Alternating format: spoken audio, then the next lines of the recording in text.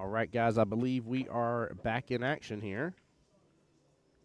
Going to get the stream shared back out on my end as well. Bear with us for just a moment. Calvin, welcome back as well. Long time. Oh, you ain't got your mic unmuted. Oh, there we go. There we go. I was like, you're awfully quiet over there. Oh, man. I got it. Let's see here.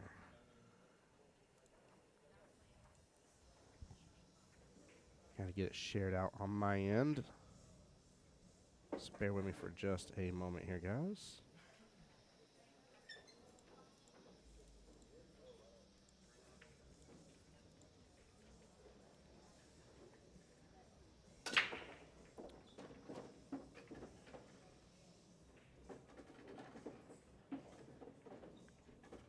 All right, we're going to see if this holds up for us again, guys. Bear with us. There's some more lag and stuff. We'll work on it as best as we can, as fast as we can, I promise you. All right, so you guys didn't miss too much because they're playing 8-ball right now. So, you know, you only missed, like, I think maybe at most 2 games. I know the score over here on the other table with Jim and Curtis is 1-1.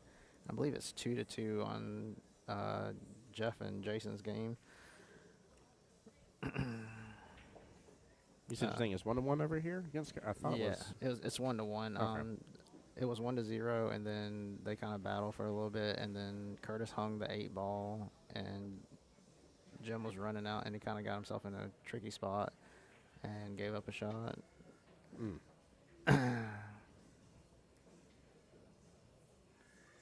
So Jason's studying this pretty hard right here. It's not lagging. Right. That's just him. That's him lagging right now. Yeah, that's him. Trying to upload. He fooled it. Yeah, he fooled us a moment ago with it. I was like, is my camera's messed up right now? Nope. He was standing just as perfectly still as you possibly could. Like a statue. Yeah.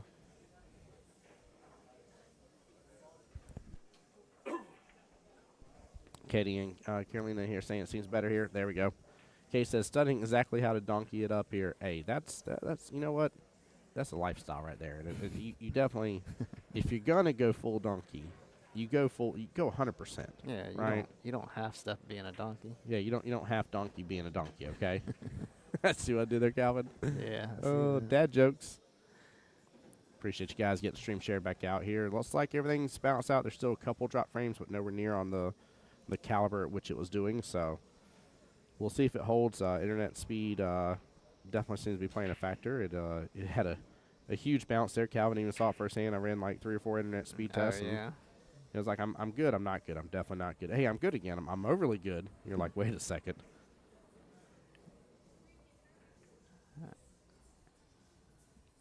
Okay, so just a little strategic play there by Jeff, trying to block this hole up because he knows he can't run out because there's too much clutter on this table, the way his balls are aligned.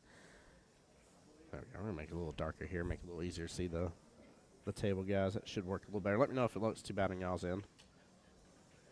But now I can kind of see the balls a little better.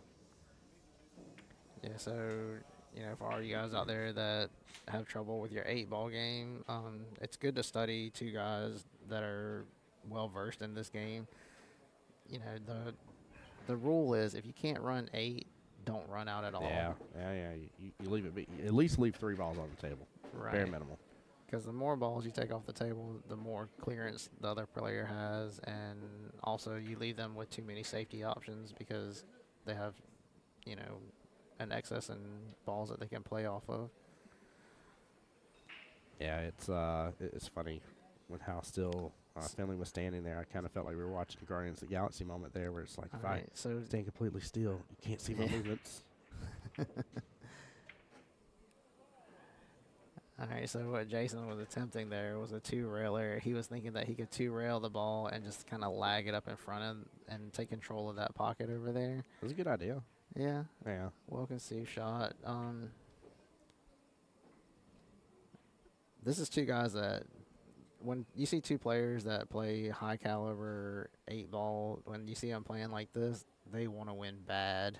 Oh yeah. They don't want to be the first guy to give an opportunity for the other one to run out. They don't want to sell out basically. So they're gonna choose what is the most strategic choice possible playing 8 ball. Where if you're not really a well versed 8 ball player and you just want to kind of sling it around, uh, that's what guys like this are waiting on. It'd be a fresh post on Facebook. This way it's not the same link? No. No. No, there's no way for me to retie it to the same one when stream ends.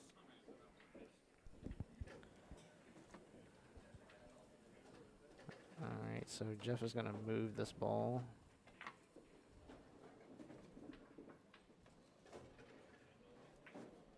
By the way, over here, Jim is running this rack here. I'm going to do the overview here real quick, but he is set up for good success here. Yeah. This is similar, kind of so like what just happened a moment ago for him. He was running it last time.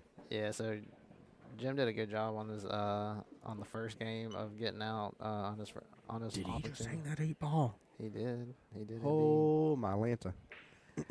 The drama llama's real. Indeed. Calvin's like, Tim's got this new thing. He keeps talking about drama llama. That is a drama llama moment right there. Where it does that weird hang up, and then it's even super drama llama when it does the hang up, and then it's like, and drop. All right. And I think he's got him in a bad spot. Or okay, well, I'm not looking at the stream. Here, right now. here, you're good. We'll do the overview. I think he's got him in a bad spot here because the cut's extremely thin. It looks like from the layout on the monitor. I'm trying to look up to see.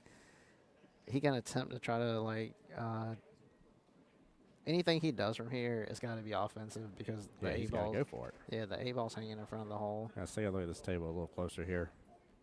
Yeah, this is you've got no matter what you swing this. Yeah, I don't know how thin it's laying, but it's laying far enough away. You can see that it's laying far enough away from the rail though that if you were to take a slice of this, no one could really fault you for it. He may be looking at the 2 railer here, going across, back and forth across. It's gonna be a miracle if he gets it. He was looking at 3 on the side. That's not a bad. Oh, good try. Yeah, that's not a Wow. bad. That's not a bad attempt there Man. from where he was at. He had him in a bad spot. So that's rack number 3 of 8 ball for them. Now keep in mind on table 1 here, we keep going back to between Curtis and Jim. That is full-on Masters format with the matchup here. So if they chose to start 8, they'll play 5 racks of 8 and then switch to 9 until one of them has 7 total racks here. yeah, and so right here, good chance to get out. He's already cleared his problem ball by kicking the ball in the hole earlier. I believe the 8 does play in the side. He just overcut this ball a hair, which is he's still got him in a predicament here. Why? Because he's got both of his stripes blocked up for that hole down there. Now right here, Finley's got a chance to get out. All he has to do is go ahead and cut this 14 ball, 14 or 15, whatever that ball is right there. Cut it in, come across, and play shape on these 2 stripes up table.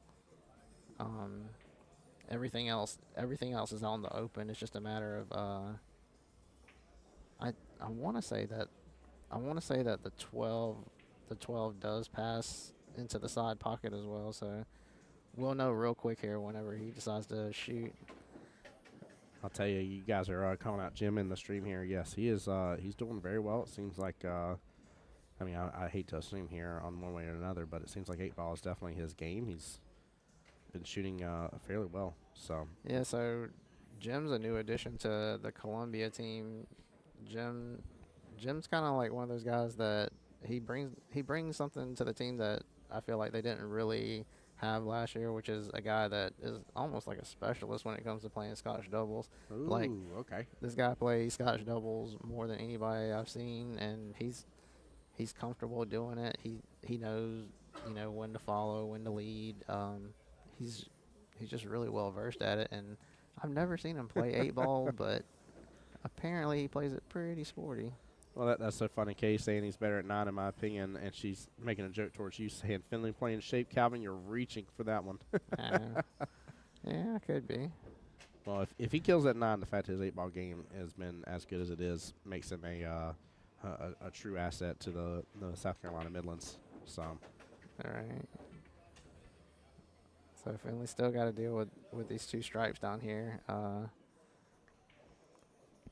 bad part too is like his stripe on the 8 is helping a little bit, but it really isn't helping that much. Well, 8's got both the left-hand side pocket, has the top right-hand corner pocket. Like, well, I think the reason why he decided to shoot the balls up table first is because, it's really easy to fall on that stripe to get to the other side. Those 2 balls that are tied up on the left-hand side rail, because you can almost get there from any angle. Because even if you were to get straight in, you can still hit the ball rail first and get over there. So, I think he's just trying to clear the balls up table. That way, he doesn't have to do any back and forth work later. as you should too. I think the whole dealio of choosing one side to go after over the other, get it taken care of, is always the best way to play. All right. Well, now you got yourself in a spot here.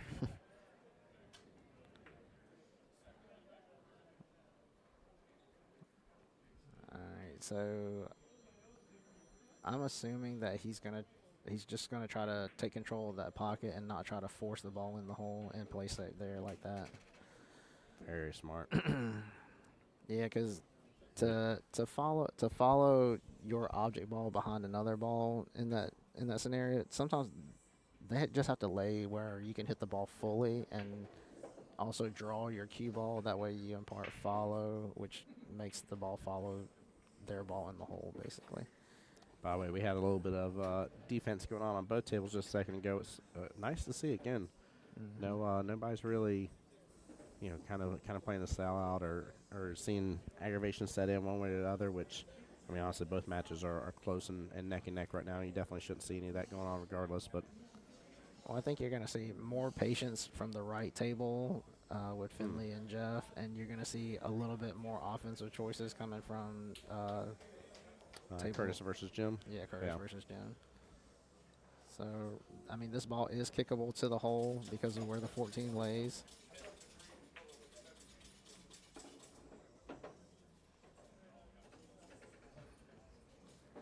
Well, Three's in good place now, but Well, will he get a shot back at the table? yeah, and see that was a good shot by Jason to be able to hem him up like that, knowing that you're just weighing up your options, right? Yep. If you shoot all out for forcing your ball and following, you're really just choosing one option to get out, and if you miss, you sell out. But by playing the shot that he did, you force your opponent into having to come with a great shot to beat you, and then you get to run an easy layout most likely. So he's got options here. I kind of thought he was going to go top right to start and then work on the 9 second instead of going top left. Yeah, and I think I don't like the way he's doing the run personally. yeah, you have to be flexible playing 8-ball. Oh yeah, most certainly. It's never always going to go according to plan. You have to be willing to change it up here and there. But And those that can adapt do the best. that's correct. So depending on how much angle he's got on this 9 ball is going to determine if he's going to shoot the 9 or if he's going to shoot the 12 that's right in front of the 8.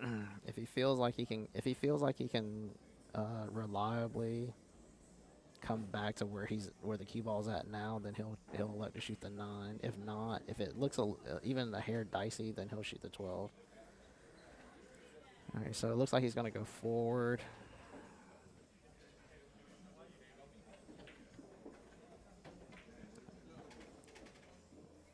Okay, and And he should have the angle to come back around for the 12 in the left-hand side pocket. yeah, and no matter where you get on the 12, whether you're cutting it to the left or to the right, you're gonna clear it for the 8. I know where he wants to be at, but right here, just go ahead and take what you get. Yep, come back down. There we go. Keep it simple. Yeah. Yeah. And right here, I think he can cheat the pocket and just force his cue ball just a hair to the left or down table so you get straight in on this 8 ball. Yeah, I was about to say, I think I'd use a little Based on anyone, just a little bottom, let the cue ball drift down, take the 8 top Yeah. left. It's all about where you pocket this ball There we at go. when you stun over like that.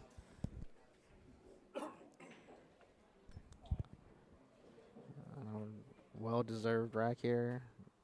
All things permitting, he makes us 8 ball. And Yeah. he does. Nicely done. Get out. So Well a played, Mr. Finley. deserving win there. Well played strategically by Jason. He forced his man into having to shoot a shot. Back over here with Curtis versus Jim. Jim at the table right now. It's going to slow it right back down here. He was doing this just a second ago, too, and didn't have the run. Ooh, look Okay, at the bug he okay. got on that 8. Okay, so right there, a lot of people are going to question why didn't he shoot the 6 and just try to get out. No, right? no. Well, shooting the 6 there, it's a missable shot. You're going to hit the safe. You're going to hit the safe more times than not. Look at that. Yeah.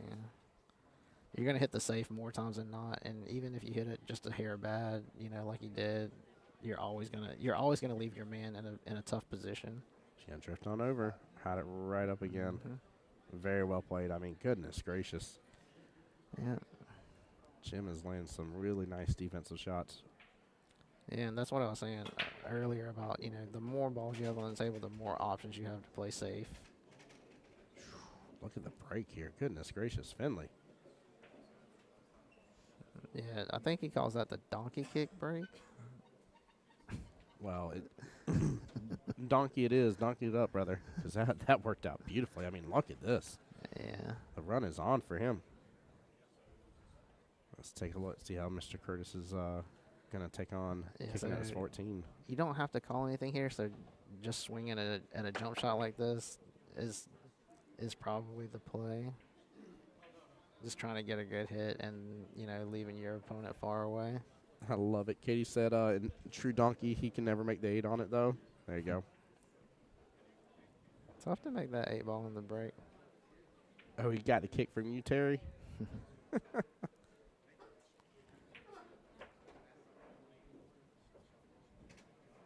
All right, so smart shot there by Jim, choosing to shoot the 2 ball down the rail, knowing that you're always, if you hit it at that speed, you're always going to leave your man where he's got to jump at the ball. Yeah, but this is Because he wasn't really playing shape there. He was just kind of playing 2-way.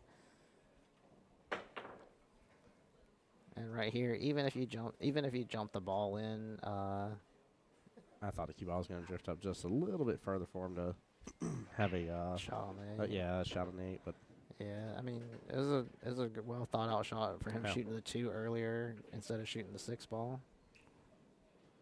and And Jim that's- doing Jim things right now. And that's the difference between good players playing 8 ball and players that aren't as well versed because.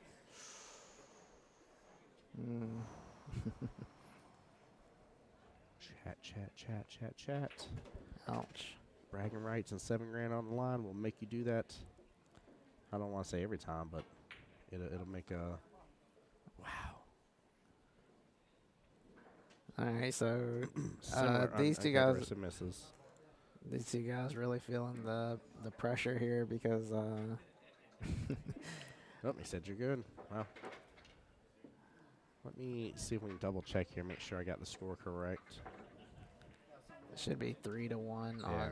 on this match that we're looking at here. Yeah, I And believe it is. 3-2 on Jeff and Finley's match. Very similar scores. Yeah, they're about on pace. Tell him, Terry. Tell him again.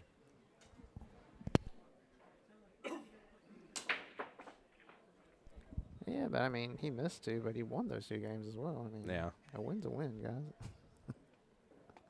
Yeah, but that's where Curtis maybe is kicking himself a little bit here. Yeah, we'll get to see how he's feeling right here, if it's gonna affect the rest of his game or not.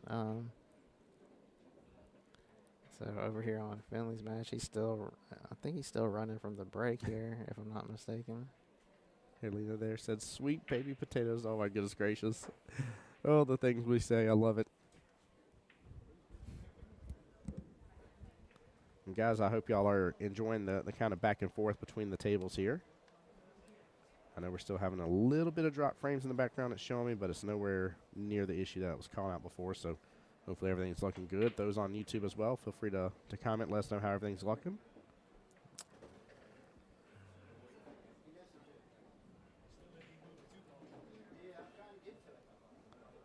Tough spot here for Finley. He's, he was eyeing up the 3-rail kick there to see if he could get past, if he could get underneath that, underneath the 6-ball, I think it was, down on the bottom rail. But now he's passed on that option because it doesn't lay in a way where he can get behind the ball that he's trying to kick, because he wants to kick it from behind and send it towards the side, or at least send it towards the pocket. And he realizes that he'd just be coming across the face of it. So Yeah. now he's just trying to weigh up his options about kicking down the side rail. Perfect chat. Thank you, guys. Appreciate you, Katie. Carolina, appreciate y'all both. Thank you for letting me know. Never hurts. There's sometimes when I'm always aware of things going on. There's other times I get knee deep in conversation. And I will absolutely miss when some error messages start popping up and telling me that there's issues or drop frames or anything like that going on. So, All right, so Spurs was just trying to get a kick out right there, I think. yeah, and I think that's part of it is he's trying to break those balls out, and I think it's another part of it too is just the fact that when you've had a couple of missed shots, the last thing you want to do really is start easing balls in the hole. You want to shoot them at pace and kind of get your confidence back. And going for the crossbank. Look Yeah, at that. shot. What a shot here. And guys, I haven't done it yet today, but take a quick look at the instant replay top left of your screen. Talking about some brilliance there. yeah, the only problem is no real reward here. He's still got this one. He's still got this one strike. I mean, one solid ball sitting behind the stripe. No. He's on the 8. Oh, is he? Yeah. Okay, so Yeah, that sorry, that's that 14. is that 14 another with a stripe 13, on- yeah. Okay. Or no, I'm sorry, 10. Forgive me. 10. Or no, that is the. It's definitely another stripe. I see the. Well, I think I see the wide of the ball. Maybe I don't. Am I crazy? No. 1, 2, 3, 4. I think that's five. a 7 ball over there. It is tough to tell from our angle. Yeah. That's what I was saying. Was no real reward on, Yeah. even though the bank was spectacular. No real reward there for shooting it, unless you felt like you could go into that little cluster and free your last ball up. Well, one thing that I feel like is going to happen is Jim is going to run his stripes here. Oh, yeah. Maybe Yeah, he Jim should shoot definitely- the solids. That way, when he gets to the 8, it's still his shot. Like he does. It doesn't look foreign to him. Oh, man. But, I mean, I am a foreign guy, so I say foreign things. What are you saying, guys? I don't know. I'm just Oh, Lord. preemptively trying to stop the chat. That's all it is. All that is. They're just waiting to say it because That was the 6 ball. Yeah, no, you were 100% right. I thought it was a stripe here before, but I guess I was seeing part of the wide of the other stripe that was blocking it. right. Yeah, and like when you're practicing, like these are kind of like gimmies here, but under this pressure here of being on the stream for the first time and all that, and your team being Mhm. down. And that will make it should be 4-1 in favor of Jim right now, which means they are done with 8 ball. As you see the right coming out by Mr. Curtis here, switching to 9. That matchup is a Masters matchup here. I know you guys have heard us say that the rules are Masters, but some of the matchups are not normal Masters runs here. Yeah, so Terry So- said Cal already knew what was coming. see, that's what I mean. Chad's gonna try to roast him. Y'all better stop it. That's what I Leave mean. my man is- alone here. Leave my man alone. That's what I mean is Oh man. I can predict what they're thinking. I feel like that this matchup here between Jeff and Finley, just with how it's already been going and the similar pace that both gentlemen have in this, I would be really surprised if it doesn't go hill. Yeah, I'm predicting a hill match over there. I kind of thought that would be the case from the get-go, really. Is that the Michael Newsom in here in the live stream? That would be him. That is him. As What's the going on, kids- sir? As the kids say, that's him. I'm him. I'm him. Welcome in, sir. Appreciate this this great hospitality and beautiful pool hall to get to do the live stream out of and have this great tournament. So, huge shout out to you and to Rack and Grill 3 and the staff here. Yeah, they really do a great job here. Well, we are on 9 ball now over here on table 1. Okay. Ooh. Well played. He I feel like he doesn't really overdo his safeties, keeps them simple, tries to, ensure he can get back to the table at least another time. Like, very, very well done. Yeah, I'm liking the way that I'm seeing Jim play here. Very, yeah. very Jim, good one. Jim and Travis are two players that I'm most curious to see play under these conditions because Jim, like I said, he's a great partner playing Scotch doubles Yeah. and playing singles. He knows the shots and everything, but a lot of times it's just Oh, that shot. a lot of Wow. times it's just a matter of like not getting out of your own hometown and playing against different opponents. But once you get the chance to, you get to really see what you got and test your game. Yeah, for sure. So like that's why I was so curious to see those two guys whenever they get a matchup here on the table, how they're gonna respond to it. And so far, Jim's kind of responded the way that I kind of imagined it. He's playing his game, but he's had a couple of little hitches here and there. But he's also got the wins in those situations as well. So nothing like a little good fortune. Very much so. And Mr. Michael, it is my pleasure to be here. Appreciate y'all so much again.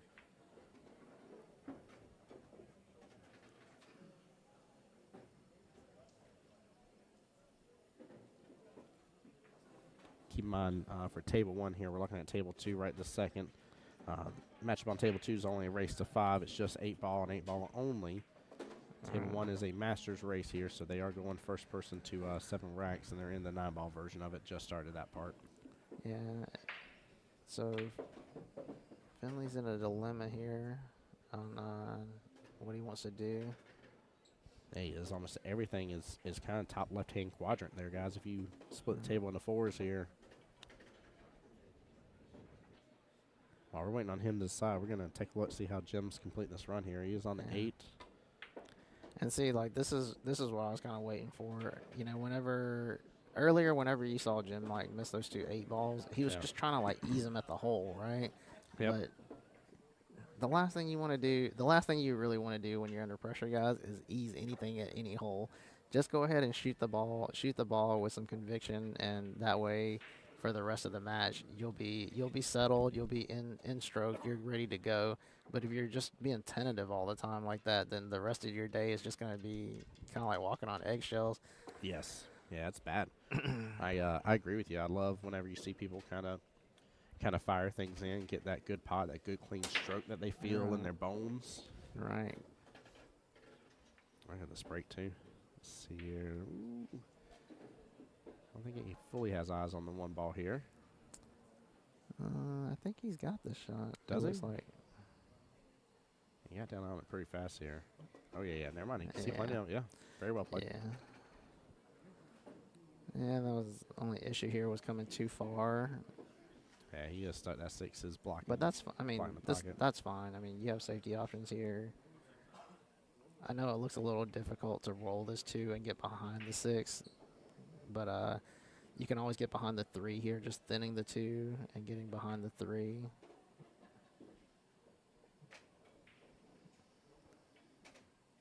Sorry. Yeah, so he Didn't mean to tap that. So he really he hit the ball real full there. You want to kind of catch it on the thin side. That way it just lays down on the bottom rail, and then you can come across and get to the 3.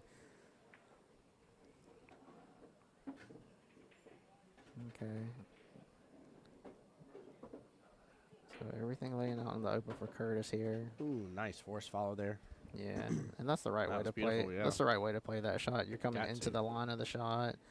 You're leaving yourself the correct angle to get back on the 5.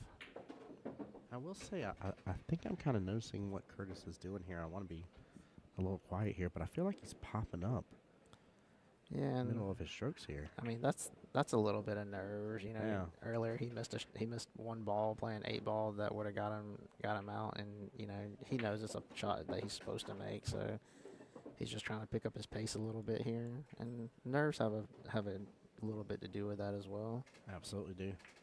Yeah, he's got to simmer him down, but he seems like a good stroke right now. It's a great run. Yeah. Yeah, completes that out here, making it 2-5 for that matchup. Heading back over to the other table here, we've had a few moments in between shots here. You guys haven't missed too much of the action right this second. The one was kind of very fast paced, going pretty quickly here.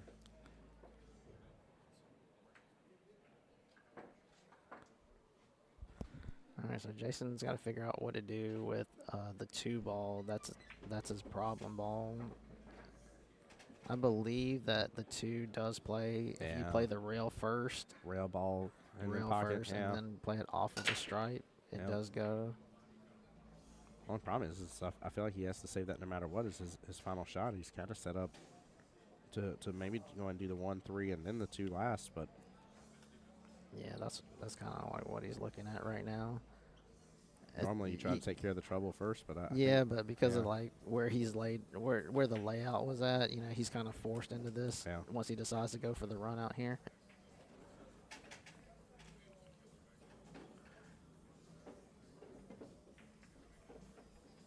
Yeah, which this is the rack for both gentlemen here to get to the hill and put that added pressure back onto your opponent here. Yeah, and the good thing about the shot that we're talking about is, let's say it doesn't go right. At worst, you're probably going to hang the ball, and you've got that pocket blocked, and you force your guy to make a somewhat difficult out. Yeah. With those 3 stripes laying there. Yeah, there's a lot of value here for going for this shot. Yeah. And if he steps to the side here for a second, we'll see what kind of angle he's got. So he's gonna have to cut it. He's gonna have to cut it a good bit to his left, and I can't tell if when he does that if he's got to go into the stripe to play shape or if he can kind of just slide over like what he's looking at there to play the 8-up table. At the end of the day, we all like to kind of measure these shots up and kind of give ourselves, what we envision happening, but He needs a hair bottom, a little slide, let it turn top on the 2, rail 14 pocket.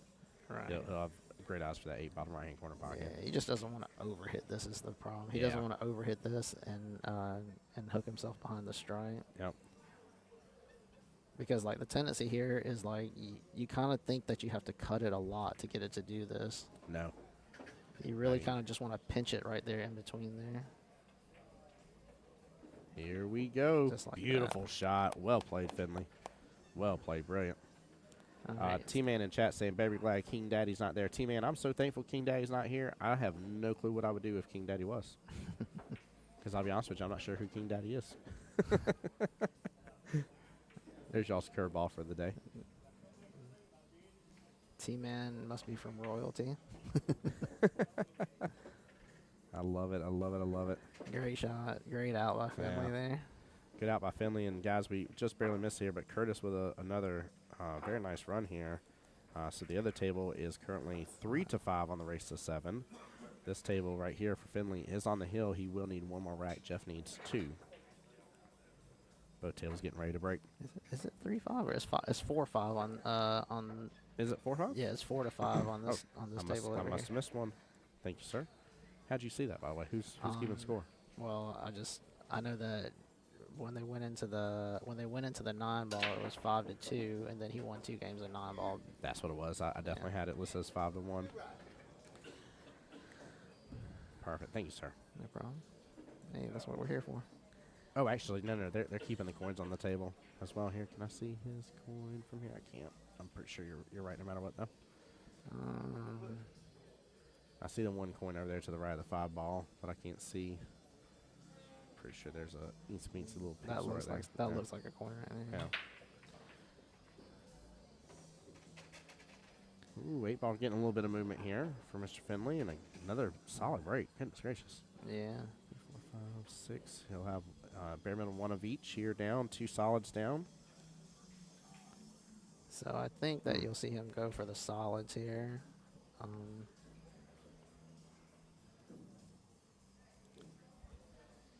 And guys, make sure you are tuning in throughout the day here. We will be live with you until we crown a victor. Keep in mind, $7,000 major bragging rights and some beautiful trophies on the line here. For those that didn't see last year's first ever Border Bash here, this is the winning team is the CSRA here, Central Savannah River area.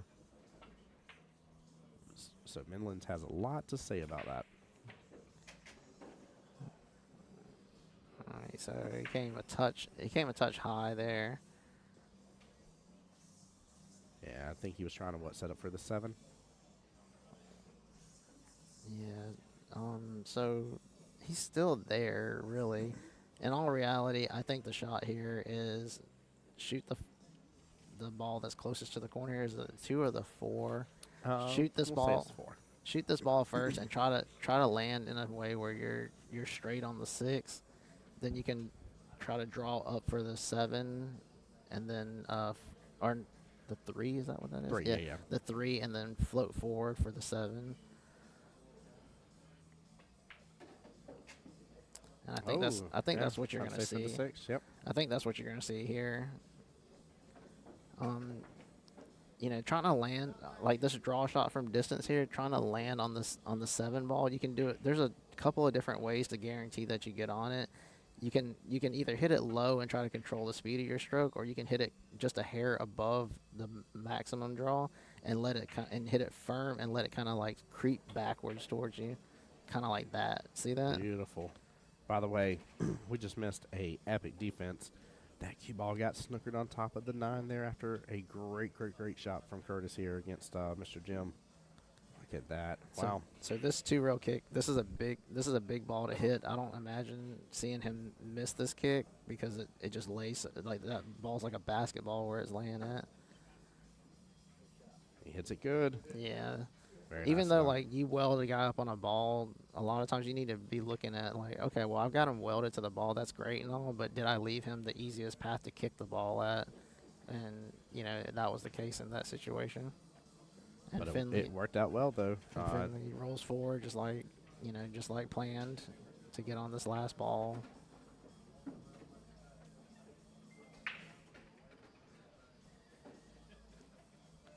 So it looks like we're gonna have a tie score on the 9-ball match over here after this rack because everything lays in a kind of doable manner here. really does. Yeah, even if he comes, let's say like that shot right there. Even if he were to come too deep and come across, like the combo plays pretty Yeah. easy. He had opportunities. That's Yeah, for sure. he's got no matter where he got on that ball, he couldn't really go wrong. Is what I'm saying. Speaking of by the way, Finland looking to close out, get the Midlands on the board here, and he does so very well played. Big win Yeah. there for Midlands because you're playing Jeff, which is the captain of the CSRA team, in a game that he's super good at. So big win there for the Midlands team, especially not letting this thing get away from him. All right, Jim. Not to put any pressure on you, but it's kind of on you, buddy. Yeah, right. Yeah. Jim with the opportunity here to tie it up for the CSRA or Yeah. for the SC Midland. Sorry. Yeah, kind of having a little bit of a lead here, so Yeah. now it's kind of crunch time.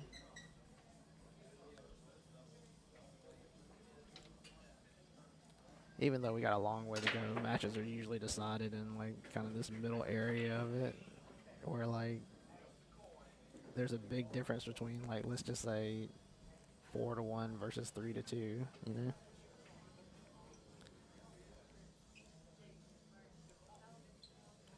All right. Up next is going to be 8-ball Scotch doubles, and we will have let's see here. We're going to have Jeff and Nick versus Finley and Josh. All right, so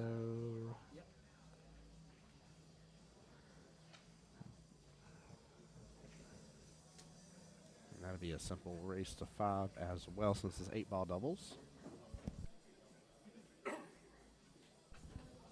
right, so pretty good choice there by Curtis, just rolling forward. You're gonna drag this ball to the side rail and back over for the 5, Strokes it good. just like that. Ooh, ends up getting way above it. Yeah, and I don't think that the 5 passes the 9. I think he's just gonna shoot it over here. I mean, I think he should shoot it over here. Yeah, towards the bottom left.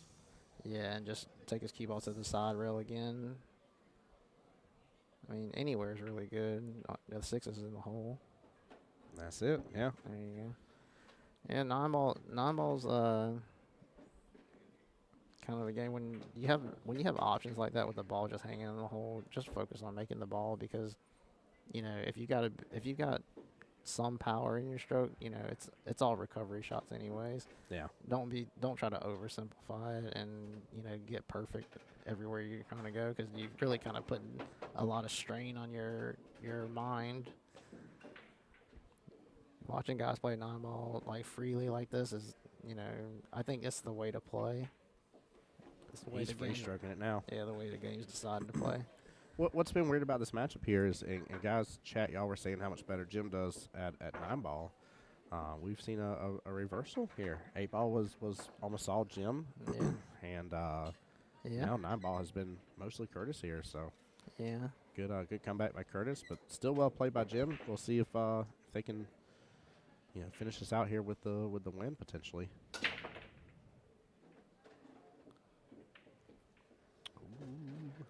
I ain't seeing swing for it, but it's an option.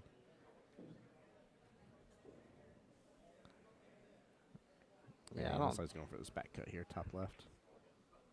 He's just playing. Overcuts a little bit. All right, so Jim's just gonna play a mild safety here, just like that. Let me double check here real fast, Terry, and make sure. Hey, Derek, what's the score of this one?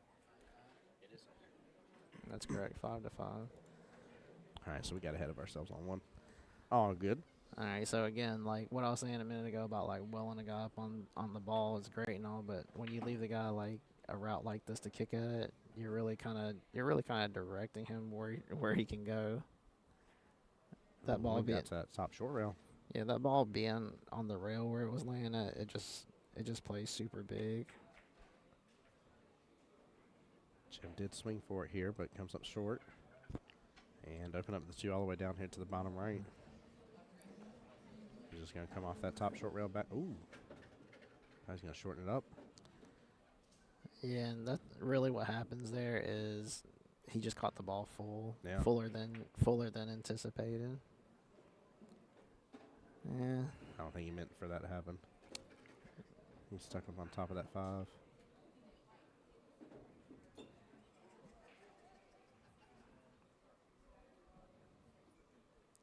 The only thing about like kicking this ball is the value of getting hooked. I mean, you're gonna get hooked more times than not kicking this ball at the hole. But I mean, what else can you really do, right? Yeah, he has no choice here, really. I think that a light kick is better than trying to kick to make the ball, actually. Unless you can kick it like that. That's the way to do it right there. Unless you kick it like that. Right? Chat, y'all need a quick little replay of that one as well. 3 rails into the left-hand side pocket. Never saw it coming. Yeah, and I think the 8-9 looks playable. Yeah. By the way, guys, Calvin's taking notes on how to do that play for Mr. Curtis. Yeah, I mean, like I said, I mean, I learned watching all these guys. They taught me everything I know.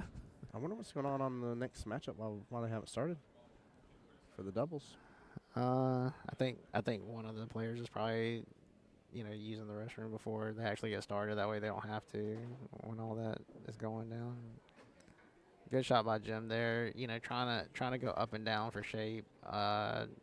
It's tough. He used the cluster, and even though the 8-9 was like really doable from where it was at, he was more concerned about getting shape on the 7. Yeah.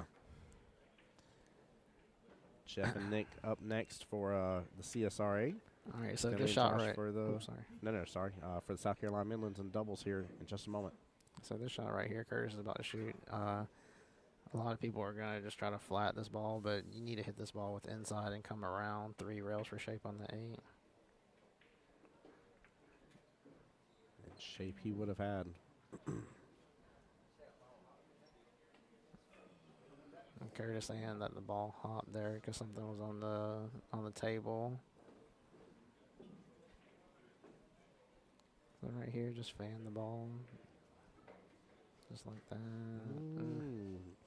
Looks like it leaked out. Yeah, definitely leaked out. Well,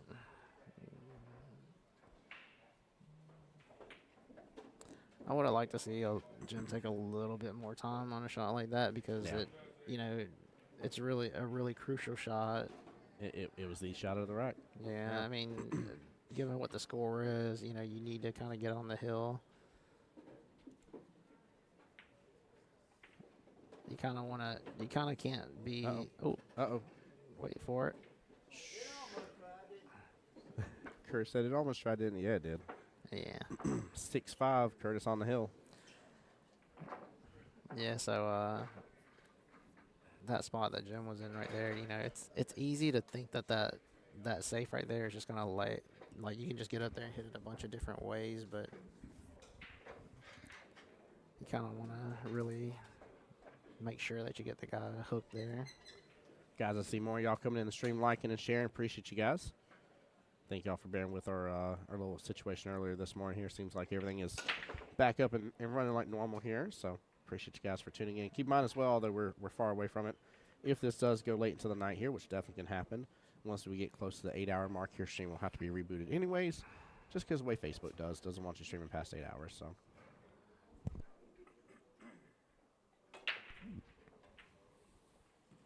Ooh, going for a nice little one railer here. We'll come up short. He's about to open up that one there towards the bottom right-hand corner pocket for Curtis here. All right. Yeah, we've had a complete reversal in the game here. Yeah, complete the reversal. three's kind of in an awkward position. It may play off of the 6. I was wondering if it could real fast here. Yeah. It's tough if it does, though. I have a feeling it did not with the way he was just powering through that. Yeah.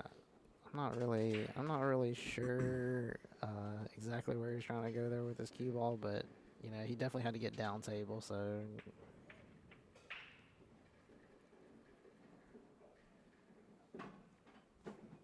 Went for the combo, lined up the combo again. yeah, and the good thing about this is the 2's gonna lay up for him if he makes it. I know you guys can't see it on the screen, but he's got a shot here on the 2. And now he's freed up that pocket. All He right. get back below for the 3, and he gets a nice little bump into the 7. Yeah, you wanted to play for a bump on the 7, no matter which bump you got, unless you were to Uh-oh. bump the side that would hook you behind the 8, which is really tough to do from where he was at. I tell you, the way these balls are dying after some of these shots here keeps throwing me off for a second. I definitely thought it had just enough energy to get hooked behind that 8 just a second ago. Curtis going for the bank here, so confident, already back in line for the 7. Look at that. Beautiful.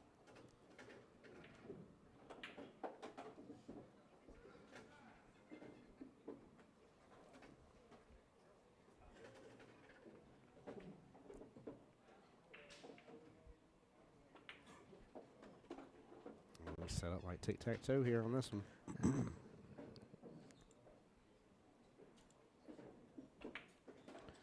And Curtis with the victory over Jim here. Yeah, and see, you know, that's kind of what I was curious about. You know, not taking anything away from how good Jim did play in that match, but you know, right there towards the end, that's where the experience of playing against a lot of different caliber players is going to come into hand. You know, knowing that your guy is capable of running racks on you. Yeah. You would take a little extra moment on certain shots because you know every opportunity is not going to be given back to you. You got to kind of take the match from the guy. You can't wait for him to give it back to you. But well played match by both players. Yeah, absolutely. You know, Curtis kind of went straight offensive there, and the whole rack or those last few racks of 9-ball. You know, he played that bank. He got pretty much everywhere he needed to be on that run out. That's pretty impressive.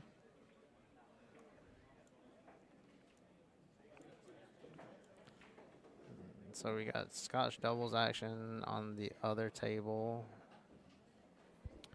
Yes, we do. We actually got double Scotch doubles here, so we're going to focus on this one for the other table here. Sorry, let me switch over.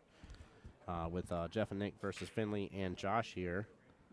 So Nick is a new addition as well to the Augusta team. I have not seen Nick play at all, but apparently he plays pretty sporty because he had to win a qualifier to get the spot, and also I believe I seen something like his stats, and he's got a really high win rate. So finally get to see one of the new guys play here.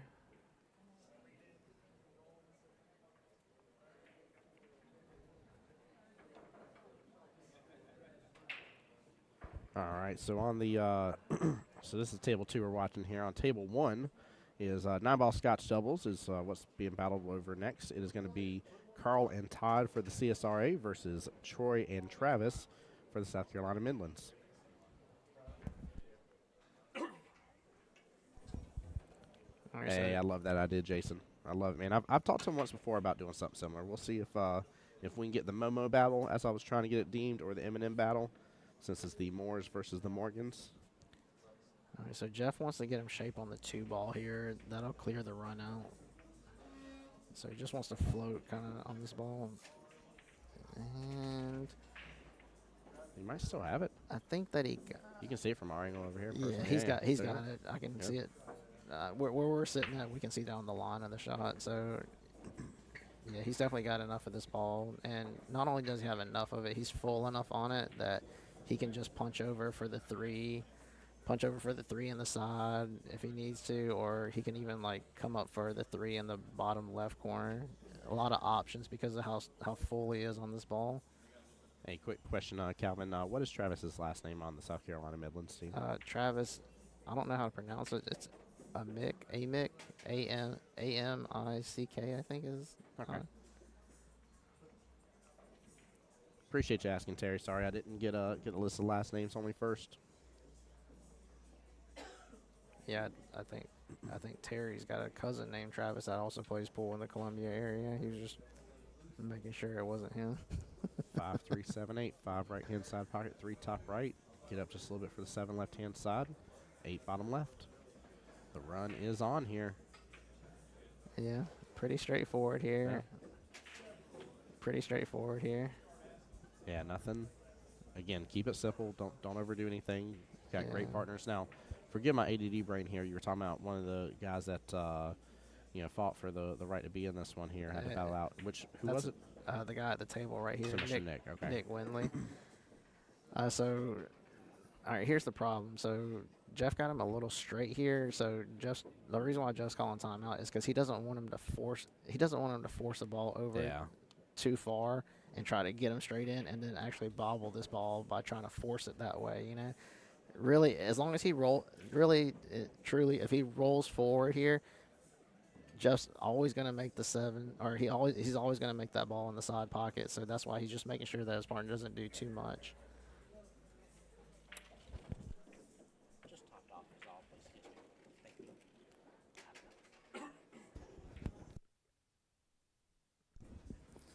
There we go. Yeah. Yep. And now, depending on if you have the angle or not, you can go to the rail, which would just top Rail spin. first, yeah. Rail first, just come right on out. Nothing crazy. Just a little bump off the rail is all you need here. There we go. Yeah.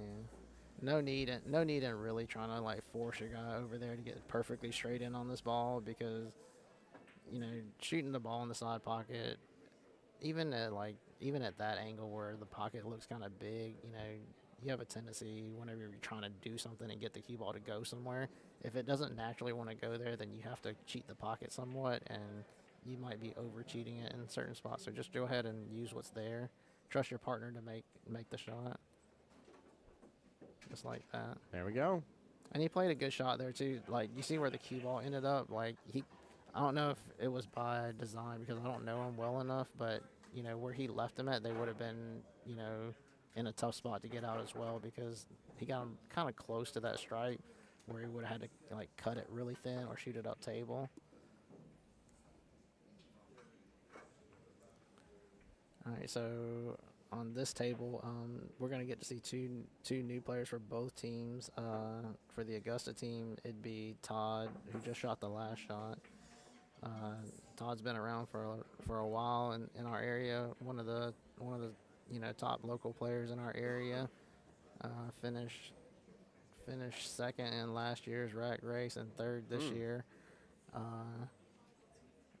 He's a veteran of the game. A little newer to the APA League, I believe. He's a local pool room proprietor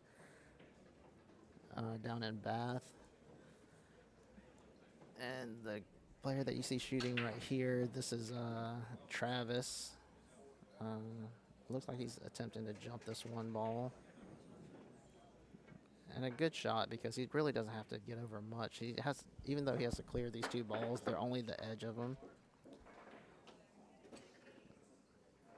So whenever you see these guys jumping the ball off the table here, if you notice, the guys that are jumping the ball off the table are mostly guys from the Columbia team, right? I was going to say it's happened a few times already. And I can't say 100%, but my guess is that the majority of them play on valleys, and so the slate's thinner, the claw sometimes is a little thicker.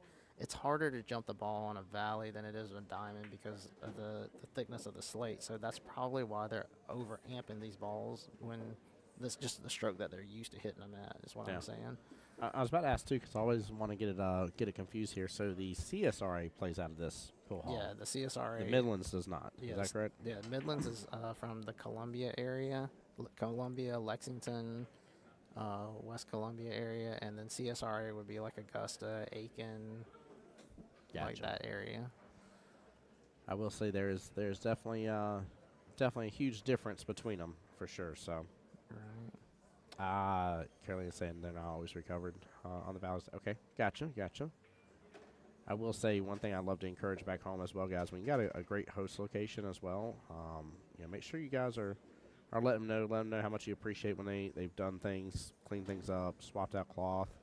Like, show them love and support. There's a lot of money that has to go into these tables and just all the equipment to keep everything up and running. So yeah, and Mike and Avery, they keep the equipment so pristine.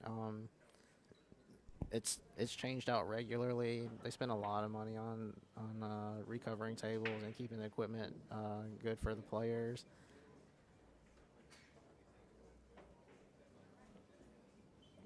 So. Okay, so we're back on the. Yeah, we're gonna look at the keep up with the 8-ball one real fast. So Starkey is a well-versed 8-ball player as well. I want to say that Was that Finley or Josh?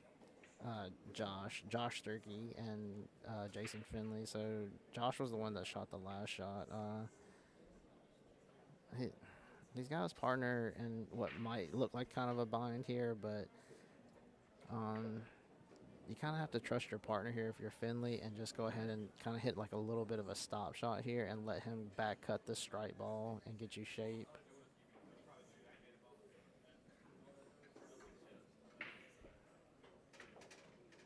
Okay, so there was enough room there that he can play the 12 ball. Yeah, so that he could play the 12 ball in the corner. Yeah, I couldn't tell if there was enough room to play that shot from there. But, if he got him shaped there, that's where he wanted him to play it. So it definitely does go. Hey, Jane, what's going on, my friend? Welcome back to the stream. Appreciate you being here.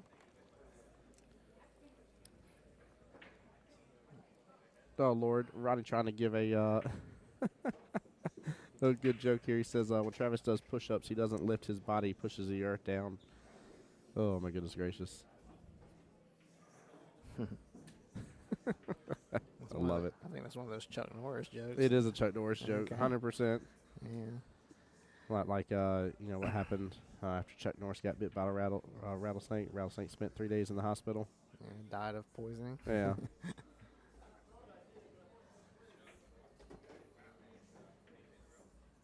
All right, so when he moves out of the way, we'll be able to tell. Yeah, he should be just fine. Get on back over for this 13-ball top right. All right, so the only dilemma here is if you go backward, if you draw or stun the ball to the rail and come backwards down table, you might leave him a little thin here. I think the play is to try to go forward with high inside and get Yeah. past the one and lay your partner up on, a semi-straight shot, not dead straight in. There we go. Slow down, slow down, slow Oh, he down. needs to speed up, actually. There we go. That was beautiful. There we go. All right, so pretty straightforward here. Hit the ball a little full with a hair outside and throw it towards the hole and get your partner straight in on the 8.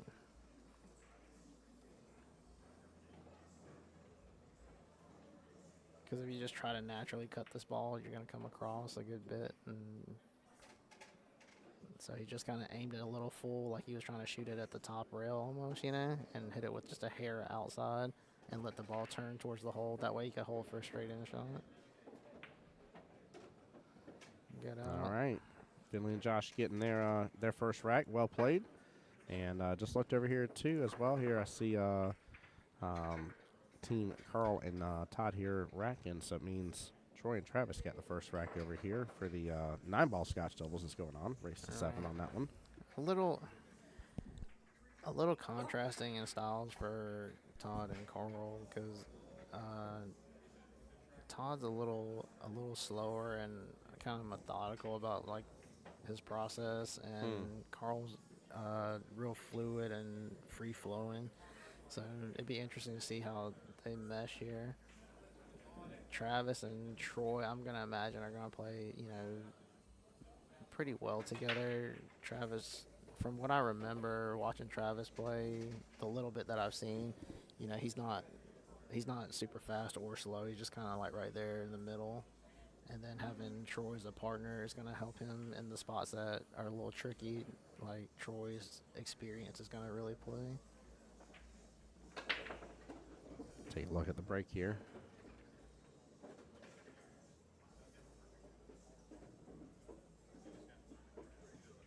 Yeah, very good break here on 9-ball. Yeah. Two's the issue. What do you do here about the 2-ball? Well, his partner's not stopping him, so he must trust him to shoot the shot right here. He looks like he's real straight here to force it over to break him out. Okay, yeah, so he was straight. He did have the angle to kind of like force over there, but he did the right thing, just making sure that his partner gets a clean look at this 2-ball. Because Troy's gonna, if you leave him a look at the ball, he's always gonna find, he's got options, right? He can either be offensive or just safe him up like he's thinking about doing right here. Assuming just hide the cue ball with the 9. Let the 2 drop on down. The only problem with that is like the cue ball's like kind of like too far to the left for him to like be able to cleanly miss the 9, like go to the bottom rail because it's gonna slide that way. So instead, he's gonna put the 2 under the 9 and come up table with the cue ball probably. Like that. Oh, with the little bump on the 3 might have helped. Right, and it really did help. Yeah, it really did help because He said fortunate's the word. Right. It's funny. Yeah, it really did help. I don't really think that he envisioned shooting that shot the way it turned out because the 2 would have been. He was trying to really just put it on the bottom rail and then come up, but sometimes like you're trying to do 2 things at once. Like you're trying to make sure that you get the cue ball up on the 3, so you're kind of over hitting the 2 a hair and putting it out in space where if you don't get behind the 3, you're not gonna you're gonna sell out a shot.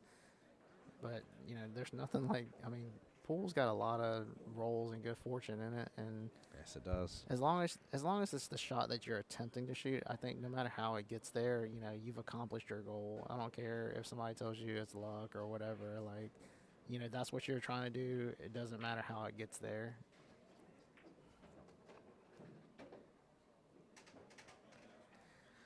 All right, so I think this is a pretty doable jump from right here because I think he only has to clear half of a ball. So, funny thing is, the cue ball kind of rode the rail there for a second, and then when it dropped down, it kind of cut across the 2. Yeah, it did. And, he didn't leave a shot, but, he left a pretty easy safe on that one. And we're back to this 8-ball match. Yeah, take a look at this. I mean, you got solid blockers right over there. All 7 solids in there. Yeah, I think what you're gonna see is he's just gonna pin him on that ball like this.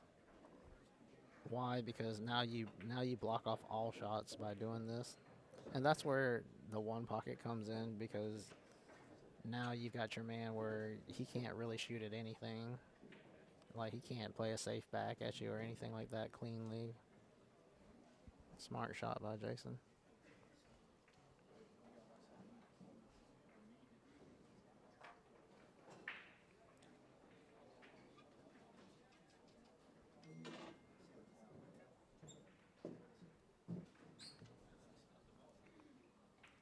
All right, so this jump is going to be a jump to make.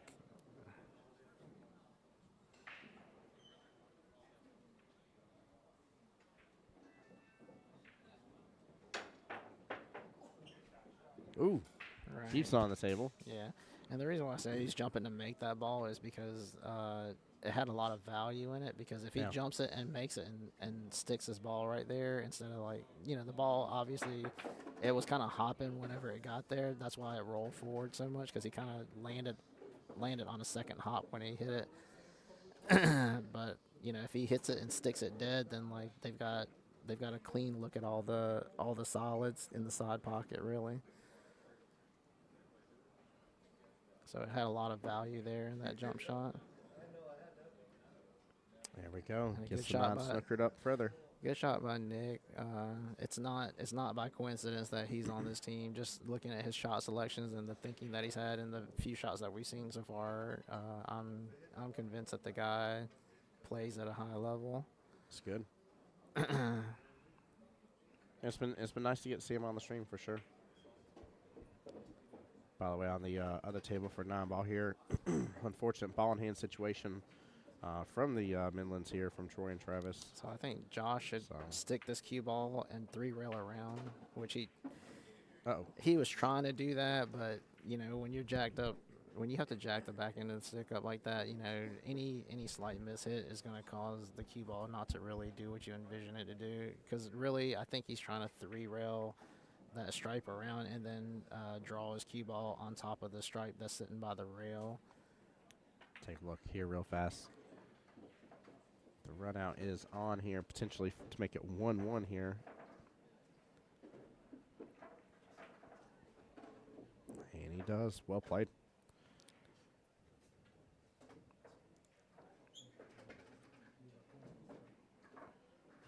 No I think rail. that's a foul there. Yeah. Yep. No rail.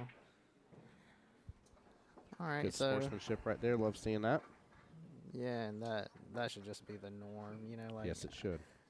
I remember, Set it as an expectation. Yeah, I remember people being surprised by certain pro players calling fouls on themselves and commending them on it, when really, in all reality, it should just be a normal thing.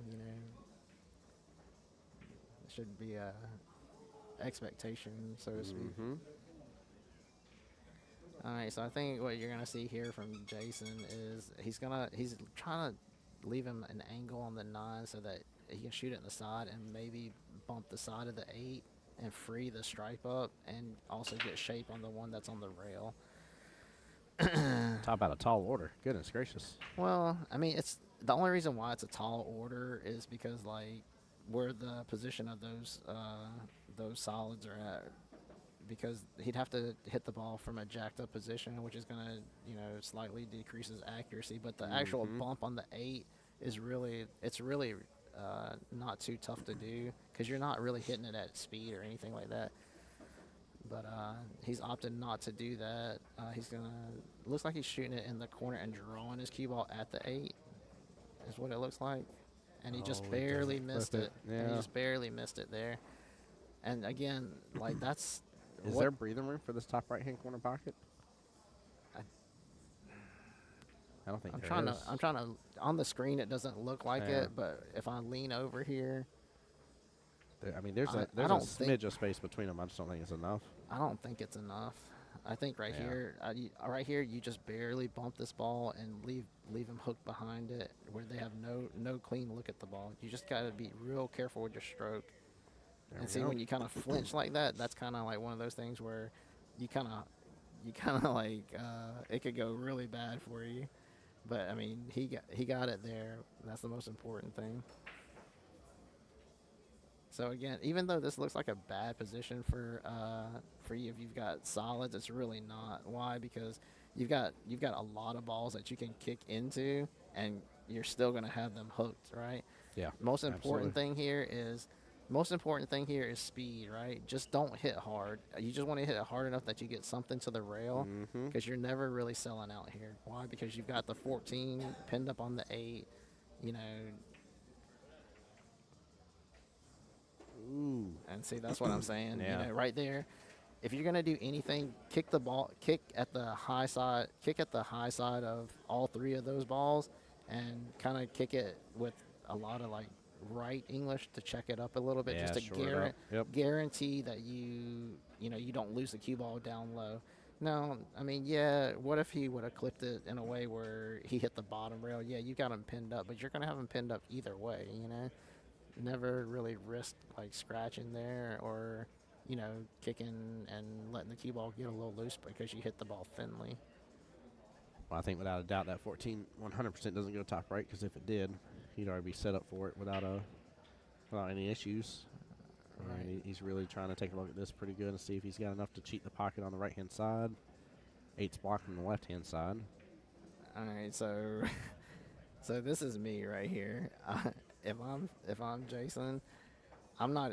If it looks that difficult, I'm really not even gonna try to get out here. I'm just gonna pin him on top of the 8 and just shoot this stripe full in the face and try to lay it up by the side pocket over there. Or he might shoot a two-way here where he banks the 14 cross corner and stops right there behind the 8, leaving his partner a shot on the 15.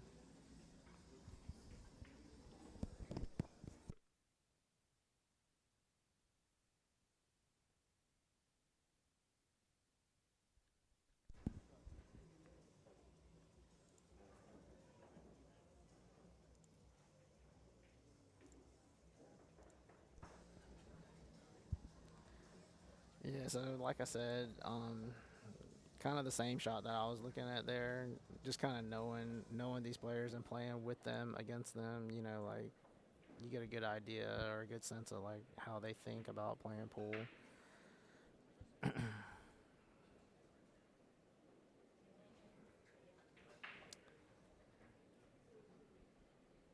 Yeah, so tricky spot here in the 8 ball for Team Augusta or CSRA.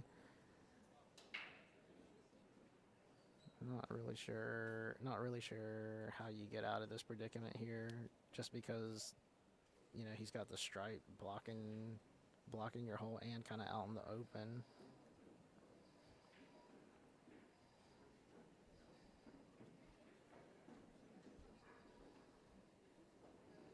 All right, so it looks it looks to me like Jeff is going to do like the smart thing here, which is trying to kind of trying to tie the 8 ball up. Yeah, see if he can slow this right back down.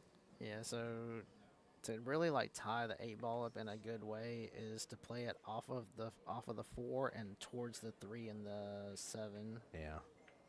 Gives you Like, better room for error. Look well, at that. not only does it give you better room for error, but like it really slows down what they can do. That was Now, brilliant. now I don't know if they have a timeout or not, but if you do have a timeout here, I would I would recommend using, unless you think your partner's gonna do this already.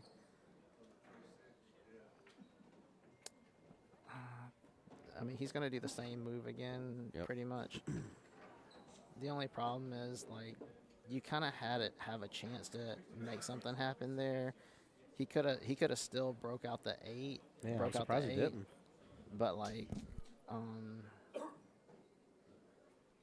He was just super worried about getting clumped up and not having eyes on the 15, I guess, but well, I thought there was an opportunity there. let's just say where the two's laying at, right? Yeah. If you go to break it out, the eight's gonna clip the 2 and go out in front of the side pocket, and the only problem is the 2 might hook you from the 15.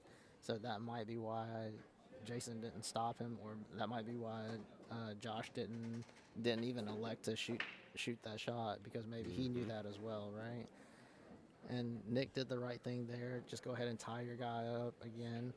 Yeah, You've make, got make a mess out of this. Well, you've got the advantage. You've got more balls on the table, More to hide. more to hide behind. Yep. Yeah, this is where a lot of people, if you don't know the game and know how this quickly turns into a chess match, you would favor stripes just with where they're at. But no, right now I like being team solids. I like being in control of forcing the breaks to be hit and having to really work through a super mess that you're really turning this rack into. Right.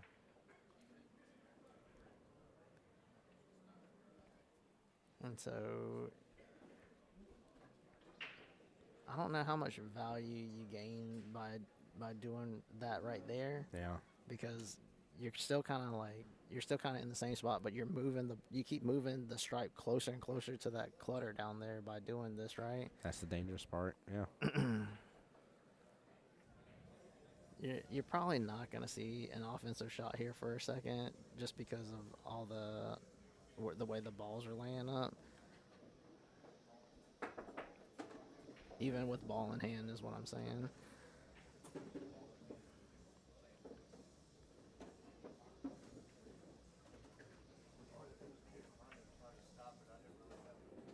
Oh, wow. I'll be honest with you, I wasn't really expecting him to go for anything. Well, I mean, I didn't think he could see the ball. Yeah, to I begin didn't with, fit but- either. I thought he was going to tie the 15 up further in the mess. Yeah, so now that you're in this spot right here, go ahead and really put your guy in the trap. Okay, so shoot the 6 ball and try to make the 14, and just try to roll forward off of the 2 if that's the case. If you can just roll cleanly there, then roll cleanly there.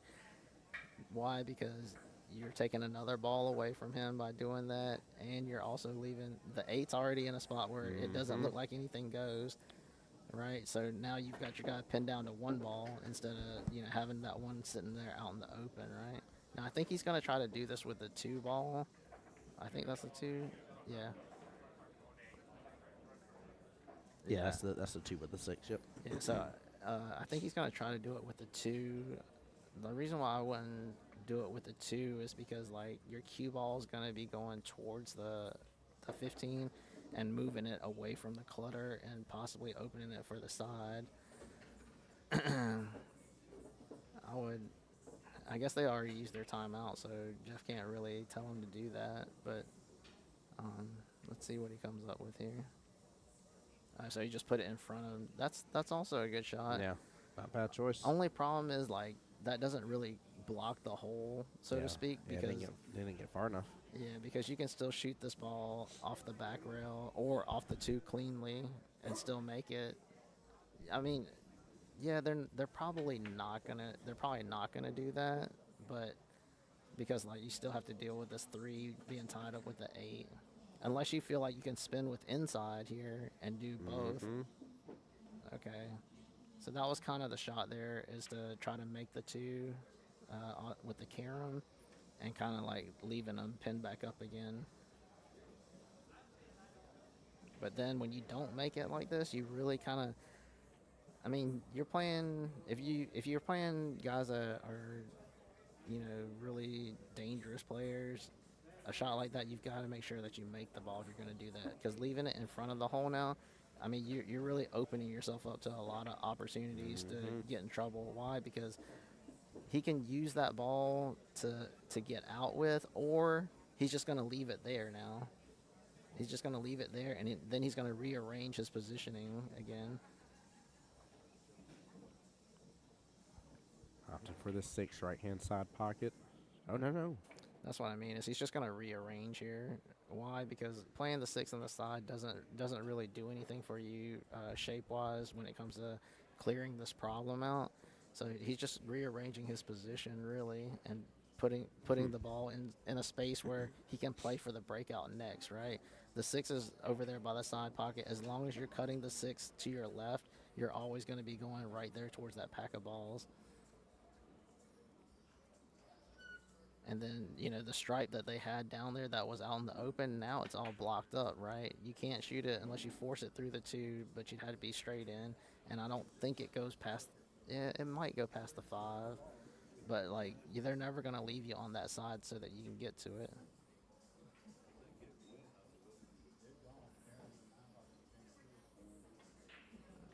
So Finley smartly again recognizes where his clutter's at. Ooh. Even though he scratches there, he recognizes where his ball's in trouble at, and he's trying to get it back out in the open, right? Well, now the 15 is blocking the 5 from the top right hand corner pocket, Yeah, so and I mean that good leave. that turned out good that it did that, because if not, you're either way, whatever the outcome was, that was the correct shot by Jason to try to move that ball away. Here comes that breakout. Yeah, and I don't know if I would break it out right here just because the 5 doesn't go. Yeah, and that's the move right there. Don't move. Don't make your ball. Leave yourself in the same position. Hem him up. Yeah. Why? Because now that ball's still in a position where you can use it as a breakout shot later. You've just got to figure out the 5 now. When you've got, okay, I'll give you an example, right? When you're in a situation like this, guys, if you've got 2 clusters, then now you have an opportunity to move one cluster and free it up, and then they can't really get out on you either because the other one's cluttered up. The 8 ball's cluttered up too, right? Try for the 2-railer here. And hits it great. Good shot. Oh, yeah, that worked out beautifully. 14's taking over that top left-hand corner pocket. Yeah, so now you're back in the driver's seat again with the advantage of your stripes. By the way, while we're waiting for that shot to go here, Carl and Todd on the attack here. Only 8 and 9 left in the rack.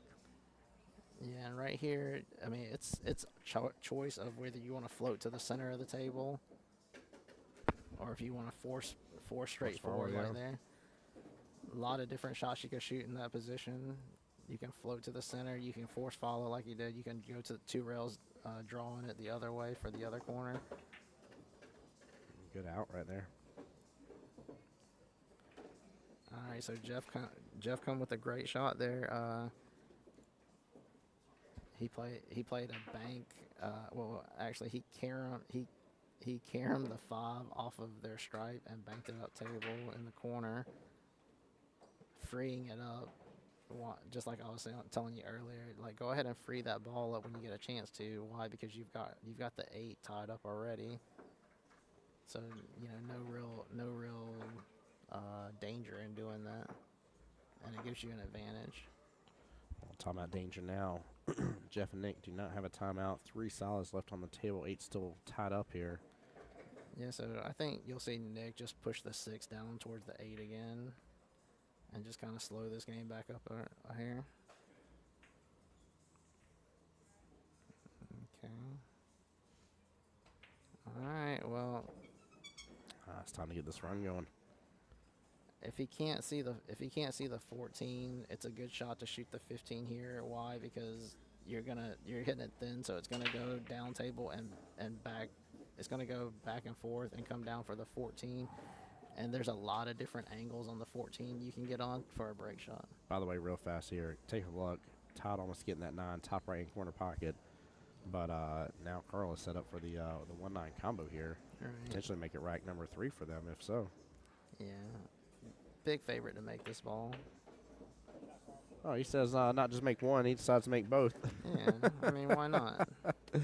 Oh, Why I love not? it. It is currently 3-1 in favor of the CSRA for the matchup between Carl and Todd versus Troy and Travis. All right, so we're Race to Jason. 7 over there, by the way.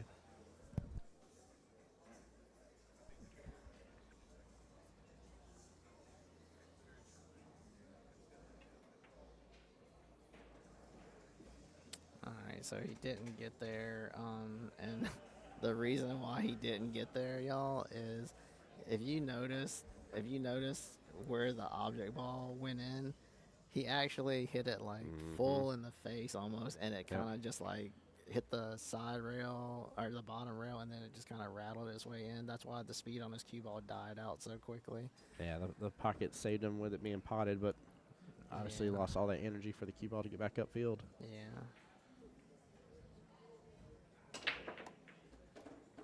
Uh-oh. Hold on here. Almost a 9 on the snap again here. Goodness gracious. Yeah. So. Wow.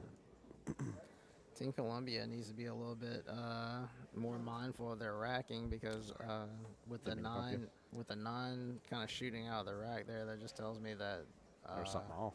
well, there's Some there's obviously separation, yeah. some gaps behind the 9, making it shoot out of there so quickly. Yeah, I mean, it came straight downfield, too. There was no hesitation in it at all. It's just normally something you don't see. All right, so not a bad shot to shoot here. You're kind of betting the game on this shot, trying to kick this ball 2 rails and then come and hit the bottom of the 7. Yeah, and that's the worst thing ever. right Calvin there. speaks, and it comes into existence. Well, I mean, it's I kind of mean, like a, all the 7. yeah. Oh, I my mean, Lanta. it's really unfortunate too, right? Because like he catches the 7 fully in the face almost, and it doesn't clear. It actually gets through there cleanly. Oh, my Lanta. Man, Yeah, no love after such a beautiful shot here. yeah. I mean, that was the correct shot to shoot. It was Yeah. unfortunate that he didn't get the breakout and the roll that he. I mean, kinda, we could set it up 100 more times, and you tell me every time, or even a few more times, he's still going to hit the 7 as cleanly as he did, Yeah, and I pop mean- out just the 7 out of that equation. Get out of here. I mean, terrible shot, Josh. I'm just kidding. Yeah. Dude, do better now. Yeah, do better, man. Do better. Gosh. Just pick it on you, Josh. I'm going to have some guys come at me in stream later on. They'll be like, you could never take Josh on. Never said I could. I promise you, but I love to pick on people a little bit. Yeah, we're just cutting up here.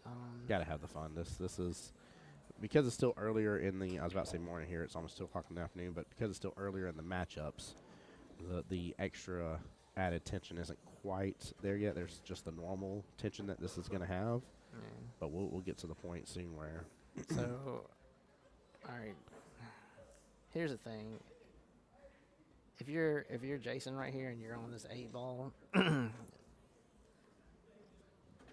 he's creative enough to come up with like a shot similar to this, right? Like Yeah. you play the 8 off of the 3, and then you kind of like stick your cue ball on the back of the 6. By the way, nice little out there from Troy and Travis here, making So- it 3-2 for the other matchup. So Did he just still call off the top left? yeah, so he's gonna try to come off. He's gonna try to come off of the right side of this ball, and Oh, I see it. I see it. Okay. yeah, it was just a difficult position to be in. Yeah. I think if you're really and he is really good with his cue ball. You know, if you were to like try to pin your cue ball on the 6, and then from there, if you know you can do that, then from there you can kind of start looking at where the 8's going to come off the 3 and just call a pocket just in case. And as long as you got him pinned on the 6 tightly, you should be in a good position from there. But, you know, he's the one at the table. He's the one eyeing up the shot. Allison, I can for you, my dear. I can't promise that always, but we'll switch to our side-by-side view whenever they're both up at the table here for you. We're going to keep up with primarily the right-hand table of the 2 right this second, since that's who we had the scoreboard pulled up for, but not a problem. Hope you're feeling better. Hope everything's getting better for you. And appreciate you tuning in to see Travis play.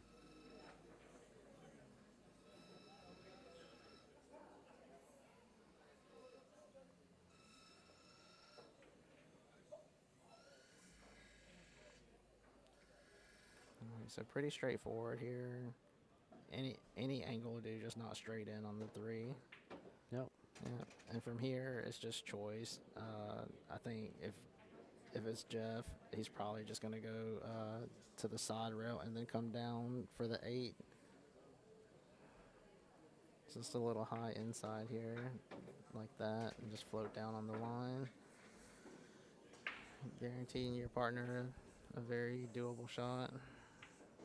For a chance to make it 2-1, race to 5 over here for the Scotch doubles for the 8 ball. Yeah. Race to 7 for 9 ball, guys.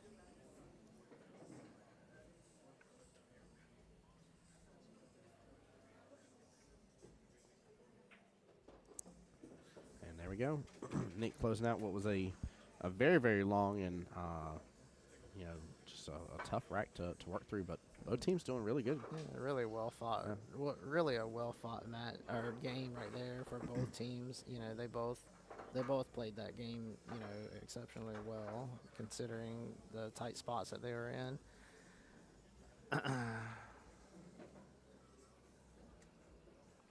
All right, back up to break here. All right, so what's the score here on this one? It is in favor of Carl and Todd right now, 3-2. All right, so they're right there. They're Right right, at there it. knocking on the door here. Yeah. Cue ball pops up a little bit. Ooh, messes with that Okay. right hand side pocket.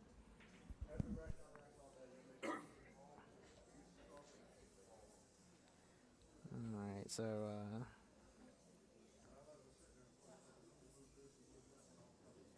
Troy's a little unhappy with the rag. but, Yeah, I mean, I mean, you're allowed to check the rag. He did. He He did checked it, check yeah. it. He kind of smirked or kind of like gave that look like I'm not happy with it, but I will go ahead and break them.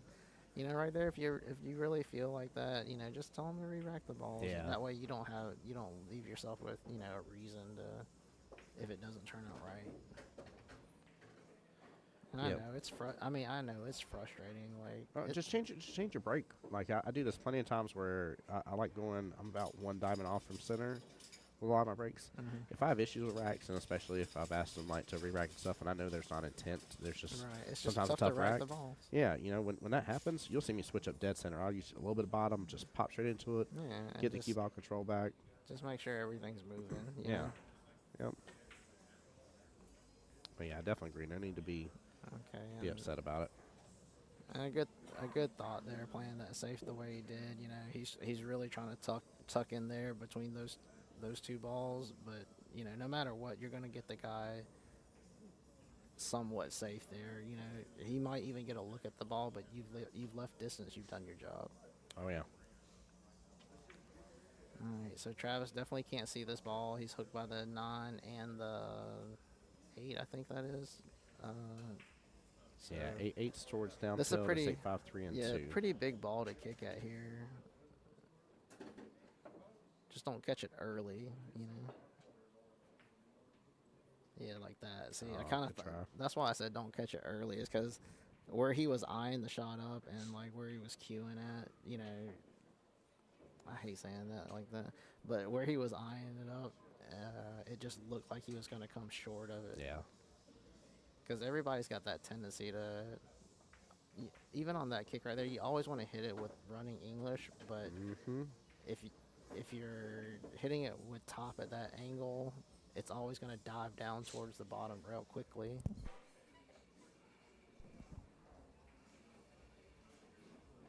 Hitting that shot with a little bit more pace and a lower tip position is going to guarantee a hit.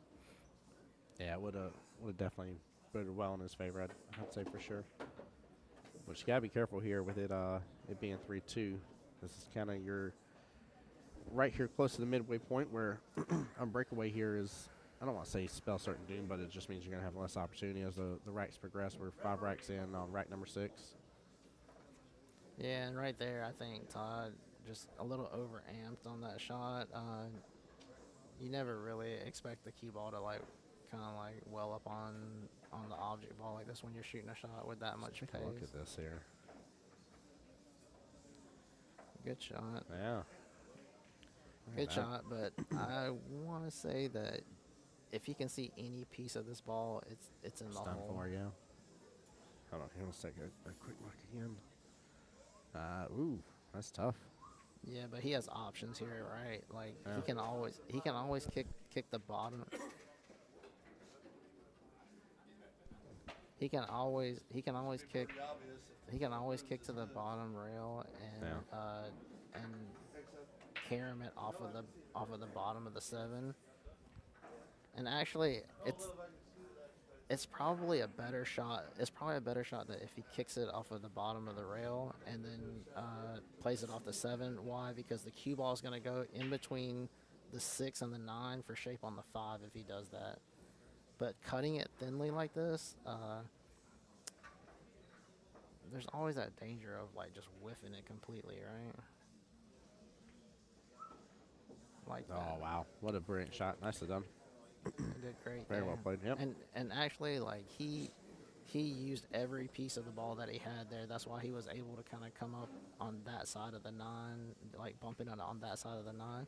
Because if he cuts it any thinner than that, then he's going real hot through there, and he's gonna be coming towards the top corner pocket. All right, so Travis has just gotta weigh it up here and see if like this ball's worth shooting at or not. I think it is, because you could beat the scratch and get shape.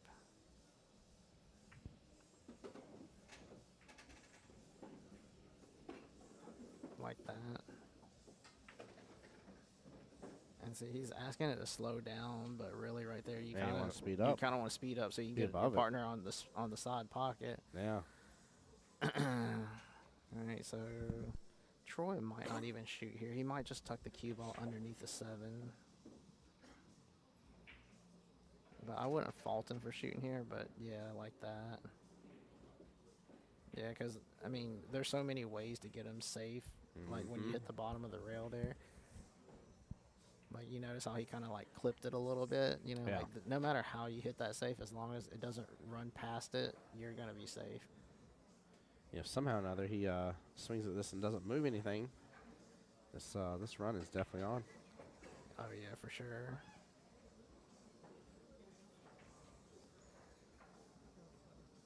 Yeah, 6 ball right hand side pocket, 7 of course top right, come back around. Take 8 bottom right, 9 top right from there. All right, so right here, so you know how I was saying spinning the ball with like running English is usually kind of like the norm here, right? Yeah. But the only problem with trying to do that from this angle is when it hits the second rail over there, it's going to be hitting it kind of like straight on, and like when it does that, it's going to widen the angle out, because you think that you need a bunch of spin to hit this ball, but it really, like, if anything, you want the opposite English to kind of check up here on the second rail. Oh, that. wow. How did he go right in between both? Well, that's what I'm saying. Is Man. like that when you're That when was a you're good try. when you're trying to check the ball on the second rail like that, you know, Man. the speed is going to be really important coming through there. I mean, that's pretty brutal to come cleanly through there the way he did. Yeah. But again, I mean, that's the product of Troy playing a great safe in that position, right? Mm-hmm. And it was too. It was brilliant. Now, if I'm Travis here, I probably just roll forward and Yeah. let him back cut the 7 Yep. and then play 2 rails 2 towards rails. the 8. Yep. Yeah, it's Yeah, that's kind of standard. yeah. Sub me and coach. Yeah. That's what this is.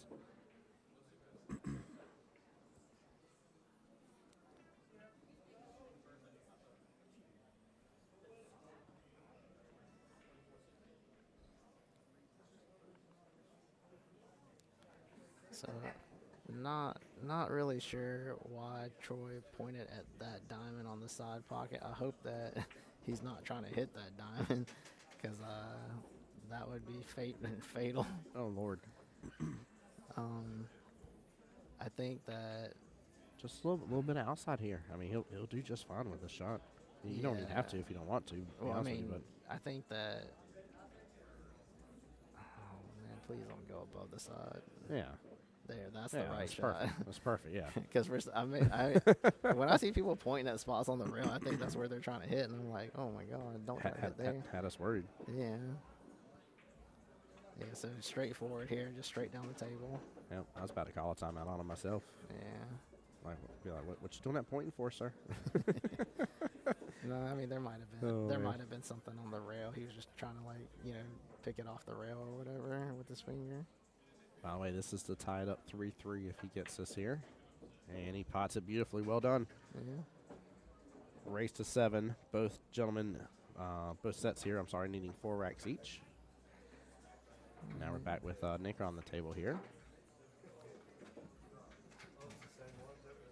And did he drift too far forward? I don't think he did. I think he's got room for the 2, right? I don't know. It looks Stuck a little it bit. looks like he can't shoot the 2 from there. So, Oh, no. right here, a lot of people are going to have this tendency to, like what Jeff's looking at right here is he's going to force follow. He's going to try to force follow and come 3 rails for 3 rails, shade. yeah. But, like, I think that the better shot here is to just stun over. Stun over, have a, take the one, in the same bottom left-hand corner pocket after you take the 2? No, stun over like that. Okay.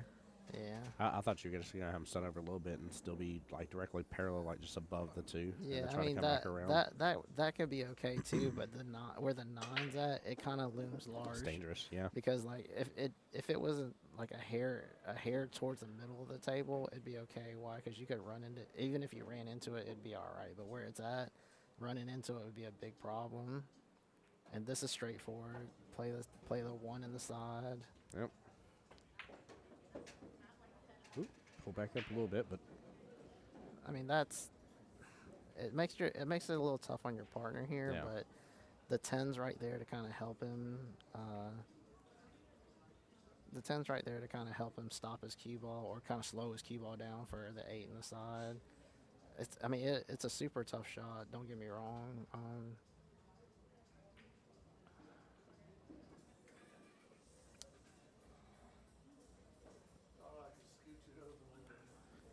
Well, these two matches can make all the difference in the world, guys. If you take a look at the team score, races to 13 right now. CSRA is up 3-1.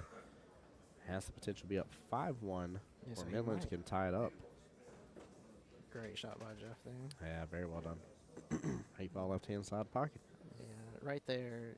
That's just that's experience and knowing knowing the moment, right? Because Jeff is never going to shoot a shot until he's settled, and that's a pretty tough shot to shoot from where he was at. Knowing that your partner had a chance to kind of get you better on it, but you don't really complain about it. You just kind of get up there and do your job, and that's why you're the team captain. That's why you're the strong player. Let him lean on you. And that'll make him play better down the line when you need him to come with the shot. Is what I'm saying.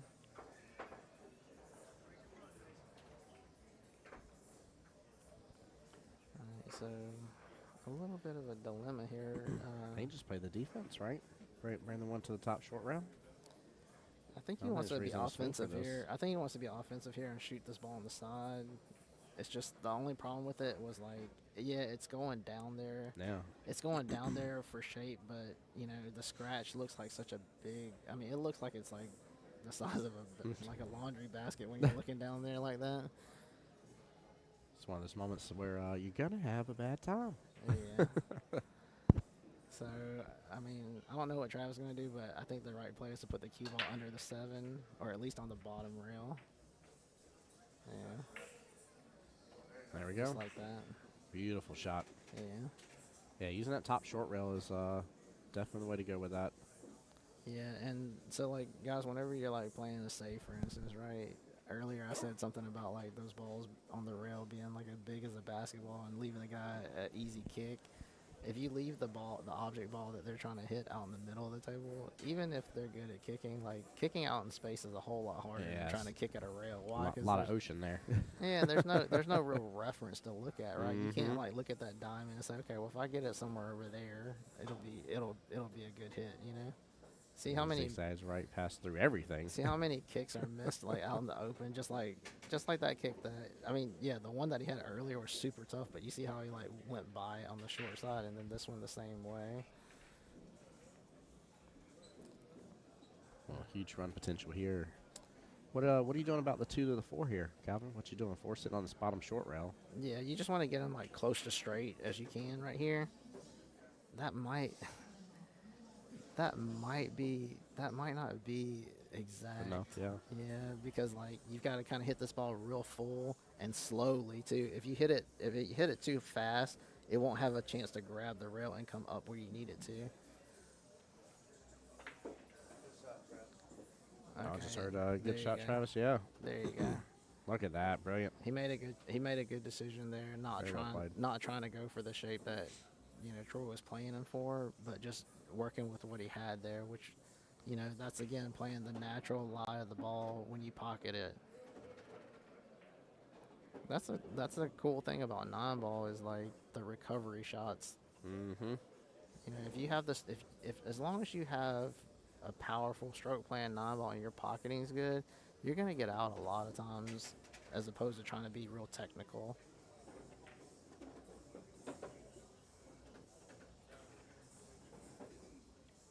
It's just a better way to play the game. It's a lot more relaxing and not so taxing on your mental. Yeah. I guess this is the right way to put it. Alright, so I think Troy's just gonna float down to the bottom rail and bump up for the 7. Kind of like that. He bumped into the 7, which is, if it was laying like that, then he just kind of had to go that way.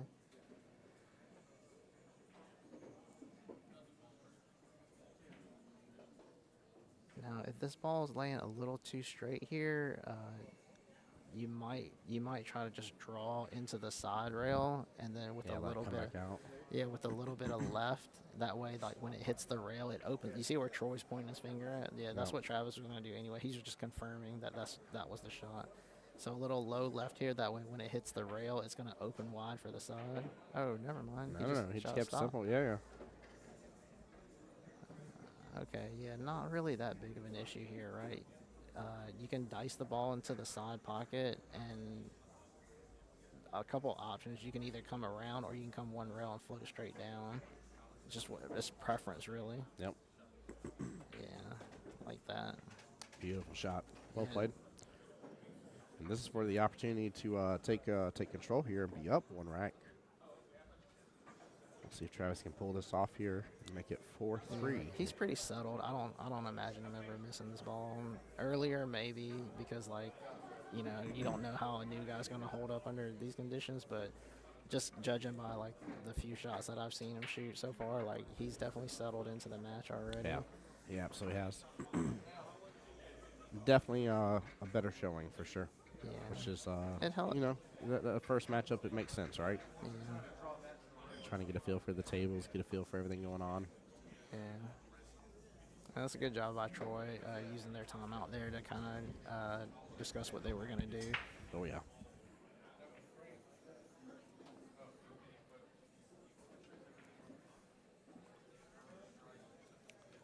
All right, so I'm thinking, I think Midlands is on stripes. Is that right?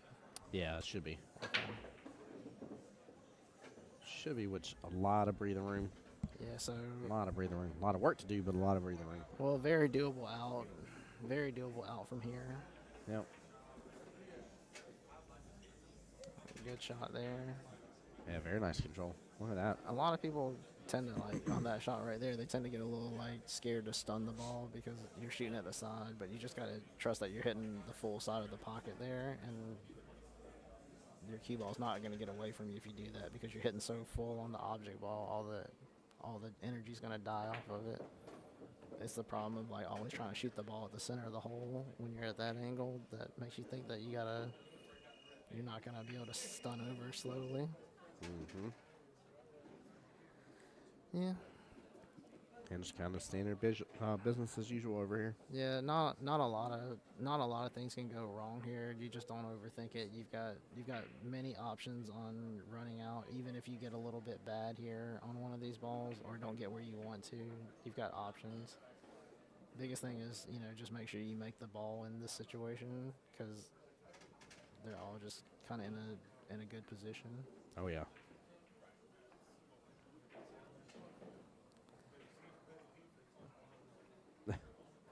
Kay says you're talking about Sturkey and Finley. They couldn't get out if we walked them out.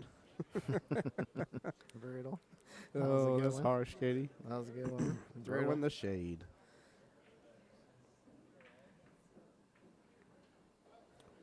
By the way, here real fast, take a look at this defense just played. Look at where that 2 ball is with the cue.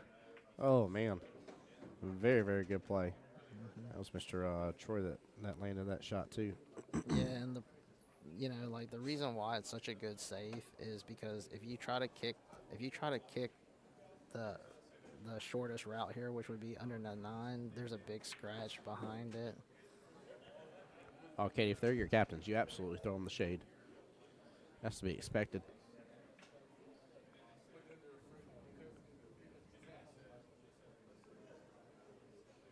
So he's just going to stun over for the 8 ball. Like that. There we go. See this 8 get potted here. Okay, so they've got a ref to watch this shot over here. On the 2.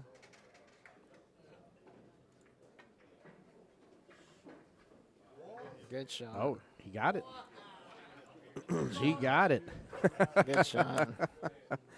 Quick little instant replay top left of your screen on this one here, guys. Watch Listen. the 8 ball get potted there. And Listen, that's not the first time that I've seen that shot. And it's funny because like that was funny. there's a shot like that came up one time where I don't think that the guy was actually playing that shot. It just kind of rolled off on him because he was doing it from far away. And, Yeah. he got a good hit the same way. It just kind of rattled out of the pocket, caught the bottom side of the ball, and dropped to the short rail. That's too good. Yeah. Travis in a bit of a predicament. The other table right now, stepping away for just a moment, so no action going on over there. Yeah, so he's just going to get underneath the 3. I mean, the 9. Oh, I thought that's what he was going to try to do. Yeah, I think he was trying to, but No, I think he was just going up table because if he was trying to get under the 9, he wouldn't have let the cue ball like kind of go that way out in the open. He would at least like stopped or stayed down there. I think he had something else in mind. Uh-oh. It's gonna be tough. Yep. Got right in the area where the 9 ball's playing super blocker right now. Yeah. I don't know if he can even. Yeah, he can't even thin side this just a Yeah. little So bit. I mean, you just really just move the 9. Just move the 9. Yeah, group it up to where they don't have a good ball in hand. Yeah, you don't want to tie it up on the 7, but like just fan it to the rail, fan it down to the bottom rail, and just to kind of take your medicine. Why? The only reason why I say that is because if you tie it up with the 7, there's always the chance that you deaden it up as a combo, Yeah. and then like look at the position from the 7 to the 8. You know, as long as you get it close, like where there's a small gap there between the 7 and the 9, then they've got a lot of work to do.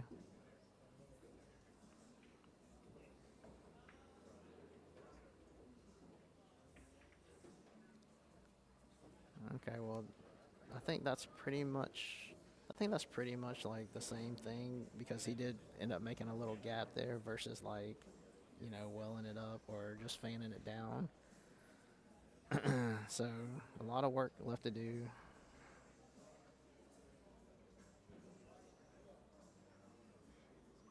By the way, for the matchup on the right-hand side, guys, just as a reminder, it is a race to 5, so there's 2-3 left in that match. On this one that we're looking for the 9-ball left-hand table. Race is to 7 here. Carl and Todd still need 4 racks. Troy and Travis for the South Carolina Midlands needs 3.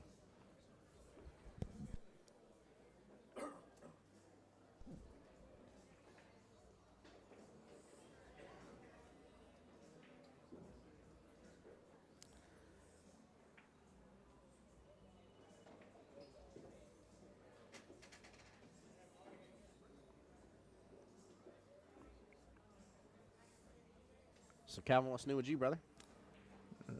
Not a lot, man. Just Yeah. just kind of taking a little bit of a break here from playing like league pool. Just you know, going out and playing like a few tournaments throughout the There you month, and trying to play like more open events. I guess is That's good.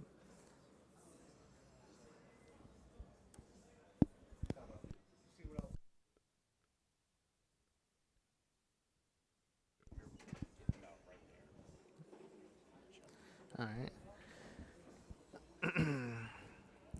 So I think the discussion here is Troy wants Travis to try to land him in a way that's straight in so that he can kind of like drift forward towards either drift forward towards like the gap where he can hit the It's 7, that tiny window, yeah. or he wants him to hit him a hair above so that he can shoot the 6 and then run the cue ball at the 9.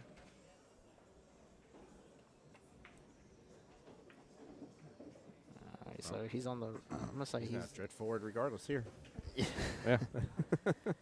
Yeah. He's just barely off the rail. I wouldn't put it past Troy in the spot now that he's kind of wrong sided to like drop the cue ball under the 9 and then just send the 6 over to the side rail. I really wouldn't put it past him, but it depends here. How's he feeling? Because it doesn't look like that's a very tough shot for him to shoot. Cause, Yeah. I mean, it's a shot that he'd be comfortable shooting is all I'm saying. Because, like, getting him shape on the 7, you know, it's kind of a smaller window, and it's going to be a tough shot regardless. Now, if he leaves him straight in, there's a great shot because he can bank the 7 out of there and try to pin him up on the 9. Well, I don't really like that either because the 7's going to be over by the corner pocket.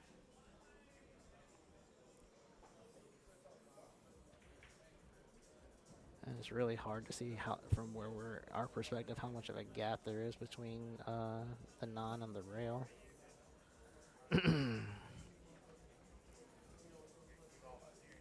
Alright, so he's jacking up a little bit here. Alright, so he's perfect on whatever you're trying to get on, which I think is the shot.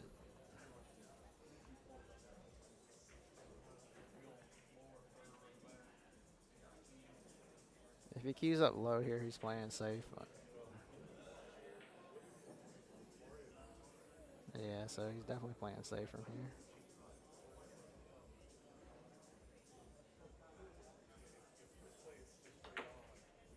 Yeah, or that. I was looking at the safety, but whatever works, bro. All right. Yeah, Troy just said he was looking for the safety, but you know Travis felt good about making the ball from there. That's great. Yeah, and the reason why, like, you know, the safe, I think Travis made a great choice there. The reason why the safe isn't like guaranteed is because, you know, you're two railing the 7 out of there, and it's going towards the corner. So like, if you don't happen to pin them right up on the 9, they're gonna have some kind of look at the 7 at the corner. Or worst case scenario, you pin them on the 9 and you hang it in the corner, and then you leave, you know, a doable kick with shape. I have to step away for just a moment. You good for a second? Yeah. All right, I'll be right back. Sure.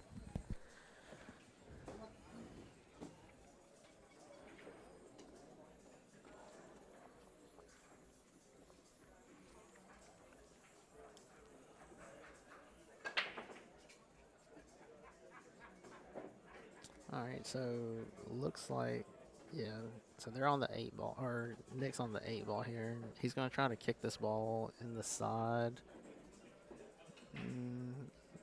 Not really many options from there. I mean, just got to come with the shot.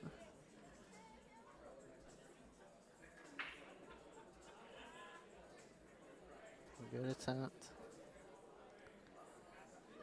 Good attempt.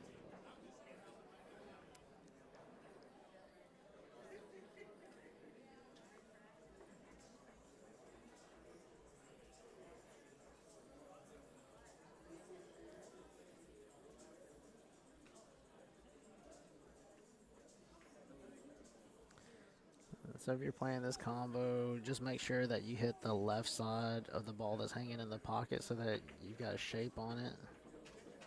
Or or you could just do that right there and really kind of put your partner in a predicament. Good news is you have all these balls. You know, if it's really that bad from where it's laying at that you don't feel like you can be offensive, you know, you've got plenty of safe options.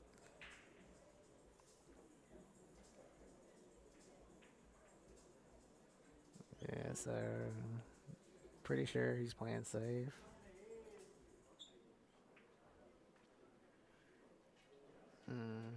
That might work. Yeah, I think even if he can see it, I think, the scratch is kind of there.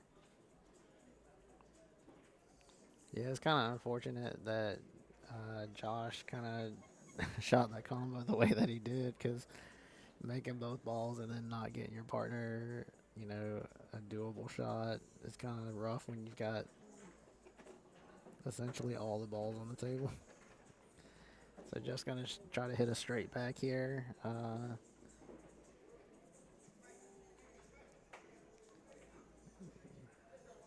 Pretty, you know, pretty doable shot for him. Even though, I mean, that's all he's really got. But at the same time,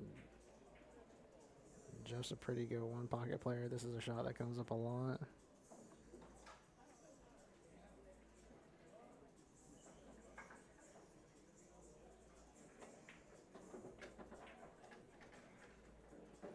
A little short. Okay, but again, not a bad cue ball at all. Kind of knowing that as long as you leave him up here, you kind of put him in the same spot that he put himself in earlier. I don't think I go all out for the make on this ball right here, just because if you do, you're gonna sell out. Yeah, just something like, oh yeah, like that. Yeah, like even if you were gonna shoot the ball at the hole, like you just make sure that you have a little inside on that ball so that you dive down towards the pack. Playing 8-ball, getting rid of all your balls and then kind of being in this spot right here is super frustrating. That's why I said earlier about if you can't run 7, I mean, if you can't run 8, then don't run 7.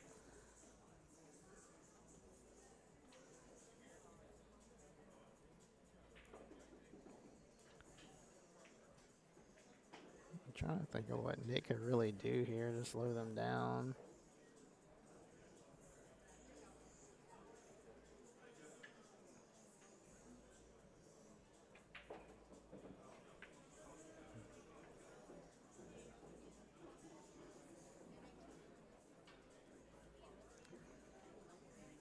Yeah, so he's just going to tie something up to the 8-ball. What'd I miss? What'd I miss? Are we still on the same rack over there on 9-ball as well? I haven't been looking at the nines. Uh-oh. Kind of like watching this game right here on the screen.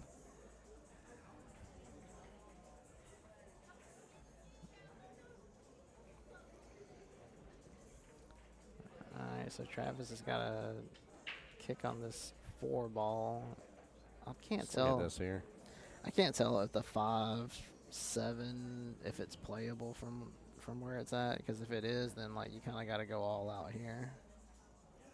Swing for the win.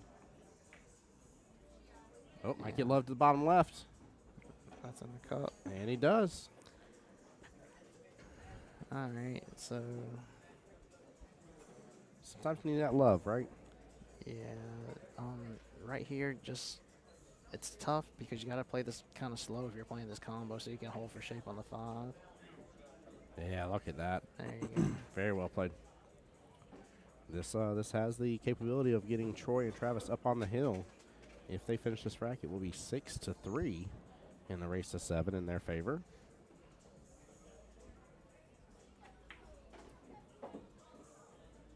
Two balls remain here, and he set up beautifully. All right.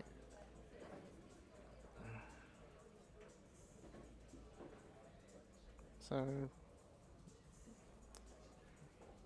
pretty straightforward here. Even if he's a hair angled here, like I said, you could just hit this with a little bit of outside and throw it towards the pocket and hold your partner for shape.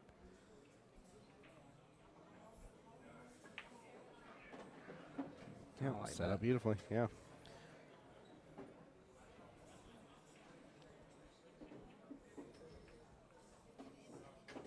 Gonna get out. 6-3 it is. 6-3. Yep. And then it looks like Jason and Josh are gonna close this rack of 8-ball out as well. I can't really see much going wrong here aside from if you were to try to like kind of hit a little bit of a stop shot or a little drawback on this ball, but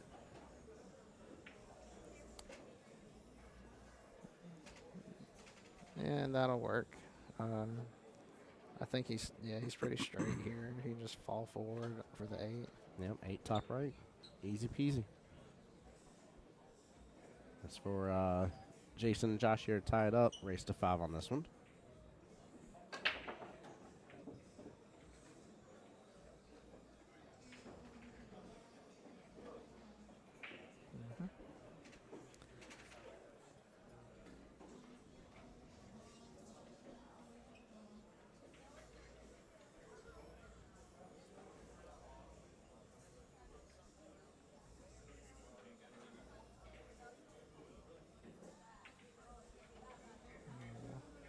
There we go. Good out. Very well played. 3-3 over there on the 8-ball match. Oh. It's true, it's true. All right, so back on this 9-ball. I didn't see what happened there. I'm assuming that he just missed the 1. Yeah, I missed it. Yeah. All right. I can't tell how far up the 6 is from where we're sitting at. If it's playable, like in the lower left. If it is, then You mean top left? I mean, yeah, top left. I'm sorry. No, you're good. You're good. I'm just checking. I was like, wait a minute. I was like, what is he seeing here that I don't know what's about to happen? All right. I'm like, Calvin's gonna teach me some brand new stuff here today. Yeah.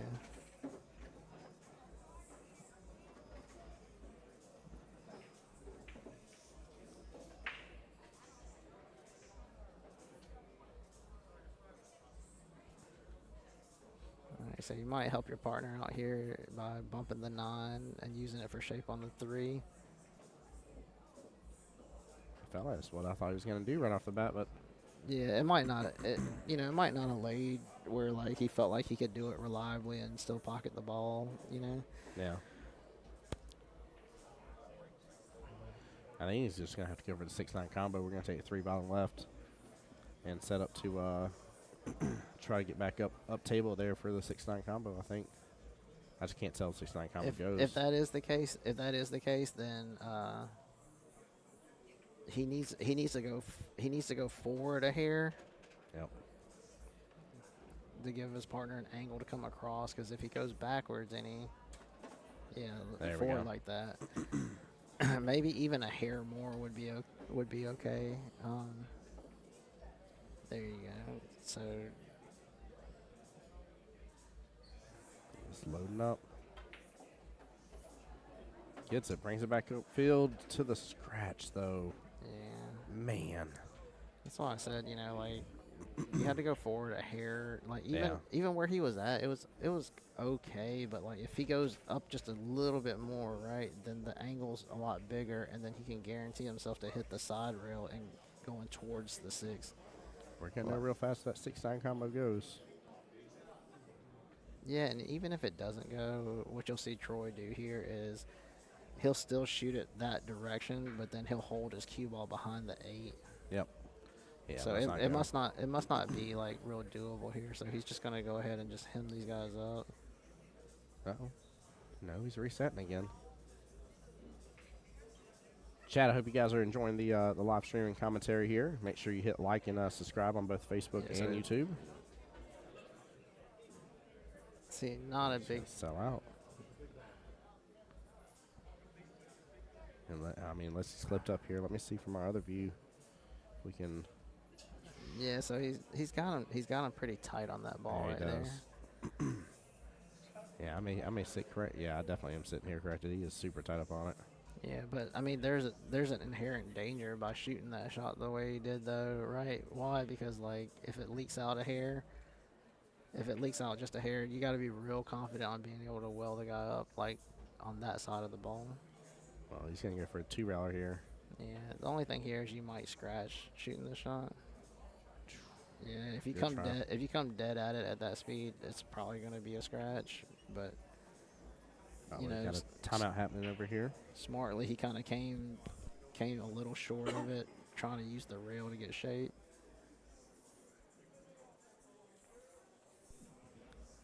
But yeah, the shot that Troy shot, you know, I guess like they're even if he makes the ball, I think that he leaves. I don't know if he leaves his partner a shot, but at least he leaves his partner a look at the ball. Thank you so much. All right, Chad, it's that time of day. Red Bull numero dos going down.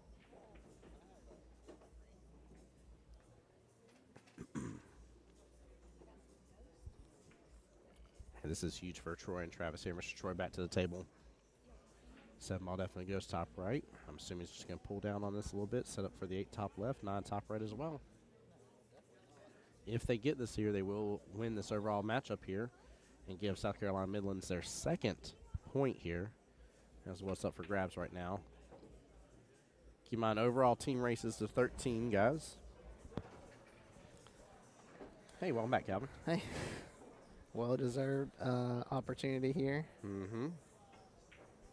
And a strong showing. I mean, honestly, Troy and Travis have been absolutely killer with each other. They've done so well, so.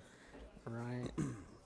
And I think, like, looking back on it, if you're one of the team captains or, like, the, you know, league operators in charge of putting these teams together, I think that if I had, you know, 2 new guys like Travis and Jim, especially with Jim being such a good Scotch doubles partner, I'd probably go ahead and put them up in those pairings like that with the experienced player. Mm-hmm. That way, they go ahead and get a match under their belt in a way where they're comfortable and they have a little bit of support.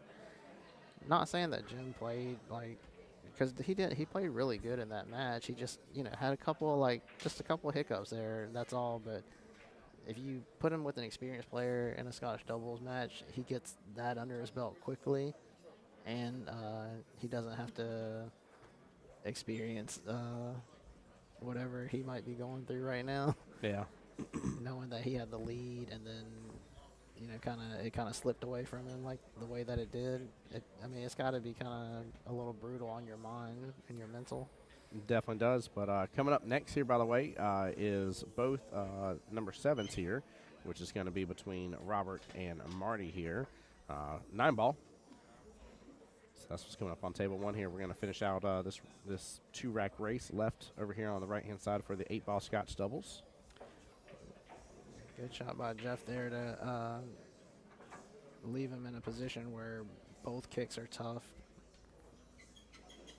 The kick on the 5 is really tough because he'd have to come short of the 5 and hit the second rail and that way making a hit, but that also pushes the 5 to like towards the stripe, which is going to make it unmakeable later.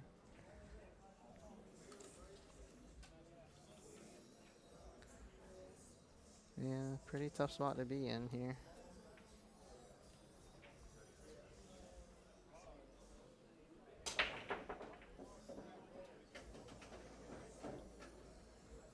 This is where you got to be a little creative.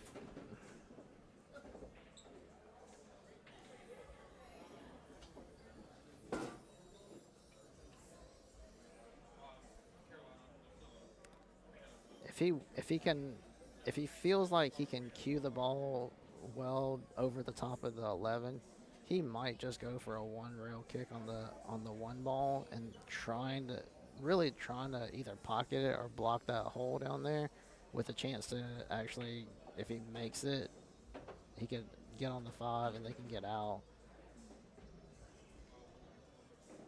Yeah, he's definitely in a predicament, though. Yeah. It's tough. The reason why I said you have to be able to cue it properly is because it's going to require some spin, and when you're jacked up hitting a ball with spin, it's not always going to spin the way that you normally spin the ball. Mm-hmm. Yeah, it makes it way more difficult just adding that extra variable. Yeah, so here's the 2 rail kick, trying to come short of the 5. You've almost got to come like where you almost touch the 9 here. Yeah. Yeah, I mean, it was a tough spot to be in, but luckily he tied It's not something a bad up. lead, yeah. He Ball in tied hand. he tied something up, but they can easily get it out right here as well. It's Nick's shot, so he's gonna have to be the one to make the decision here. Use the 10 ball to break it out. Yeah, Yeah. and when you break this ball out, if you're really attempting to break this ball out, it's still tough. And the reason why I say that is because you can only fan one side of it really, and that's gonna push it. Well, it wouldn't be the worst thing in the world if you could push it underneath the 5, and then it'll clear that ball for a shot.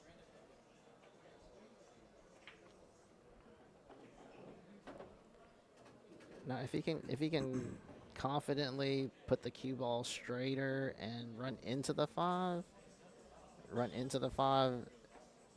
it'll push the 5 towards the hole a little bit, and that's probably not going to be the greatest thing in the world here. Yeah, I like just clipping. clip it, yeah. I like clipping the right side of that ball. Mm-hmm. Yeah, 'cause you got so many stripes here at the bottom left. I mean, you should have Yeah. an opportunity afterwards, no matter what, here to. Oh, my Lanta. And see, really, that's He put the extra spice on it. well, really, I think that's the case though. Like just being a good player, but Yeah. not really having the confidence in your cue ball. So you tend to, when you go into for a breakout shot, you just kind of tend to just muscle into them and just hope for the best. By the way, Marty up 1-0 here against Mr. Robert over there. 9 ball, race to 7. There you go, and that's a smart play. Yeah, very well done. If you don't have the run out, you better stop it right now. Yeah. Just go and hit pause. No reason to get anything too crazy. Everything's kind of in a good position here. No need to overdevelop something. Well, here's the move.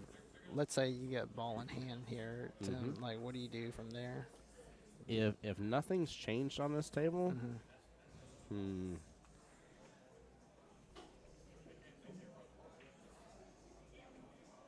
the problem is where that 1 lies from what I'm kind of thinking about sniffing up with the 5. I think, yeah, I don't think you're gonna be able to get it over there. All right, so smartly, Yeah, ties Josh decides to tie up all 3 of these balls down here, kind of in a sense, right? Yeah, that was that. I love that idea. I kind of work through now. I call it the kind of order of operations. But if I think there's a high percentage chance I'm going to end up giving ball in hand, I'm going to try and definitely see what I can do to stop your run, make stuff messy for you. Now, I can't tell if Nick wants to play safe here or if he's trying to make this carom shot on the 12 ball. I think that is. Yeah. I'm not a big fan of it unless the 5 doesn't go. Now, if you just bank the 11 out of there and stick your cue ball right there, then that's a great shot. Okay, just like that. Why? Because you free up your problem and you put him back in the same spot again. Yeah, it was nice. Less opportunity for him to make stuff messy for you, though. Thank you. I mean, it's still the question, though. I mean, assuming nothing changes position, if I got ball in hand here, I don't know what to do about that 13 with the 5 at the top short rail. Like, Okay, so it's such a predicament, and I don't know if I can properly use my 14 here on the left-hand side right. pocket. So the reason why I asked you was because if you had ball in hand Yeah. from where they were laying at a minute ago before he tied them up, you could play your cue ball in between those 2 balls and bank the stripe right before the side pocket towards the 5 ball, and then now you've got them hooked, and Yeah. you freed it back up again, or you freed out a run out for if you get ball in hand, or if they kick and hit and don't make it. Going Those for it. shots- Let's be the 1 rail to the 1 ball. Those shots, they come up a lot, like playing 8 ball. Well, here is that ball in hand opportunity that they've been waiting for. Let's see if Mr. Jeff can make good use of it here. This is the only thing I was thinking about was using the 14 here. Right. It's just tough. I mean, there's Well, a you good have amount to of distance. Well, you have to be confident on your cue ball here. Yeah. Yeah. Even Just dialing in a little bit on it. Here he goes.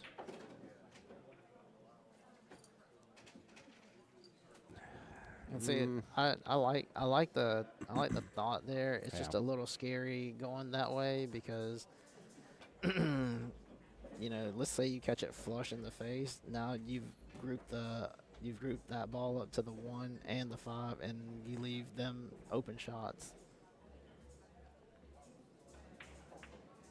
But it's, you know, it's laying in a good spot. They just got to make sure that they get to it. I was about to say, I wonder if he's about to get to it right here, if he can be on the left-hand side of it and still pot that 13 top right. Yeah, I mean, I would try to get to it sooner than later. Let's Yeah. just put it that way. I mean, at least right now with where he's at, he might be able to get on the right-hand side of it. Yeah, It but that's, definitely goes top left.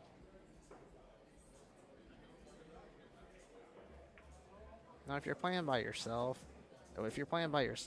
getting on that ball as your last ball doesn't really seem like too big of an issue.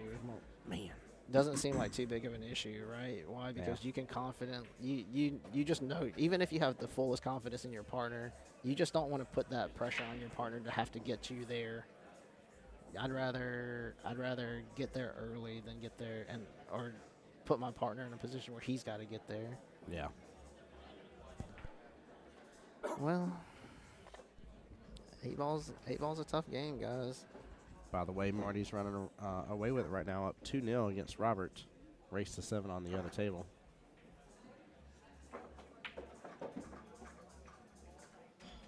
Oh, tell me he just got there. What a shot. Wow. Okay, so that ball does go past the 1, I guess, if he's playing him from down there. Man, that was... Look at this.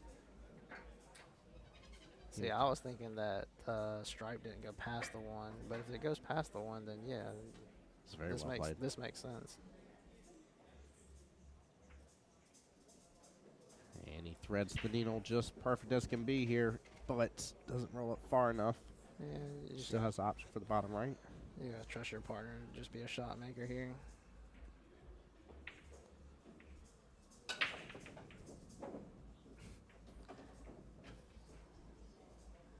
Ooh, almost getting a 9 on the snap there. I was trying to switch over fast enough here. I saw that 9 ball drifting down. Yeah. Marty's breaking good over there. Goodness gracious. All right, Nick, you just have to be a shot maker in a position like this. Yep.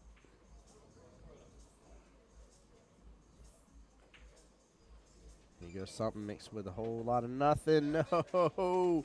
Oh, come on. Oh, my gosh. He was the shot maker. Yeah, Man. a little tough there. Very, very tough here. Take a look at the 9-ball table over here. We do have our referee take a look at the shot. All right, so in this spot right here, you just, as a ref, you really got to be on point here. Yeah, you do. Oop. Except for when he does that. He jumps on top of that rail a couple times. Yeah. Even Mario's making a funny looking face right now, like, what? What was that? Oh, my goodness gracious, that was funny. They're like, very good hit over there. Scratch on the butt. brake. Yeah. Scratch on the brake there. It could be brutal for them. It could go hill here if Jeff plays for the right breakout here.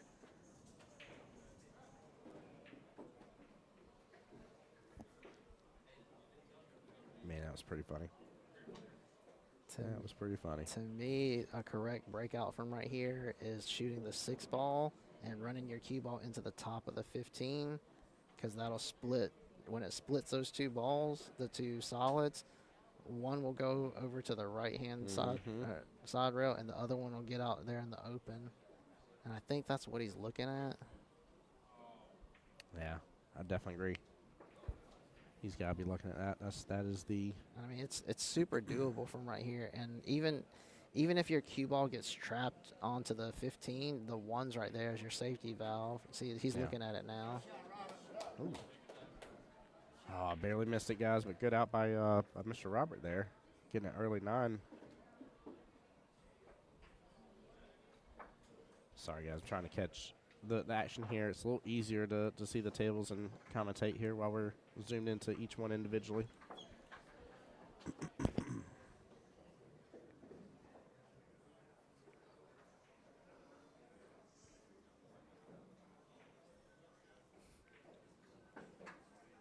Who are you over there sending the smoke signals to?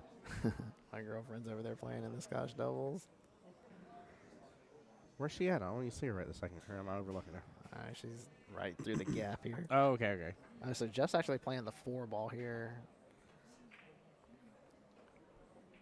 Like that. You gotta keep them separated. Yeah, see, I like. Well, I say I like my shot. I can't say anything because he's the one at the table. I mean, and he smokes me every time we play. So what do I know?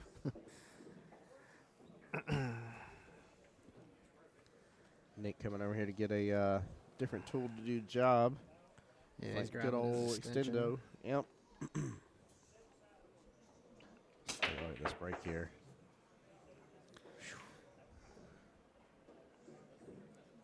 It's gonna be a decent spread here. 1-2 combo bottom left. Yeah, the good thing about this combo is I think the cue ball's definitely going to come over, but I don't know how far the 1's going to travel off of the 2. It's definitely going to be a light hit. Yeah.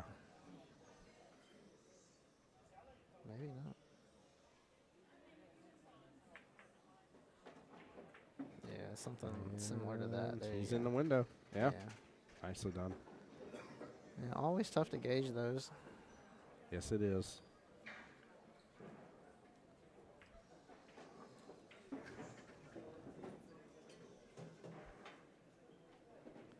Alright, so it should be shape from the 3 to the 4. I think he's going to play for the side pocket as long as he can fall on the left side of the 4 to shoot it in the side.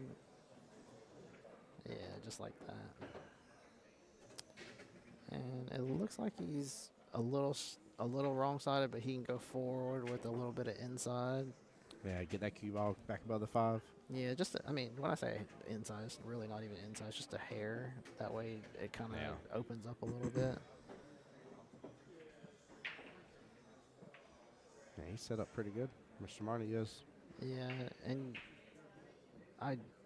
ideally, if you're going to shoot the 6 in the corner, you want to stay on the side that the 5's on right now. That way you can come towards the 7 safely. If you go to the other side of it, now you got to deal with the scratch, or you got to contest with the side pocket at least is all I'm saying. So straight or a hair to the inside of the 6 ball. And it looks like he fell almost straight on this ball, I think. Let's take a look here. Yeah, Yeah, he's close to it. but I mean, even at this straight kind of angle right here, you can still come to the left side of the 7. And even if you come straight down and clip the right side of 7, there's nothing bad that's going to happen. Yeah, just like that. Mr. Marty putting the work in. Yeah, now it's just choice of whether you want to go forward 2 rails or just straight down. Straight down is probably the play. Yeah, just like that. And you might see him play. You might see him play for the short side of the 9 just to keep it simple, or I'm sorry, No, you're or good. he might just force follow and come around Come the around 9. it, yeah.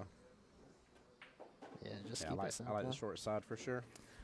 Yeah, because like sometimes let's say you hit that force follow shot. Sometimes you catch the cue ball just too purely, and then it Mhm. dives down quickly, and then you clip the 9 Clip the coming 9, up. Yeah, so I like the simple shot as well, just kind of just floating over there for a straight edge shot almost on the 9. Mr. Marty's up 3-1 against Robert there. Race to Yeah. 7 on that one. And coming up next matchup here, we have 8 ball coming up, in which it's going to be Tracy versus Jonathan on that one. So I believe they're on the 8 ball here, aren't they? Yeah. Yes, sir. Yeah, this is to tie it right up.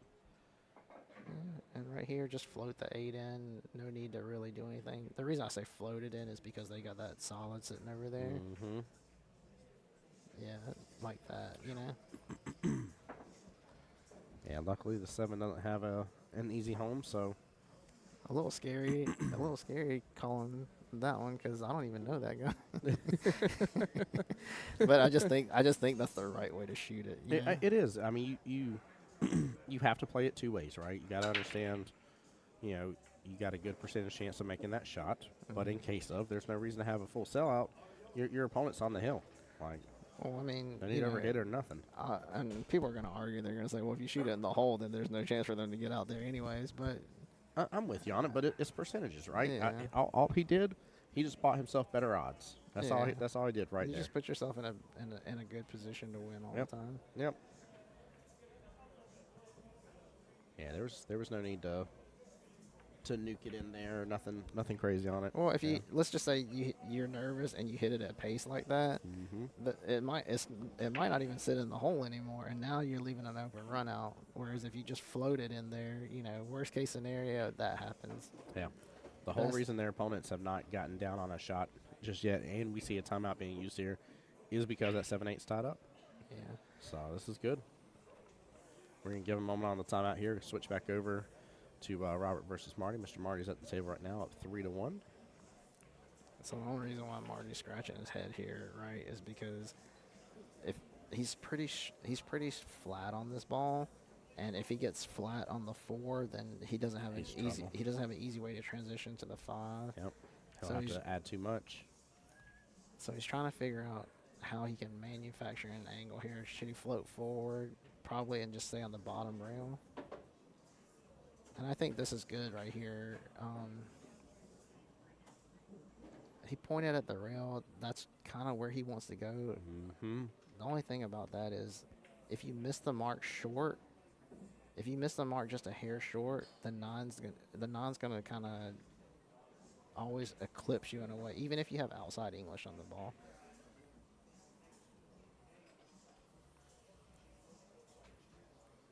Yeah, he's still trying to Now, if somewhat manufacture this a little bit. I know this sounds crazy, but if the cue ball if there's not that much angle, you can draw this ball and Well, go that's to what the he's other doing. rail and then come out the same way, like that. See? What a shot. Let's go, Mr. Marty. That's See? brilliance. And that's the cool thing about that shot is, you know, I see where he was trying to go, and I think he kind of recognized the same thing I did, right? Like, if you catch it just a hair short, the outside's not Gonna be going in to help trouble. you none. Yeah. But if you power up and hit it the way that he did, come to the rail and let it open up with the English, then it's almost impossible not to get a shot, right? Yeah. Because it's not like you're playing on a table that's got slow cloth, or, you know, you're not sure about the rails. A diamond table, even a bad one, is still pretty consistent. Yep, absolutely is.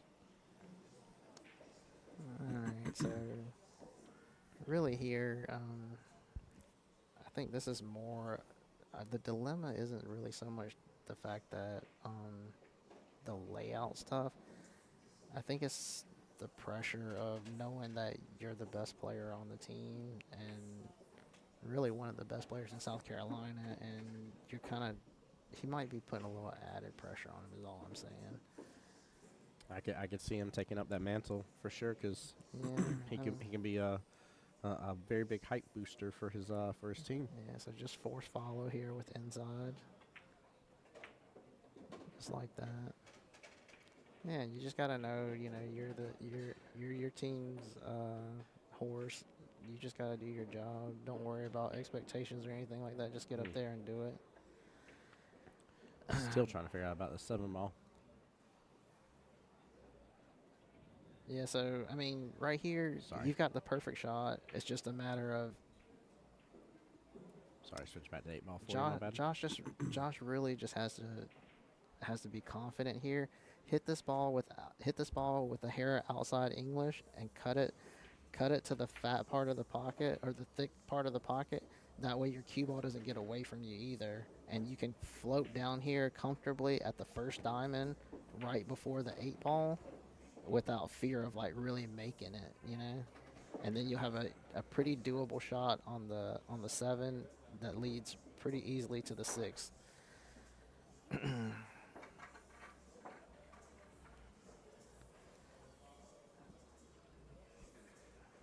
if you play for the 6 here, if you play for the 6 here to get straight in, I mean, you'd have to be like dead straight or a hair to the left of it to draw straight back. You're asking a lot. You have the right shot here to shoot. Go ahead and do it. Just don't be scared, really. Yeah, and if like I said, like right here, if it doesn't work out, it doesn't work out. You know, now you're just right back in the same position you would have been if you played shape for the 6. So you should have like that's what I mean. You go for the shot on the 7 right there, and I think he did. I think he was going for it. It's just a real nervy shot if you don't have a lot of touch. Look at that, 9 on the snap by Marty here. That's going to put him up 5-1 against Mr. Robert, by the way. Nicely done, Marty. Nicely done. Yeah, so just watching the way that this table's broke so far today, it just tells me that where the racking area is at, because over time when you're breaking the balls, you know, you're creating these little dimples right there over and over again. Yep.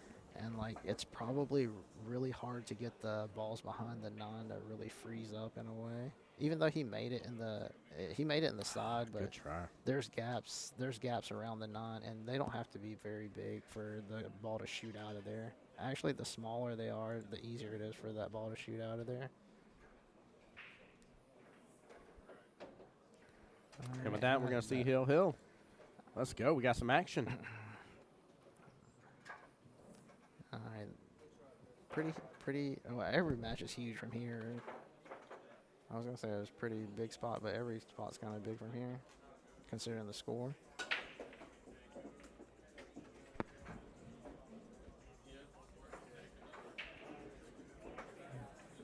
Got a little bit moving on that 9 again. All right, so I don't think that you're gonna see Marty slow up any here. No. He's getting. If he can't see the 1 ball here, I don't think you'll see a push. Well, he just seems to be in stroke and stuff and really in gear. I'm fearful if he tries to slow down too much, he might kick himself out of it. So. Now, if he's got a clear look at it, then he's definitely shooting it in the corner, obviously. But if not, he's kicking this ball down towards the 8.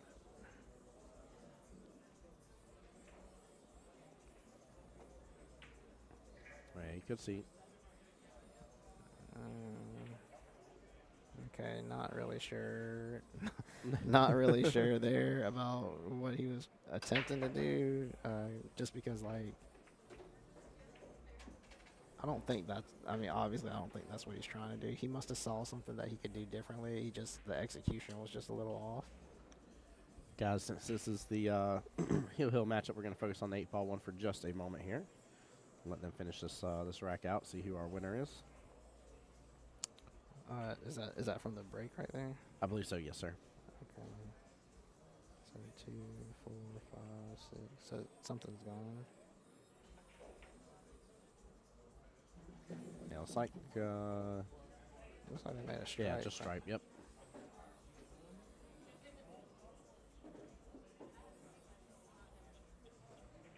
Okay.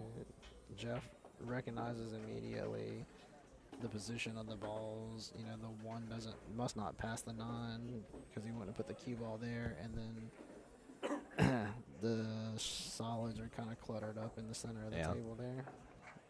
So he recognized like where the 14 was laying it. It was a little thin to cut in the side, so he just moved it out in the open. By the way, that 9-ball match is moving fast. I just saw Robert take the last rack. It is 2-5, 5 being Mr. Marty here for South Carolina Midlands. I don't know. I don't know if I'm a fan of that. Yeah. Just because, like, even if he can't make it, now he can just push it closer towards the hole. By the way, both of us just voted. We definitely veto being a fan of that shot. Sorry, Josh. Yeah, sorry, Josh. Big heart, nothing but love to all the players playing in this, by the way.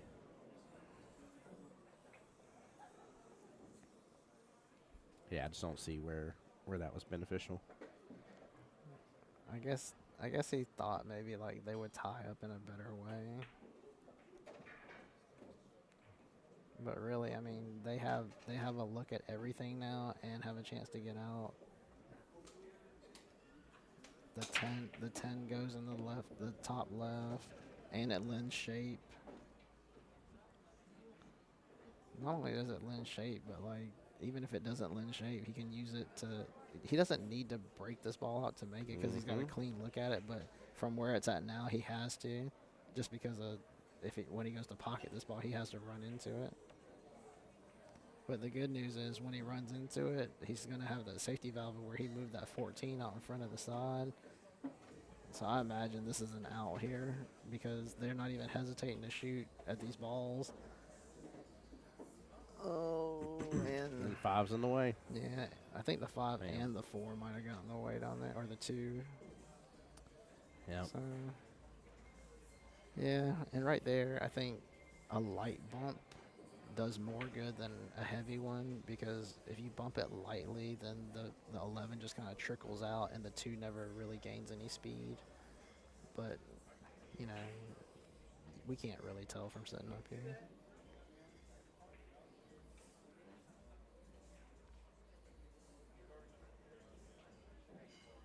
My way, wife and kiddos went out to a friend of ours' birthday party, and they were at a nice little park for the day, a little Oh, water that's park and cool. stuff. And then she sent me a photo of both Luke and Luna just in the back seat, passed out. That's one way to get them to go to bed early. Oh yeah, Just let them tucker themselves out. yeah. I had to take my girlfriend's daughter to archery. Well, we had to go get her a Oh. bow, and we got her a bow, and then went to our archery practice. And it's surprising how similar the mental side of archery is to pool. They, in practice, they don't even really want you there at practice because, they don't want any distractions there, Yeah. outside distractions. And one of the things they tell them that was kind of inspiring to me was the kids wanted to horse around after they shoot their arrows, but when they go, the coach is like, no, when you go back to your chair, you need to be sitting and reflecting. You know? That's true. So, what did you do? What could you do better? Watch other shooters. What are they doing? Are you doing the same thing they're doing? Things like that. Dude, I thought it was really cool. Yeah, I mean that's literally that's why I always get hyped up about being at pool on Mondays and playing Mondays now like I do, because after a weekend of doing commentary and getting to see some great shots, I'm ready to get on the table and start All right. putting it to practice. I'm So- telling you, I just remember back in the day when I used to, travel to a lot of bigger tournaments that had, open fields where a lot of amateurs and pros were playing together. Mm-hmm. I always came back a better player just watching the way certain pros play certain shots. You realize that you could do more. Yeah. You could definitely do more. Look at that breakout right there. Wow. What a shot. Yeah, the shot, and they, Man. the shot before that, Finley was going for the breakout as well. Yeah, great shot. The shot before that, Finley was also going for the breakout. So, yeah, they were trying to address that ball quickly, the one that Josh tied up. Right.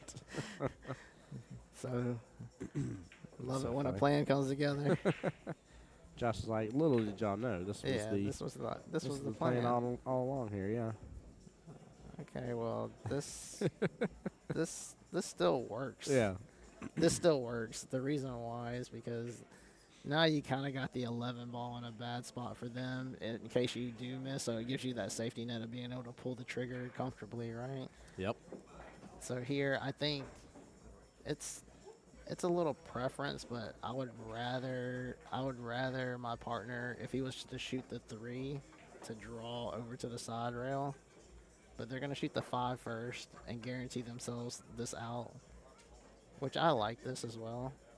I think this is probably a better shot than shooting the 3 because now once you shoot the 2, now you've got options because you're gonna always shoot the 7 first after you shoot the 2. Yep. And then you've got options with the 3 ball because the 3 goes in all 6 pockets. Yeah. It is home free.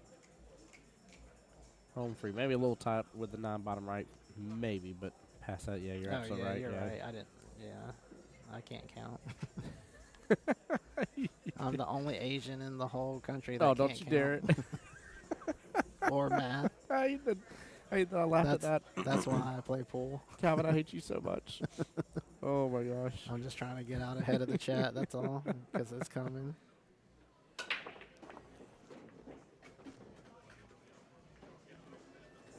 By the way, Marty with an explosive break, but unfortunate scratch there. Oh, Josh, no. I ain't seen this over, Yeah, but but this I is can hear a hefty girl singing. yeah, right. And hefty, you just said a hefty. Calvin, I love the fact you're on stream here, man. I I'm appreciate just- you again, brother. I'm just trying to be politically correct. I don't want to call her. Here's, yeah, I mean, this, you're saying it right though. I mean, this is a sub me in coach situation. Like, let me handle this right for you guys. Go have a seat and let's see if I can finish it out for you. All right. Katie says, an Asian that doesn't math. Are you even Asian? No, but my eyes are slanted. So right here, I think you can go either way, but I think you play shape on the 9 and then use the Yeah. 14. 14 is the out. Yep. Yeah. Yeah, I like that a lot.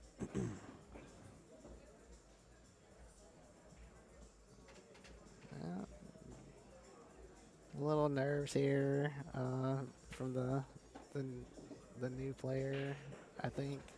By the way, as fast as we're talking about anything else going on over here, Robert and Marty are in like 5th gear right now with how fast they're shooting their racks. Oh, 100%. I love it. I'd expect them to shoot no less than what they're doing right now. Robert hasn't played a lot of competitive pool in a while, but for the longest time, he was like one of like the top rotation players in Augusta, like for like a good stint where you could have argued, you know, who was the better rotation player in this area. Mm. And it was just because like he really got out there and played a lot, and you know, his game really came around. There we go. For the win here, and this would be a significant win as well. I really thought the Midlands had Yeah, had this, so that's a tough way. You know, once you break that ball out and you've got all that and rolling the ball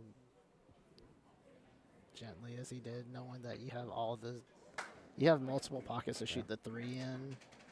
You know, go ahead and make sure that you hit it in a way where you're not asking the ball to please go in the hole. yep. Well, very well played. Great matchup here. And coming up next here is going to be Tracy versus Jonathan. And that will be in 8-ball. That should be interesting. I mean, it would have been really interesting if they were playing 9-ball because they can both like really like sling it around just like Robert and Marty are doing right here. They both play very similar styles of 9-ball. I mean, if you're playing league all the time, I'm sure you play a good amount of 8-ball. So I'm guessing that they're pretty good at it. Good shot by Robert there. Really kind of cutting him off from a lot of different ways to get at this ball. The 3-rail route. I mean, it's like a 2-rail route with a 3-rail route built into it. Just because, you know, you can catch, if you miss it going in, you can catch it coming out. The only problem here with shooting it is, like, you know, you're kind of hampered, and he's left-handed. I knew there was a reason I liked him. I knew there was a reason. Which I don't. Well, I'm trying to figure out like how this is a problem being lefty though. Oh, he's looking for chalk is what he's looking for. It's done disappeared. Yeah, Marty's Marty's really particular. Like he's one of the few guys that I've seen that prefers to have a piece of chalk that's got a hole drilled into it. I love it. Just kind of like a funny thing that you don't really hear a lot because most guys they don't like pieces of chalk that have been drilled out like that. Yeah. Marty likes it.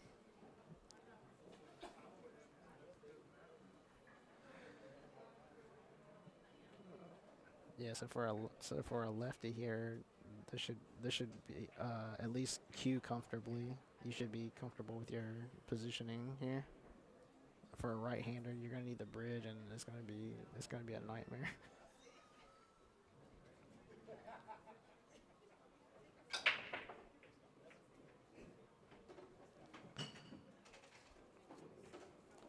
As long as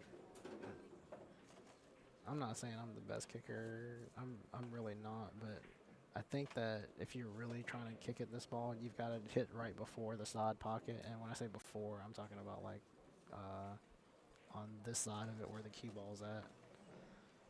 If you can catch it right before this, right where his cue is pointing at, I think that's the ideal spot to try to land in. Now, speed. I mean, not really so much speed, but the spin's really gonna matter too. All right, so something different coming up here. It looks like he's Yeah, gonna that's tie the tough. 3 up with the 4 is what that looks like to me. So something kind of like No. that. Yeah, he caught it a smidge thin. Yeah. He caught it just a smidge Yeah, thin, just but get I don't window know. there. I saw the 6. I saw the 6 move too. So he might have like, let's say he tried to like use a little bit of spin to help him do what he was trying to do, and he might have accidentally like kind of spun into the 6 because he was pretty close to it, you know. And that makes the run out a little easier on that right from Robert. So kind of helping your opponent out there. Back to the 8 ball. Yeah, gotta be careful here. Even with the nice lead being up 6-3 on the hill, Yeah. Robert's been a good fighter right now, and this can be the we talk about it all the time in my stream, guys, about the momentum shift and the winds changing, right? Feeling the opponent's sails here, even though you had the initial lead. Once they start seeing a little light at the end of that tunnel, see that's possible. You start seeing a completely different person from where they were before. So what Tracy did there, he kind of, that's the right shot to shoot, is to break it out. But I think the problem with that was like he was laying on the wrong side to do it. So he had to actually cheat the pocket the other way even more. And like it's hard to get the cue ball to actually like run into it's hard to get it to like get any movement. So there's not really a lot of momentum there. And now you kind of like, you know, stuck on top of this ball. The good news is that ball's a little trapped up, so I think if you can move the 9, okay.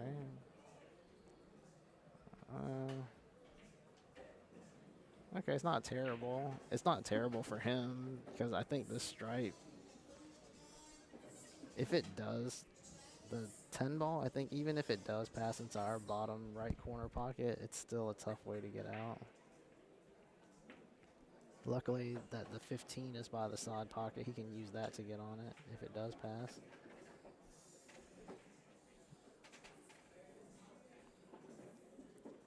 Yeah, so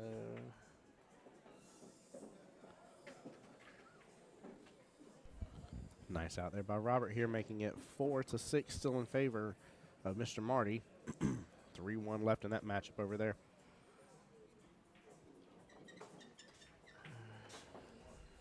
So Calvin, what cues you playing with nowadays? What you got? What you rocking? I'm still playing with Old Faithful, a Predator SP2, one of the originals off the line actually from the 2017 Derby. Oh wow. Yeah.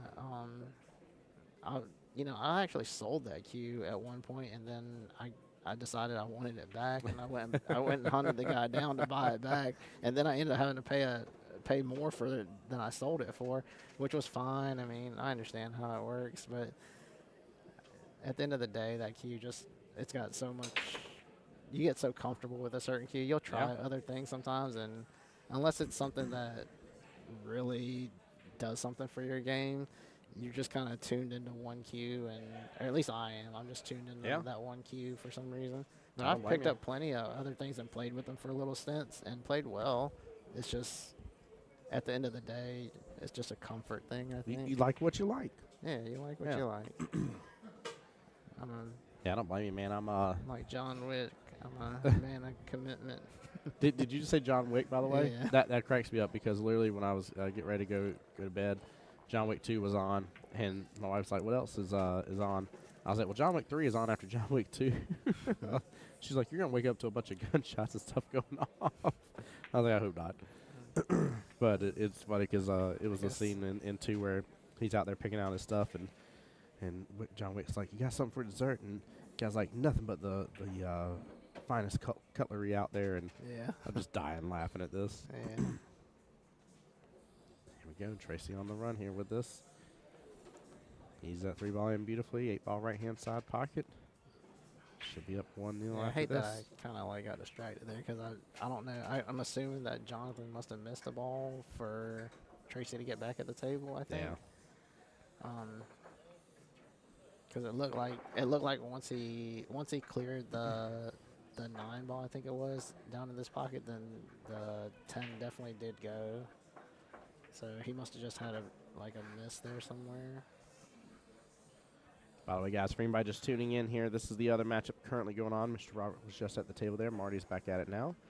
Currently, it is a 3-1 race left in this battle here. Mr. Marty being the one on the hill, needing 1 rack. So I think he's just gonna play safe here. I can't tell how much of the ball he can hit. Yeah. Because if he had the other side of the ball, he's definitely gonna dive his cue ball down there Mm-hmm. the opposite way that he shot the ball. But I mean, Robert might have the edge of this ball. If he doesn't, okay, so that tells me he does have the edge of the ball. Might have more than an edge. Yeah, he had more than an edge there. Yep, there goes the 6. One's going to drift down here to the bottom right-hand corner pocket. Yeah, super aggressive shot there. Knowing that if you make the 6, you know where you're sending the 1. So, good shot. Well, I think right now it is wildly in favor of Robert to play aggressive here. Against Marty, the way he's been doing. Considering the scoreline, yeah, definitely. I mean, you got to go now. Well, I mean, you got to set the tone, right? Yeah, Like the time to be timid is over. yeah, You, for you sure. can't allow it. You can't let your opponent see it. Your opponent needs to be like, "Gosh darn, like where did this guy come from out of nowhere?" Yeah. That Look was at good. this. That was a great shot. Wow. Just be Oh, careful. I love that. I think he's clear here where he can shoot the 3 comfortably. Yeah, he is. Yeah, and sorry about my allergies, by the way, guys. I'm clearing my throat a lot. I do apologize. I like the way he went about getting shape on the 4 there, going forward instead of coming straight up, Yeah. because it just kind of gives you a wider. You get to play the ball at a better speed. You're not timid to hit it that way because you've got all that space to land into. You're just kind of opening up the position zone by doing it that way. I feel like I've seen more shots, at least enough from Mr. Robert here to know that he's somebody that likes doing the force follow. Like he has no issues with it. Yeah, I think Some players don't lean that way. and this is fine. I know he's kind of like smirking, like he doesn't like it, but I mean, this is fine. He can come Yeah. around for the 8. Yeah, he could go crazy with this 3 rail if he wanted to. Could you even use a little inside here and then still get on the left hand Yeah. side of the 8? Yeah, you've got all kind of Yeah. options to get Yeah, look get at on the that. other side of the 8. I mean, I'm just kind of curious, like why he didn't go around, considering that all the routes that he's played so far have used the longer positioning, or used a longer route to get position. That's Yeah. more natural, as opposed to kind of like forcing your way over there, like going against the grain of the way you want to shoot it. I'm guessing that maybe the reason why he didn't want to do it was, It's because he wasn't tuning into the stream, by the way. That's why he didn't want to do it. there you go. That was his why behind it. Yeah. Speaking of, by the way, guys, we still don't have enough of y'all tuning into the stream, which means there ain't enough of you guys hitting the share button out there for me. Please do. Cost you nothing to be able to support the stream here, guys. And definitely would mean a lot.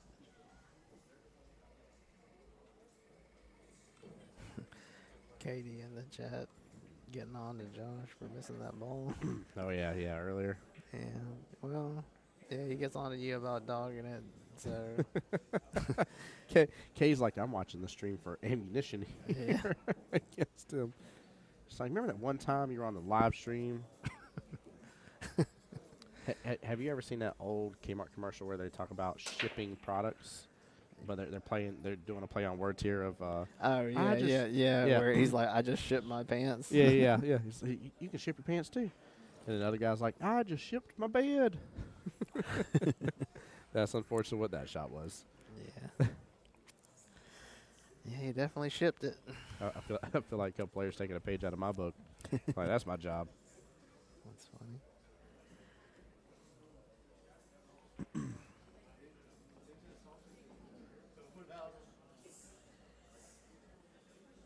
I like Alright. that. Yeah. That's not bad. I mean, yeah, he could still cut the 9. He can still cut the 9 from like a couple different ways, but I mean, really, it's the ball that's underneath the 7 is the one that you're really keying in on. That's the one that you really got hemmed up. Yeah, that stripe right above the 7 there. Yeah. I'm not. I mean, this sounds a little wild, but I'm not kidding. If I was gonna shoot a shot here, I'd probably play the 9 rail first. Yep. I was about to say, come off that right hand long rail. Or I would play this ball rail first because both of them lead to good things happening. Like, watch. See, he had a chance to bump the 7 there by doing it that way. That's why I said either shot going rail first, something good's going to come out of it.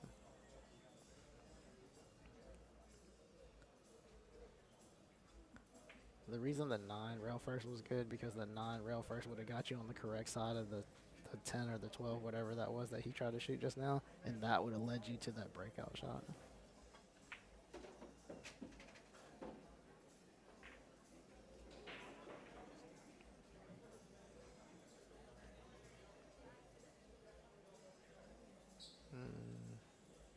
Kind of curious if Jonathan's got this shot in his bag where you can come off. If you can't do it off the 4, or I mean off the 2, you can do it off the 6 and then send your cue ball like almost like a scratch, but you hit the side rail and then you just tuck him underneath his own ball and force him to have to like kind of shoot it or move it somewhere else. And then in the same process, you free up your balls.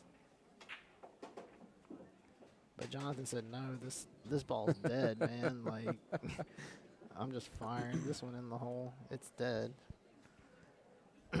Always got the stripe laying bottom right now.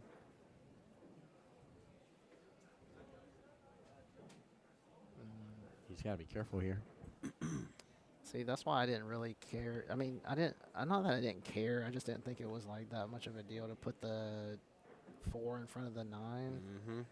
Because like you really don't block it off, but now At least not enough of it. Yeah. But you block yourself off. You know what I'm saying? Yep. Because like if it wasn't blocked off right now, I'm pretty sure Jonathan would either shoot the 7 off of the 12, or he would like shoot it into the rail off of the 12 and free up his 3 ball. But the dilemma is still the 4 ball. See, he's looking at it, but the 4 is always in like this kind of weird spot where how do you comfortably get it in a pocket somewhere? I mean, I guess if you can clear both balls, I guess you can bank it in the short. Or if you get straight in on it, you could follow it and force it in too. How many times does that happen where your intent is to overcut the ball and hit another ball, and you just shoot it clean into the hole? Right. But then when you're trying to shoot it at the hole, you're hitting all You're different always parts of the clipping, yeah. pocket. You clip when you don't want to clip, and when you, whenever you want to clip, you can't clip it to save your life. Yeah.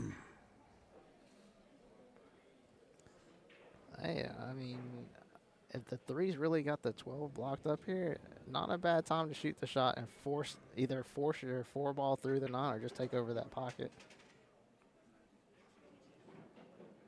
Oh, he might have. I don't know if it passes now, but Yeah, I mean, it's a question of if that 4 passes. If so, one left-hand side pocket and and work on it from there probably to get back shape for the 3. Yeah. But This is I don't think the 4 goes past. I think the 9's taking up. I think what the 4 does is it hits off the top short rail, blocks that pocket, but I don't think it gets past on its own. okay. Let's see here. So it looks like he's eyeing up this 2-rail kick on the 3 ball. I don't know. He's just trying to go on the inside of that ball and just lay on the rail, I guess. Well, I mean, you can break the ball out from here. I mean, you kind of have to, too. Yeah. Yep.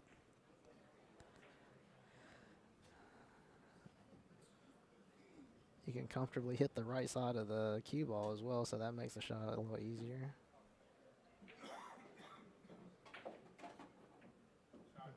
If it gets in front of the side, it's good. Wow, what a Sweet shot. Very well played, Mr. Jonathan. Take a look. Nice little instant replay here. Yeah. By the way, Marty did just get the win against Mr. Robert here. And that will bring South Carolina Midlands still down, but one down by one team point here. I mean, this is shaping up to be a good close match like I Yeah. thought it was gonna be.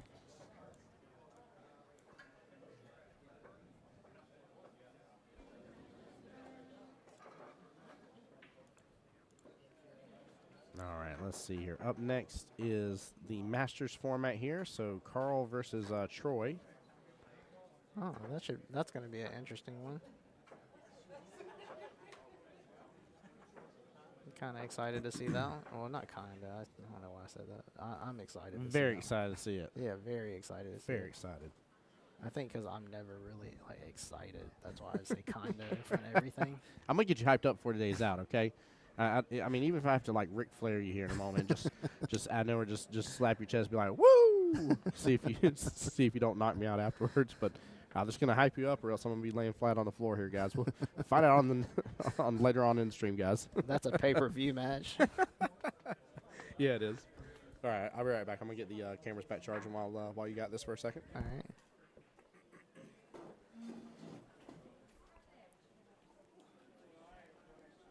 So pretty impressive breakout there by Jonathan on that last game. I mean, he really had to come with it there.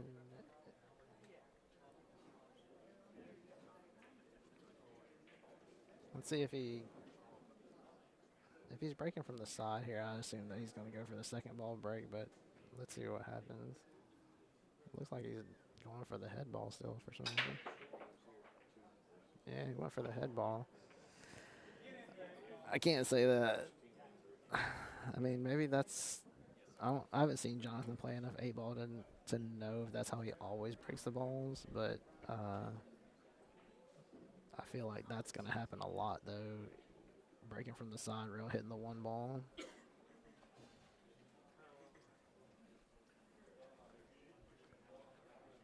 All right, so in this format, after the break, it's definitely behind the line, I believe. Yes. Yeah, it definitely is. Behind the Behind the head string in the kitchen, as some of us like to call it. Right. So he's gonna. Yeah, this is the right choice here, shooting the solids, even though there's a little bit of a cluster right there. You have both of the pockets down table blocked. You have them blocked off on both corner pockets down table. Let's see. Yeah, a little jacked up here is going to be tough.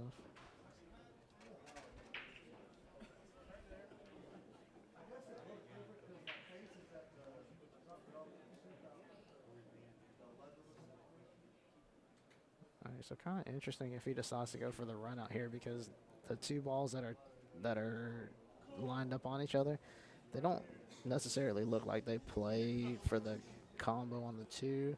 He might be able to throw it there, and if he can, then he'll go for the run for sure.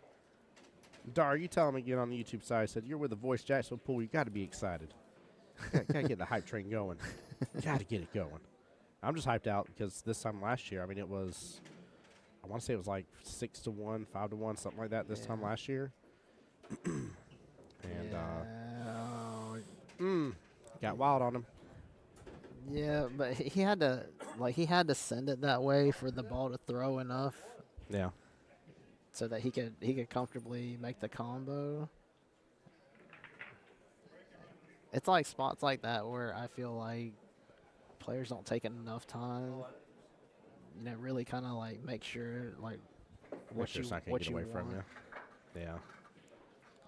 Like you kind of know what you want to do, but like you need to kind of guarantee that it happens all safely because you're moving multiple things at once, right? Mm-hmm. Kay says we don't talk about that, Tim. That's funny. We don't talk about last year. Yeah. No, unfortunately, we have to on this because you got to think in my opinion, the added pressure, and you have it from two different directions, right? You have it from the viewpoint of if you are the CSRA of saying, hey, like I know what they're going to try to do this year. I know how they're going to try to, really want this win and not make it 2-0 in the overall annual wins, right? But on the flip side, especially when it was 3-1 a second ago and had the potential to be 5-1 in favor of the CSRA, you just can't help but to sit there as a South Carolina Midlands player and just think about what has already happened before and kind of letting the past dictate how you're playing. And I'm glad to see that it's not the case right now. I don't get this feeling now. I don't know if that's because several members on each side are new to this lineup here, and if that's what's making a difference. But I'm just happy, as always, if there's one thing you guys can ever accuse me of in the history of ever is a close matchup. So if you're like, man, you're really rooting for that guy. Well, yeah, if that guy's down 1-4 in a race to 5, yeah, I'm rooting for the underdog for that one because I want to see a close match. I don't want to see shutouts. So Yeah, I mean, you want to see good. You want to see good pool being Yeah. played, and you want to see a hard-fought match. you learn more by the closer matches. The closer it is, you really get down to the nitty-gritty of who they are as players That's right. and really start to see the pressure. And you'll either see cracks and bad habits show and shine their light, or you'll see the true victors here of really handling their business. And it's amazing. Oh, didn't get back below it. Yeah, I was kind of surprised there because the shot before that, he kind of elevated and came back, and I thought he would do it again. And I was just about to say, the only thing that can go wrong is if you overhit it on that shot, and then he decided to level out and go forward. Which, I mean, this isn't terrible. He's just got to be a shot maker here. Mm-hmm. Your cue ball's definitely. I think your cue ball is going to come out hot here, but it's coming. It's coming towards the 8 no matter what. Yeah. Oh, man.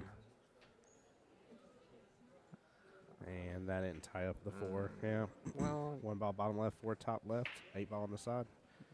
this might be laying a little tricky here, but I mean Tracy's got big stroke power. Yeah, he Like for does. somebody that, he. Watch how lightly he holds the cue. I mean, I'd be terrified to hit a shot with this much power, holding it that lightly. But watch how much he gets out of this cue ball. Just gets it to work for him. And that's why I said, it looked kind of tricky because he was a little bit off angle there, and like you've got to hit that ball with pace. You got to hit that ball with pace to get it to come out the way that he did, but like holding it Or is as he just lightly gonna as he take it does. down? Yeah.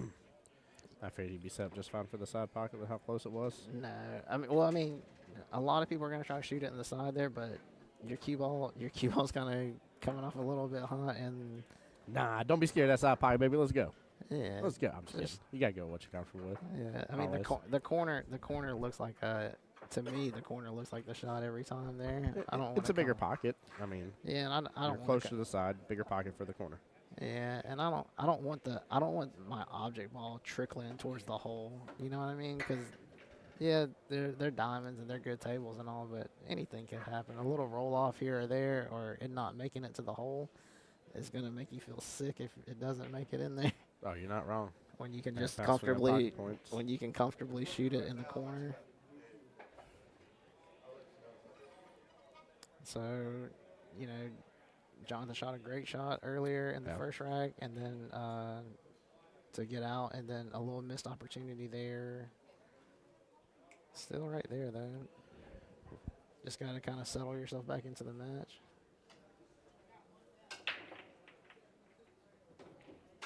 But it's a shorter race on the 8-ball, too. Yeah, only the race to 5. Yeah, so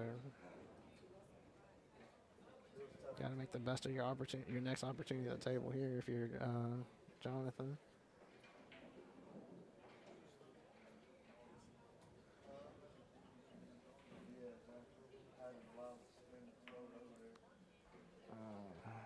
Oh man, yeah, we both just looked over at the first table here, saw a wild miss on the 5-ball with where it was. And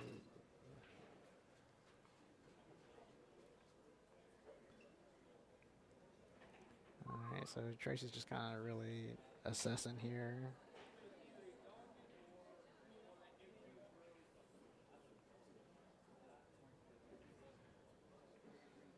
And guys, we're not even with how it's going right now, not even to the halfway point just yet in this tournament. Overall race for the team score is to 13 points, 25 total potential matchups here. Obviously, we'll play till it's mathematically impossible for one team to win. All right, so this is what you were waiting on. You know, you kind of like dropped the ball a little bit last Here's your chance for redemption right here. Oh yeah. Your Here's an opportunity. stripes lay good as long as you can get right there Yep. where he's looking at. 13. As long as you if you can draw your rock over to the side rail where you're standing at and get on it, you're almost home free. You got two really tough shots to get to right here, and that's it. You know, the 10, I think that's the 10 ball. Yeah, the 10 ball up here by the 2. Yeah, 10's by the 2 over here. Yeah, so if you can fall on the 13, if you can fall on the 13 or the 9, whatever that is that's tied up with the 1, if you can fall on that ball properly and get onto the 10, then you're almost scotch free here. So I think the 10's coming in here. Good shot. By the way, in the matchup of Mr. Carl versus Troy here, Carl taking the first rack. Troy with a unfortunate scratch there. He had a little miscue incident, and I think it was only 4 balls left on the table, in which Mr. Carl took good advantage of and just ran out the rack easy peasy. All right, so Jonathan's really looking down at this 13 that's under the 1.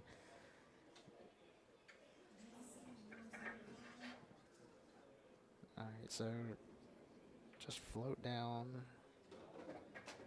and then use the 12 to get on the 13. Yeah, I'm trying to see here. 6 is in a little bit of predicament for where that 13 is, but I unfortunately I can't get over far enough from our table to see for sure that has a clear. Even as He's long as looking at it. as long as it's that close to where he's looking at it, like he Yeah. can make it, it's okay. Why? Because you just play it at a speed where Yeah, 'cause put you- the 'cause pocket you- into work. because you really need to fall on the 14 ball anyways, right? Yep. Because the 14 or the is that the 15 or the 14 down here? You're Either talking way, bottom left hand corner. yeah. Either way, that's the ball that leads you to that 10 ball that Yep. that only has the side pocket for right now. So really, a soft speed here is going to do you a lot more than anything else. Like that, right? Why? Yeah. Because you're gonna. I think you block the hole. Yeah, you block the hole probably.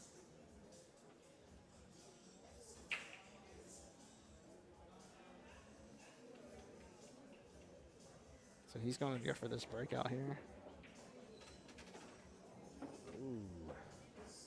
Got the break in more like it. 8 ball sitting there very close to the 6. I mean, luckily he still has a 7. If he can get back downfield, use the 7, pot that top right, he'll have the 6 top left. Should take the 8 ball again top right. So he just needs to work his way back down. Yeah, the only problem is this cue ball so close to the rail that if Yeah. he were to shoot the 1, he'd just have to float it. And I think he's just going to elect to like play the 13 here, yeah, like that. There we go. Defense this bad boy. I like it. Yeah. I like it.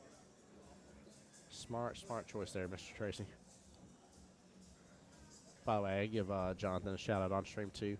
He's got these nice blue sneakers that are going with his wonderful blue border bash shirt that he has here. That magically, the sleeves disappeared on it. I noticed. Yeah, so Jonathan's allergic to sleeves. Ah, you know what though? Anytime we can accommodate for allergies, we need to. And you know what? I'm all good with that. That's good. Yeah, as soon as I saw the shirts that they brought for Team Columbia, I was like, that's not going to work, guys. Jonathan's not going to play with sleeves on. That's even better that I'm picking up on this, by the way. Had no clue that's what was going on. Yeah. Cracks me up.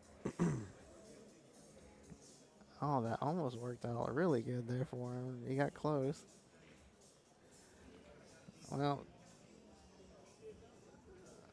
these all kind of lead to each other here. Yeah, The they 2 do. to the 1 to the 4, and then the 6 and the 7 in either corner.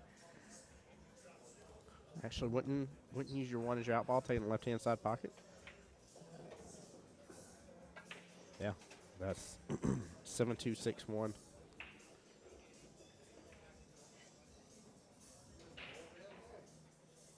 What you think, Calvin? Yeah, just as Little long as you. inside. Yep. I might have left myself a bigger angle here, unless the 4 passes on the bottom. I mean, on the top left corner. If the 4 passes, then this is ideal here.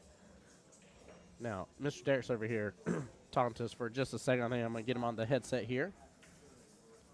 Mr. Derek is the CSRA Central Savannah River Area League operator here. Mr. Derek, talk to me for a second. Let me get you adjusted, brother. Get that mic close. Can you hear me? There we go. Yeah, you got to make love to the mic here. You got to be close to it. There you go. Oh, okay. Yeah. There, yeah, now we can hear you. What's up, brother? Hey, ain't nothing with us. How you doing, man? Doing well, doing well. Now, can you remind me on your team here? We kind of been talking about it here. Who is new from last year? Who was not on the team last year? Well, our core group last year was Tracy, Jeff, Curtis. That was it. Okay. Everybody else is new. You got Carl Gay is new this year for us in this format, in this setting. You got Nick Windley at the number 5 spot. Todd Blackwell in the number 6 spot. And then you got Robert Elsroff in 7. Okay. And even there's really only one new player really, because the rest of them they've been top players in this area for a while. Yep. Locally and within the APA format. Yep. Absolutely, you are absolutely right, Calvin. These guys are, even when we went back to the, Oh my god. did he miss that 8? He just missed a ball. Oh, my Lanta. Jeez. That's a little uncharacteristic. Tracy, you've been fired now. No, just picking on you, brother. Picking on you. Speaking of new players, we're gonna get. No, I'm just kidding. No, I think when Tracy's got to like roll the ball a little softer than normal, I think it's an uncomfortable stroke for him. Yeah. And I've seen that a few times. Just not only like just watching him play, but just playing with him. I've noticed that. Yeah, that's true. There we go. Jonathan set up good for the side. If so, we're going to have a tied matchup, and we do. Both gentlemen needing 3 racks each. Yeah, Derek, just getting a huge shout out to y'all. Appreciate y'all inviting me back out. Getting to be a part of this. It's definitely a good time. Oh man, like I told you, I wouldn't have it any other way. I don't want anybody else really to come down and do what you do, because you have a love for what you do, and you can tell. Well, speaking about not loving things here for a second, unfortunately, Mr. Troy just got clipped up on top of that 5 with the 1 after he just made a great shot just a second ago. Yeah, I think in a situation like this, I'd have to try to find a way to play it safe here. Yeah, this is risky with where that 5 is in the side pocket. I mean, played it. Yeah, but the Plays one. it so well. Yeah, the one. Man. That's what he was looking at when he was pointing his cue. Like Yeah. if he could carry him, if he could like kiss it off of that ball. He hit it brilliantly, too. Very That's- well played. That's what I was saying earlier about like Troy just being so well versed in all the games, like seeing those caroms and stuff like that. They come up playing one pocket all the time.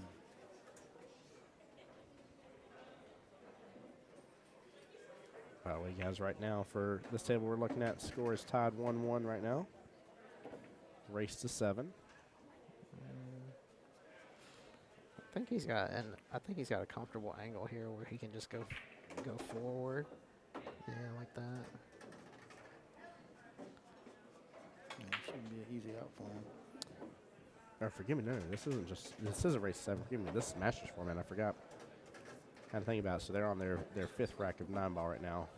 Okay, so I think it's choice here, but I think you're going to see Troy cut the ball slightly to his right and just come up on the same side for the 9. Yeah. Kind of like that.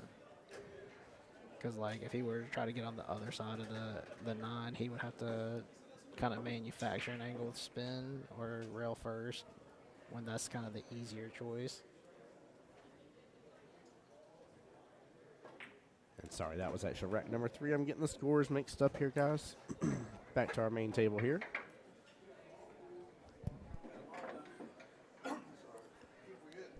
So, Mr. Derek, how's everything been for the CSRA, brother?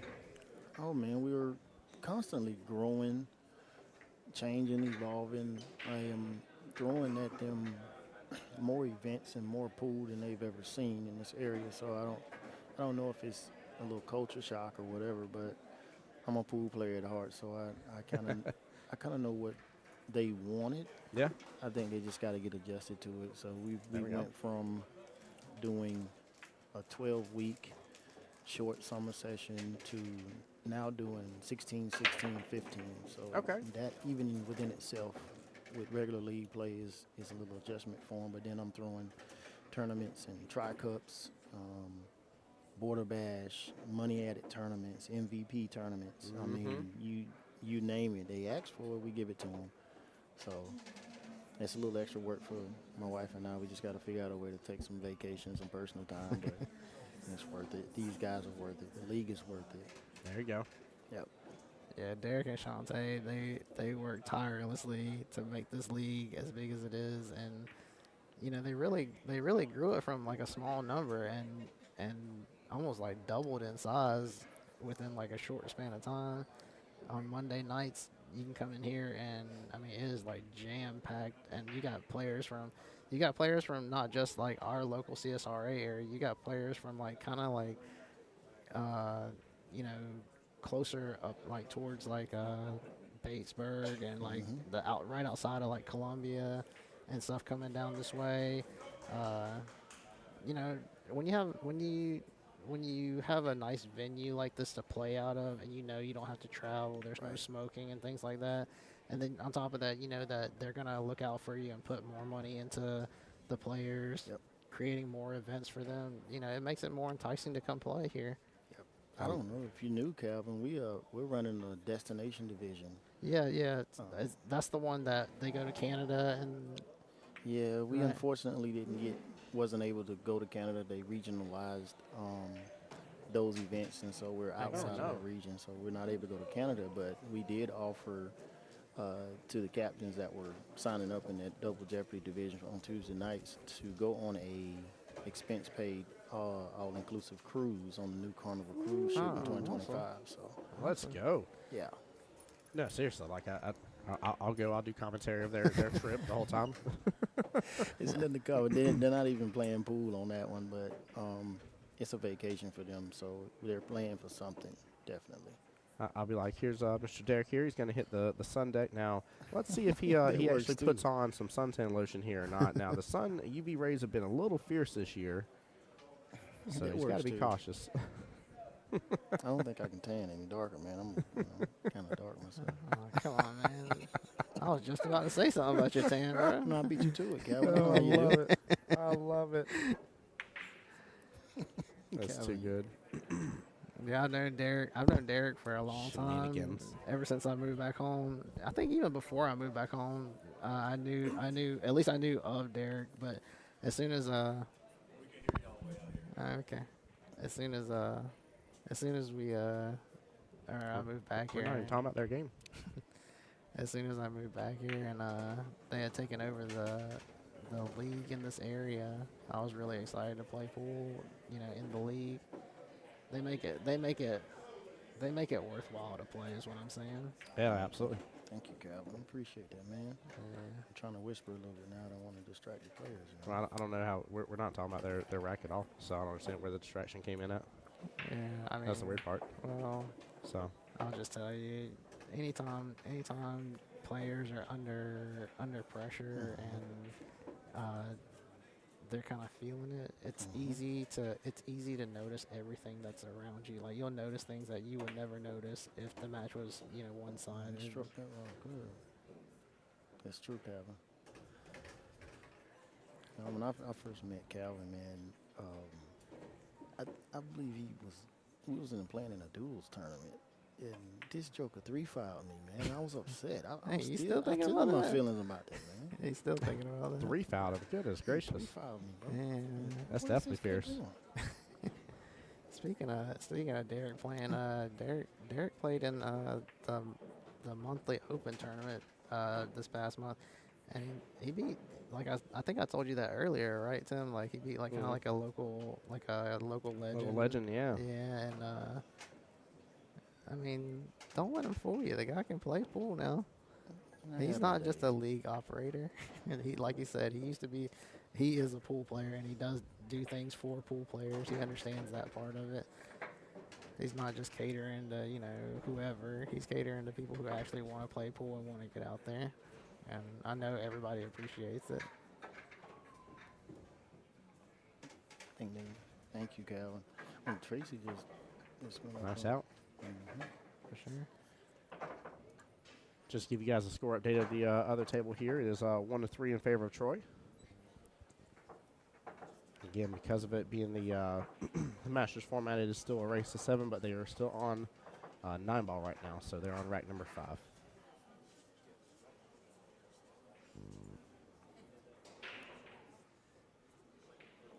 Let's take a look at both these breaks here. They're both getting ready to wind up here.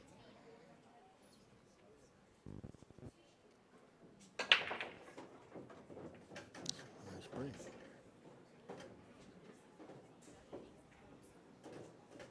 Yeah, so 3 on the break there for Troy. And his eyes on the 2. Take a look at Tracy's break here. 8-ball getting a lot of movement. Ooh. Unfortunate scratch there, top left. And see, I'm a little confused with the breaking on the 8-ball for Tracy and for Jonathan, because they're both breaking from the side rail and they're both hitting the 1 ball. Typically, Yeah, the second ball in. typically if you're breaking from the side rail, they're all breaking from the second ball in. Breaking from the side rail hitting the 1 that hard, I mean, it's usually jumping off the table, or you're catching a scratch somewhere because you're just coming off of it in a way where you're never going to hit it like full the way you want to. Just stop the rock right there, or let it bounce back a little. Well, it's interesting you brought that up. I didn't even notice that they were hitting that 1 ball from the side. Yeah.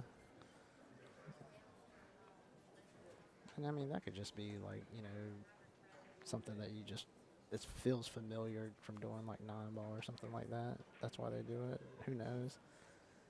But if it works, it works. But typically here, from today, we've been seeing a lot of scratches and balls flying off of the table with that break.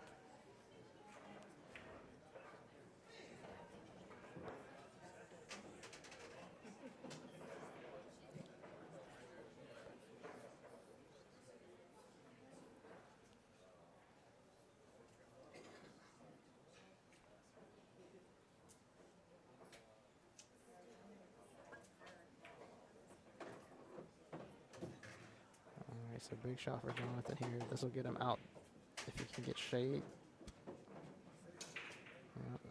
This looks like a pretty easy way to get out here. A couple ways to do it. You can get on the 10 and then draw straight back for the 12, or which that's kind of that is what that's he where it's did. going to be, yep. Yeah, he's set up for success here. Yeah, right here he's got a little bit of an angle, so he'd like to be able to come to where he's pointing at now because of the angle. Because if he got straight, then yeah, he could just draw back a hair. Right here, you really just got to hold your head still when you're forcing this. You're not really forcing it over. The angle's there. You just don't want to clip this 1 ball by hitting it too thin or something like that. Yeah, just a little bit of a let up on the stroke there, which is unusual for him because he kind of goes through everything at pretty comfortable pace. Mr. Troy running away with it right now, up 4-1. Still not that big of a problem for Jonathan here. He can still. I'm pretty sure he can cut this ball to the right, the top right, and then come around for the 8 like that. Look at that! Wow, Yeah, that was nice. very nicely done. All right, well, a little testy here because you're jacked up over the 5. Have these guys played 8 ball yet? Over No, No, we're they're still on on rack the number 6 right now, Okay. and current score is Okay, so 1-4 in so favor of Mr. Troy. Oh, just got it in there, but you know it looks like he was jacked up, but he could kind of like cue it from the side comfortably, so that made the shot a lot more doable or less missable, I should say.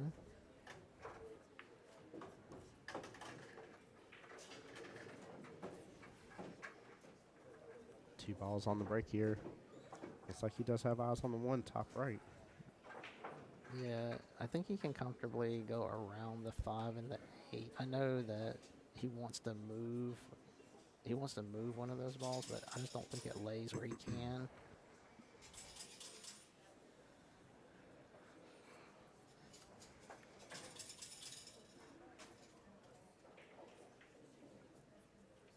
The key here is really don't do more than you can.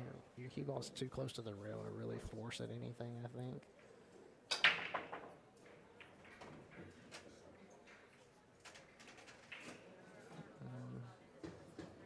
He's looking at shooting this one right down there towards the 9. There's a there's a fly. Fly sitting there trying to distract him. Shark him. Yeah. I mean, flew right up in his face and everything. It was like laying on his Yeah. cue with us and stuff. Goodness gracious, come on. Now we got Mother Nature trying to get Yeah. involved with sharking. Oh my gosh. So it looks like he's looking for a safe option here. Even though he's got a clean shot, he just wants to make sure that, yeah. Not bad. Not bad there. I see what he was trying to do there, but it was tough given he didn't have enough angle. And then, like, spinning the ball from the rail there, it's real easy for it to curve away from you here and catch it thin, and then you sell out.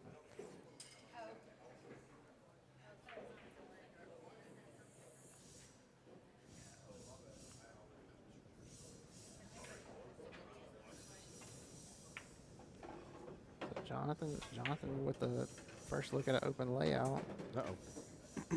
Hangs it up in that pocket. Yeah, it turned out good. It wasn't the worst thing for it to turn out like that.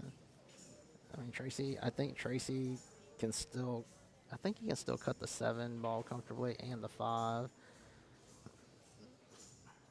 The only reason why I say that is because there's a gap between the 2 and the 8 where he can get his cue in there without having to jack up. And then the 5 ball, he's definitely not jacked up on that one, I don't think, if he's shooting it in the side.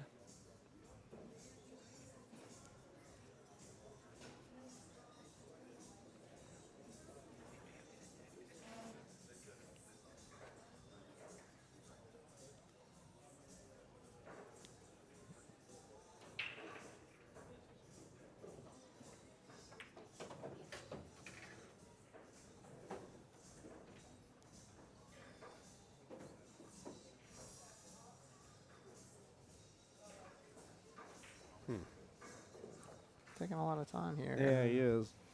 I mean, if he's taking this much time, there's definitely something that he's really trying to make sure of. He's trying to stage it. Not the 13. Yeah. Okay. And he does so. Very nicely done. Well, I know that's got to be tough for Tracy not to be offensive there when he's got 2 offensive shots. I know he's itching to shoot there, and you know. Y'all didn't see Mr. Darius just bob his head up and down. I was like, yeah, that's right. I know that's got to be painful for him to do right there when. If you guys know anything about him, Yeah. he's a shooter. Oh, yeah. He wants to get out every chance he can. That's one of the things that him and I talked about quite often. I was like, man, You can make a ball anywhere on the table. Just sometimes you probably shouldn't. Yeah. Yeah, just because you can doesn't mean you need to. Yeah, it's true. By the way, we got an interesting 5-9 potential combo. 5-9 combo over here, yeah. If so, Mr. Troy would be up 5-1 if he lands this. Yeah. Oh, nice There you save. go for the Yeah, I was defense. thinking about that. Yeah. too. Great shot. Yeah, I'm actually kind of glad I didn't go for that 5-9. Yeah, 'cause you go for it and you hang the Hang nine, it, you yeah. in trouble. Yeah, you'd be in big trouble. Smart shot. You got your man. You got your man in a deficit. Go ahead and really just lock him down. Yeah. Make him have to beat you. Don't help him. Don't That's help right. him get there. Yep. Very experienced play. You are very good at that too, Calvin. By the way, Still in thinking my about feelings that. about that, man. I think Mr. Derek feels a certain way Yeah, I do, about man. it. I do. It's only happened to him once in his life. And we're still friends. Yeah, we are. And you said it happened because of a 3 foul, It was right? a 3 foul. Yeah, three fouls one of my favorite. One of the most controversial things I've ever talked about on stream here to get people tripping out a little bit. Some people like 3 fouls in certain tournaments. Some people don't. I'm like, as long as it's a known rule, I'm such a fan of 3 foul. I think it makes the game. I think it makes the game better, honestly. Yeah. Because you can sit there and nip and tuck for mean forever. Yeah. And nobody will want to shoot at anything, and then you kind of forced to play this long, drawn-out game. That was when I realized that how important the defense is in the actual game of pool. Like Yes. I was kind of like Tracy, man. We played a lot when we were kids, and he shot out from anywhere, so it kind of inspired me to do the same. And then I'm gonna get over there and play Calvin, and he 3 fouled me. I'm like, dude, it's threw my whole match off. I couldn't do nothing else the rest of the match. Oh, man. Good times, good times. Oh yeah. A little trip down memory lane. Quick little luck here. Troy's hitting them pretty good, man. Yeah, once he gets rolling, I mean, he's he's a real like freight train. And I Get was out from I was Troy really there. when they called this match, I was really like intrigued to see how it was going to play out. I told Tim that earlier Yeah. because, you know, in all honesty, they both have very similar styles of play. They both can steamroll. They both can play. You know, they both have that ability to make you feel like you're getting run over when they're running out because they just do it so quickly and effortlessly, right? But then they both also possess the same traits when it comes to like being able to play safe, banking, kicking. They kind of fall. They check all the ticks basically Right. in the same spots.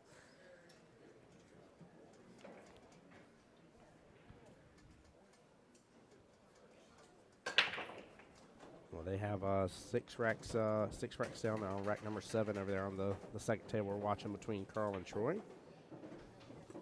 We'll see if Carl can get a couple under his belt here, maybe make it 3-5 going to 8 ball, and really reverse the script here. Yeah, and in Masters format, that's the beauty of it. If you can get out of a set where you're down playing 9 ball, going into 8 ball, you can kind of change the tempo because they're Yeah. 2 totally different games. For sure. And there's definitely people that very much love one over the other, so much so that they I've seen it before. I've seen a Masters format where somebody's like, as long as I keep them in 9 ball and come out of that really ahead, I'll be okay in 8 ball. And they don't like 8 ball, to save their life at all. But they're hoping to only have to get 1 or maybe 2 at worst of the 8 ball racks. I'm a little surprised there on Tracy's match when he's had the last solid there, and I know he didn't really have all of it, Yeah. but I'm surprised that he didn't opt.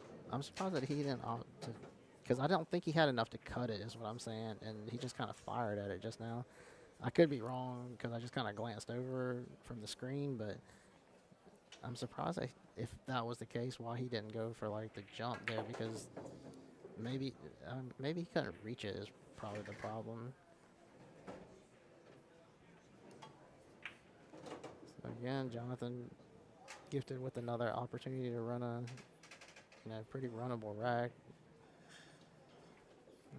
Now this is the pocket that he bobbled the first shot in this rack at.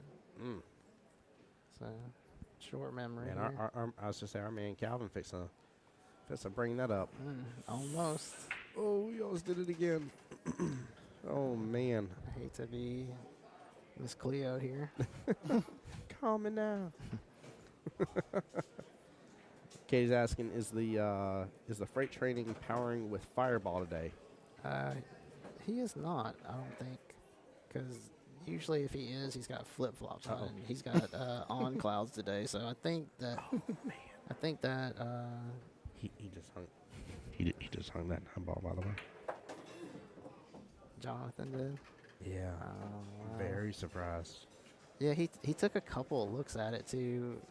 I mean, I Hmm. looked away when we were looking at Troy's foot apparel, but yeah, that's tough. This is for Tracy to get onto the hill.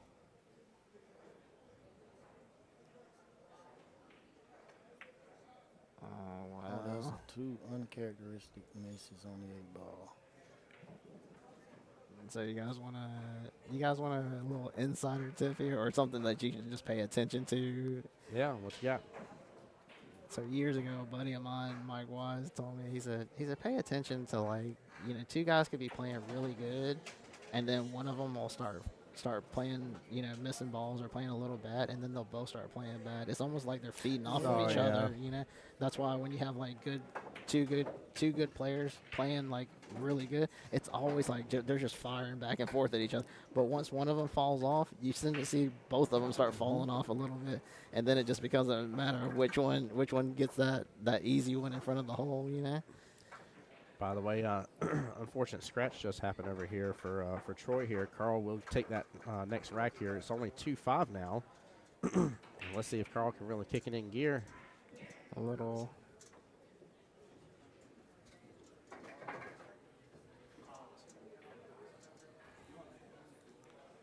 I think Carl's wanting to talk to you, Derek.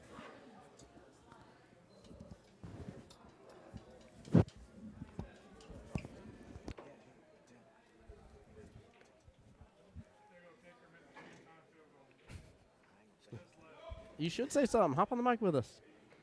We got Mr. Robert over here after his fun matchup just a little while ago. Yeah, you guys were really firing away at each other, weren't you? Yeah. Yeah, Kind of gave me a little flashback there, Robert. I was like, yeah, I started coming back. I was telling Tim, I said, Robert at one point, he was arguably like one of the best rotation players in our area when he was getting out there and traveling and playing a lot of different tournaments and stuff like that. So I wasn't surprised when you were firing back at Marty the way you were. a couple like things could have happened a little earlier that would have gave you more chances to close in on that gap. But Yeah, I mean, you still played great, dude. yeah, I appreciate it. He come out real strong. Yeah, for sure. You definitely came out there strong. Guys, meet up for me for just a second.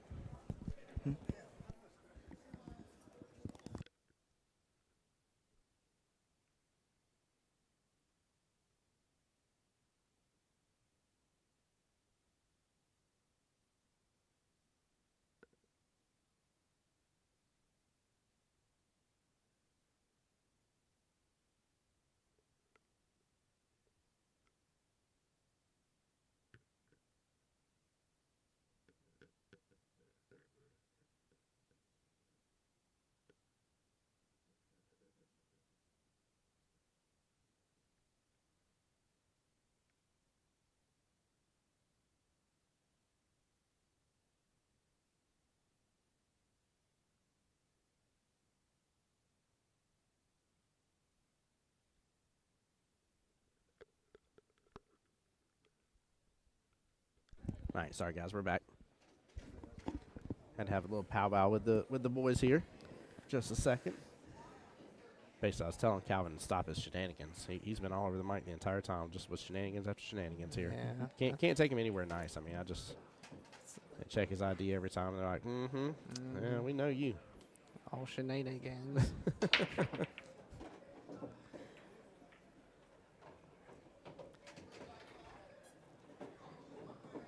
So, back on Tracy's match over here. 4-3, is that right? Yeah, and race to 5-2 on this one. Yeah. Double check here. Yeah, this is the just the straight 8-ball one. So not Tracy, Masters version. Tracy with a pretty good layout here to get on the 8.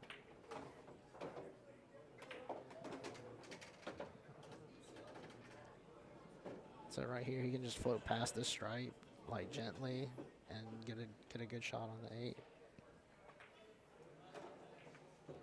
Or he can just try to go around. See, I think if you just float gently there and just come out past the stripe by the side pocket and give yourself a shot, you're good. But I know he's missed, like the last 2 shots that he missed, it was because like he didn't feel comfortable hitting it like easy like that.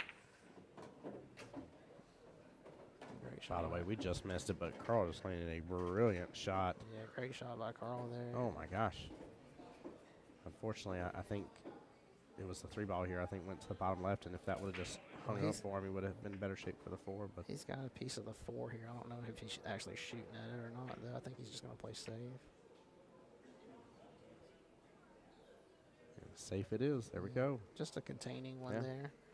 You know, he couldn't really guarantee that he was going to hook him behind anything. He just wanted to make sure that, you know, he didn't leave him a shot straight at or directly at a hole.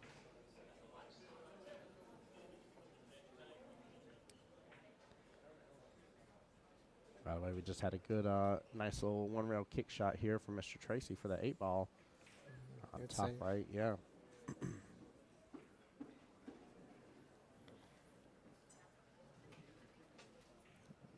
And chat, just to remind you guys as well, there's a lot of you on the Facebook side. For those that have big screen TVs or prefer to watch it on their phones here, the Voice of Jacksonville Pool on YouTube as well.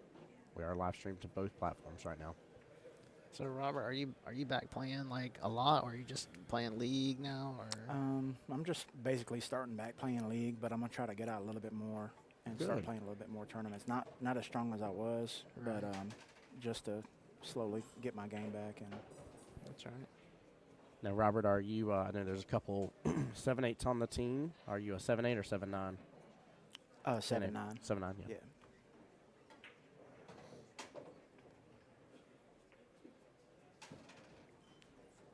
It's Before, when I was, I spent so many hours in the pool hall, it's kind of hard to do that work full time and have a family and all that. So Dude, yeah.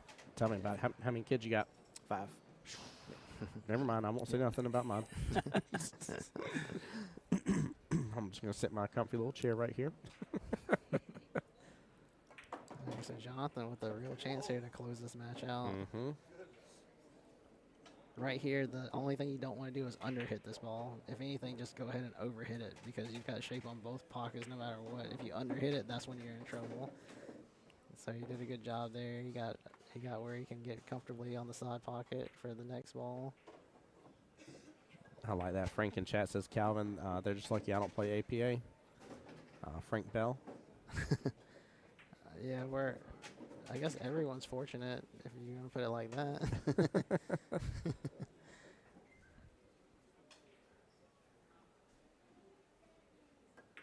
All right, Jonathan. Good shot. Just put it down. Yeah, this is the tie up for the Midlands here. All right, good shot. He gets it. Good match. Nicely done. Yeah, that was definitely an interesting match to watch over there. 2 guys that play kind of like a fast and loose style, playing 8-ball especially. That was definitely interesting. I think they both, no matter how that match went, I think they both would have walked away from that match knowing that they had a couple of missed opportunities. Let's see here. Curtis and Nick up next. And it's going to be 8-ball Scotch doubles versus Jim and Josh. That should be a really good match to pay attention to as well. Like I said, Jim's kind of like a Scotch doubles expert, so to speak. So him being in the lineup playing something that he's comfortable with is definitely going to be something to keep an eye on. And then also, who was the partners in the Augusta team? Curtis and Nick. Yeah, Curtis and Nick for the CSRA and Jim and Josh for the Midlands here. Right. It'll be interesting to see who kind of like is the leader when it comes to Curtis and Nick playing together as a Scotch doubles pairing. By the way, on this score right it's here, definitely it's gonna 2 be to 6. Yeah. Interesting. So this will be the first rack for Carl and Troy in 8-ball. So their whole matchup is full-on Masters. Guys, keep in mind we have Masters rules, and then we have Masters matchups. So there's 8-ball matchups, 9-ball matchups, 8 and 9-ball Scotch doubles, and then Masters. So 5 different forms of play, if you will. Right. So it's 2 to 2 to 6. 2 to 6 on this Yeah. one. Okay. So he needs all of the games in 8-ball. All the 8-ball, yeah. Gotcha. It's definitely a tough thing to ask, but Yes, definitely especially possible. especially with this layout. Oh, got him. Got him. Commentary curse. All right. Here's your chance, Carl.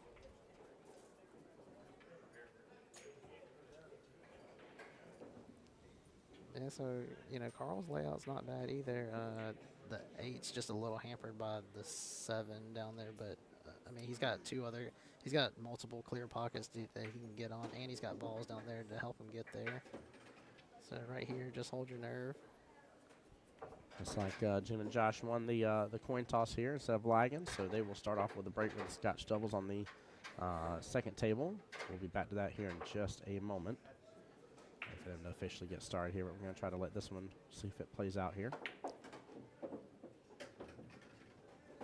Yeah, I'd love to see Mr. Carl here get on a good run and again just shift everything that's going on. See a completely different side to him. For sure.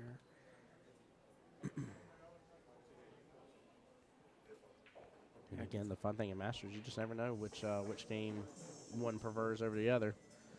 I've even seen it before where somebody's like, yeah, I start off on 8-ball because I hate 9, and you see him just drown in 8-ball out of nowhere. You're like, well, you're definitely in trouble now. 9-ball, then out of nowhere they catch a gear in 9. You're like, did you lie to me or something? Like, did you not know that 9-ball was your game instead? They're like, no, I swear 8-ball's my game. Carl definitely has a high gear, and you never know when it's going to drop in, but when it drops, he starts getting out from everywhere. Yeah. Yeah, that's what I was saying earlier. I don't know if you were here earlier, Robert, when I was telling everybody that both players have real similar styles, and like when they get rolling, they both can just feel like freight trains because it's so fast and loose, and Yep. it's easy for them to kind of make you feel like you're getting run over.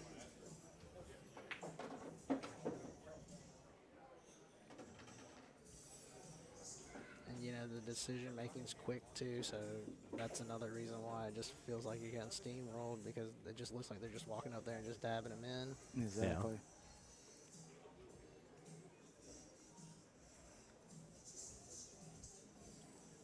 All right, so a little bit to think about here. Oh, no, we're back on this match. Let's see.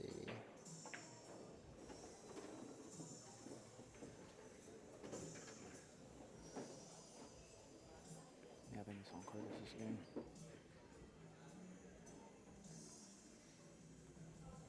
Chad Medley in chat saying, choo, choo. Katie, you got right. She says, hopefully Jim's breaks since Josh either scratches or breaks stride. That's too funny. Frank says rotation's definitely his game style, but he has a higher win percentage than 8-ball.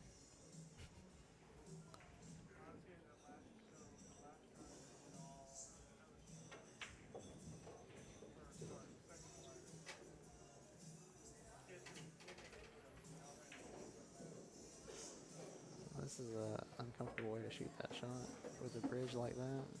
It was Oh, kinda I just looked over it last second when you mentioned that too, yeah. So, let's see.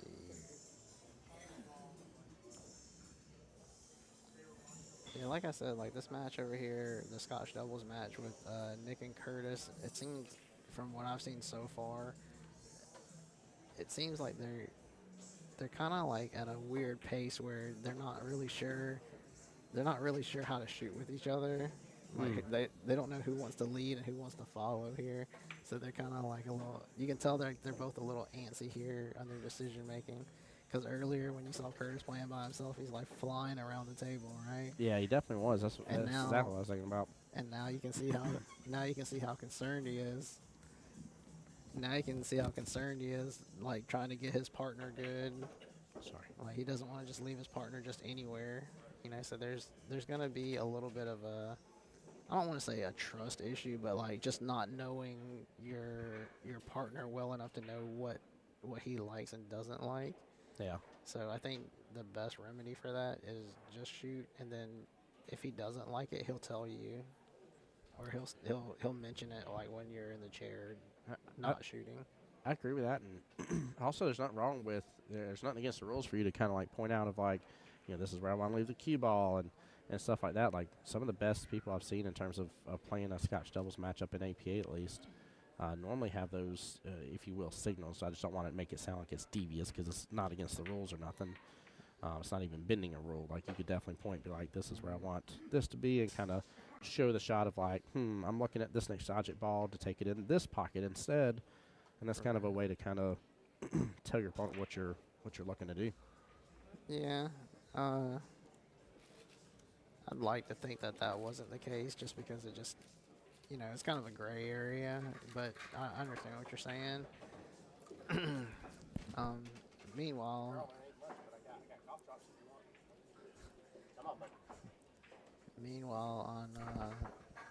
on the other table, Troy made an early 8 there, so Mark went up for Carl. That'll get him closer to where he needs to get in this match, being that Troy's on the hill. Yeah, 3 to 6 now. So, if I'm him, I'm looking at it as like, okay, well, even though I've made some mistakes, or even though I've gotten a little snake bit by some of the rules, now it's kind of turning around. Now I got to kind of take advantage of this. Definitely want to see it happen. And just try not to like really beat yourself up over all the things that you feel like are causing you to be in this deficit. Well, when do you need to wait to make a change and start shifting things in your favor? You don't need to wait. You need to make it happen when you can. Right. And so if that window opens up, which, definitely an opponent making a mistake like that opens up that window a little bit for you. Yeah, it should be kind of like a signal or a sign, I should say. It should be like a sign that this is your moment. Are you gonna take advantage of it or not? So Josh and Jim with the run out going here. I tell you, Calvin, what that reminds me of is my church worked with another church. It's like a little over a month and a half ago. Anyways, long story short, we were helping out at a school, helping them get ready for class and get ready for the new year. And one of the things written on one of the teachers' boards was all about chances and choices. And I really liked what it basically said, but it boiled down to the fact, like, you're going to get 2 things every day. You're going to get a chance, you're going to get a choice. He was like, chances, come and go. You don't always have control over them. The choices you make, you have complete control over. Correct. And I really liked it because, as a pool player from time to time, I'm sitting there on the other end of the table. I'm like, I just need a chance. I just need a chance. I just need a chance. Right. When, like, realistically, yeah, I do need it. Don't get me wrong. But, like, what were the choices that got me to that point where it's like, I need that other chance now. I need that other. Correct. That's the questions you got to be asking. Sometimes, there are matches I've done on live stream, too, where I looked at the other person. They're like, well, there wasn't much I could do there. And I was like, you're absolutely right. Like, your opponent just shot extremely well, extreme lights out. Like, your takeaway was your one singular miss, and it might have been tiny. There was nothing, nothing wrong with it. Just a small little misstep here, and that was it. Like, if that's your only takeaway, it is what it is. Congrats to your opponent, Right. But if there are other opportunities and you're so focused on not getting the chance, well, you got work to be doing.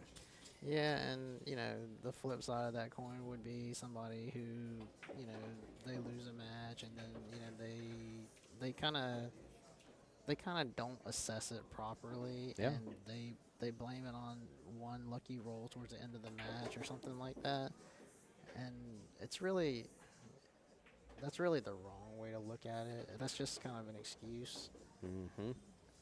The thing that I always tell the players that like I coach, like there's a few players that I've coached and then being like kind of stronger player, or not kind of, they are stronger players now, but some of the advice I've given them in those kind of spots is, yeah, the person made a lucky shot to beat you, and that's all you can kind of hone in on. But if you really think back and retrace your steps, you'll realize that you could have done a lot of things to negate that one roll. Yes. You could have got out when you had an open layout. you could have not made this one mistake. You know, all those things factor into it. You need to hold yourself accountable is all I'm trying to say. And not just look at it from that one role that sticks out in your Mhm. mind. Yeah, I'm not saying there can't be a major thing, but I'm with you on that, Calvin. 100%, man. It's tough, right? As players, I talk to my teammates all the time about not giving up, not letting go, and it sucks because there was this time not too long ago that I had some real struggles with the mental game, and I was really upset. And finally as things started working, and I started making some of my shots I should have been making, and really getting in there. But even my opponent, they were like, man, they were like, you were kind of upset for a while there. I was like, yeah, I was mad, and they were like, well, hopefully I didn't do anything. I said, no, I wasn't mad at you. I was mad at myself. I was like, I was so upset with how I was playing and what I was doing and everything like that. I was like, I was so just angry, to say the least, and it really threw me off my game. Yeah. So, the Scotch doubles pairing over here is working out almost as I expected it to play out. Like I said, with even though Josh and Jim, they don't play together, Yeah. but because Jim's really good at being a partner for some reason. I don't know if it's a natural thing for him or just because he does it all the time. But now you can see like how quickly they're meshing together. And if you look at Nick and Curtis, they're kind of struggling in a sense because they don't really know who should be following who and who should be kind of like taking the lead here. But By the way, you have on the other table just another unfortunate scratch there, and because of the ball in hand and 2 balls remaining here, because of 2 balls remaining here, the Troy conceded the rack, so it is 4-6 now. Don't call it a comeback because he's always been there. correct. Yeah. And I think you'll see a real mood shift here as Yeah. well. I mean, you even saw I'm not calling him out and trying to pick on Troy here, but you even saw this point like stick hitting Yeah. the table a little bit and stuff, and Yeah. so I mean, I think I could jump up and down right now and he won't even notice me. When I was telling you about earlier, yeah. it seems like whenever you're facing a deficit and you really want to win, and it just seems like every little thing players will notice every little thing that's going on around them that they wouldn't notice if the score line wasn't that, or if the pressure wasn't there, or if they were playing good. Yeah, But exactly. it's that combination of things not going your way and you facing a big deficit that puts you kind of in survival mode. And as human beings, being chased by animals. When you're in survival mode, you're gonna notice every little thing because every Yes, you single little will. thing is a danger to you. So that's really where that comes from. You just got to be cognizant of it and aware when it's happening. That way you can just talk yourself out of it and be like, okay, I'm feeling the pressure. I accept it as a challenge. Now let's go. That was the second rank, right? I believe so. Yeah. I believe it's 2-0. Yeah, over I had it 1-0. I just couldn't remember if I had there. Yeah, marked it or not. it's Okay, 2-0 2-0, over okay. there. Thank you. Sorry. Got to looking at a couple things here on other stuff happening, and All right, so scratch on the break on both tables, I believe. yeah, it was on both. All right, so scratch on the break Right on behind both the head tables. string. All right, so let's see if Nick and Curtis can find a way to kind of like make this thing gel together. By the way, table on the left here, just getting some clarity. It is still an open table here.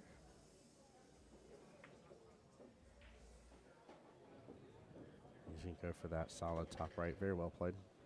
Open up a little bit of room for the 2 ball there too.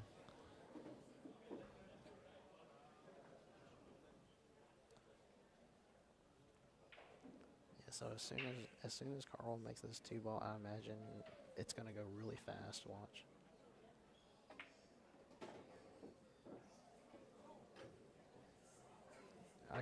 It's just one of those things where you can just kind of feel the momentum shifting just because of those two games. Yeah. Where he early aided, and I think he scratched on the last one. Was that right? Yeah, he scratched on And then last he one just with there being concedes. yeah, because it was Right. yeah it was done for sure. So right here, I think you're gonna see him get out pretty quickly here. Let's take a look over at it. And with that being said, once he realizes that he's within one of being on the hill as well, I think, all of that, it'll feed into his confidence. Mm-hmm. Yeah, I definitely agree. Make a world of difference. Yeah. So right here, options, you got the 6 and then float. You can float to a couple of different places and get on the 8.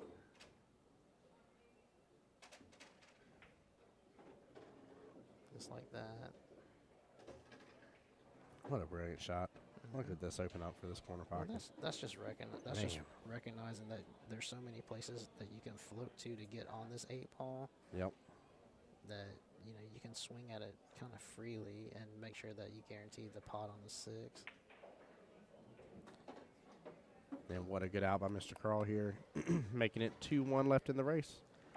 All right, so Very we well got a played. race to 2, Yeah. race to 2 and race to 1 over there, and then back on the Scotch doubles. Yeah, that was such a nice run by Carl, though, to say the least. Very For well sure. handled. Very, sure. very well handled. Yep. I knew after the shot on the 2, once he gets shaped there, it's pretty it's gonna go pretty quick.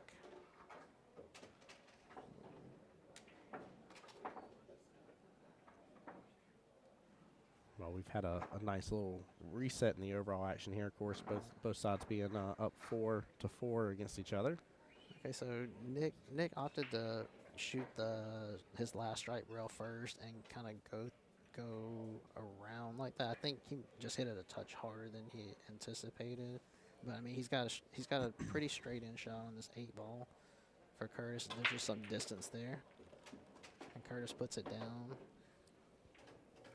All right, now let's see how this tempo between them changes, because By the It's- way, Carl did just almost make the 8 on the break here. Look at it at the bottom left-hand corner pocket. indeed. It drifted very close there. But even better than Megan, or not even better, but the better news is he's got an open layout to run again. Yes, he does. You know, He everything's felt out. comfortable last time, too. Yeah, everything's out in the open again right here. Once he clears the two strike balls that play in the side pockets, this should be on the hill. I don't foresee. The only thing I foresee bad happening here is if he runs into the 1 and pushes it up in front of the 8. Okay, so he didn't have to run into the 1. Look at that, too. All those solids getting closer to each other. Yeah, that you just can't be too worried here. You got to come around for shape here.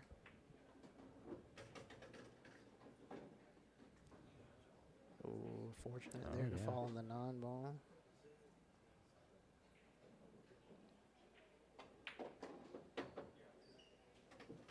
Okay.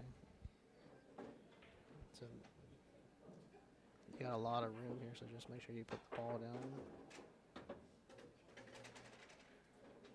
There we go. Another nice little bump there. And Hill it is. Just Let's like go. that. Yeah, very well played. Wow, what a Like I s- matchup.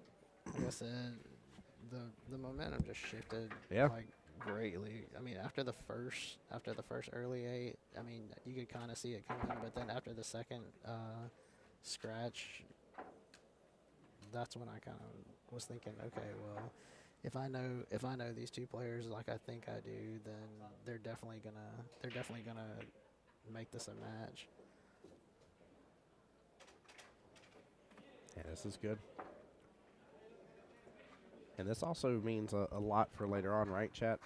Some of these matches going the full distance of Hill. You got to think they're on their 13th rack Yeah. right now. And here we are. It's 4-4 in the overall team score, so a lot of matches left to go. First team to 13 points, All right. right? So this could also make a difference here as the day progresses.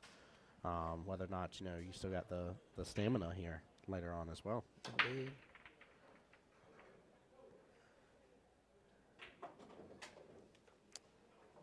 All right.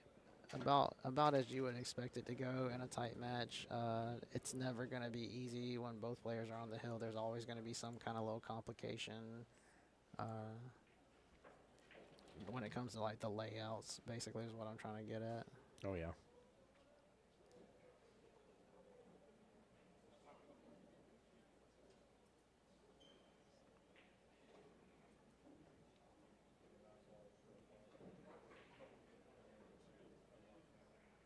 Let me take a look here because it should be 9-ball Scotch doubles next, and it will be.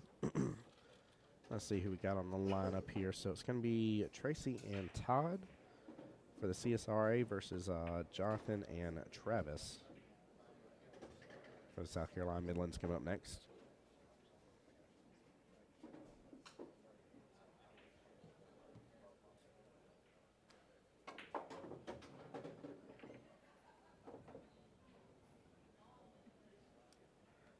So I think that what Curtis was trying to tell Nick to do was make sure that he leaves him the down angle on this next stripe so that he can go towards the 13 ball. I think he got him like kinda almost straight in, but he trying to go in between where he was pointing at. I feel like he's gonna actually hit the ball first instead of hitting the rail then the ball.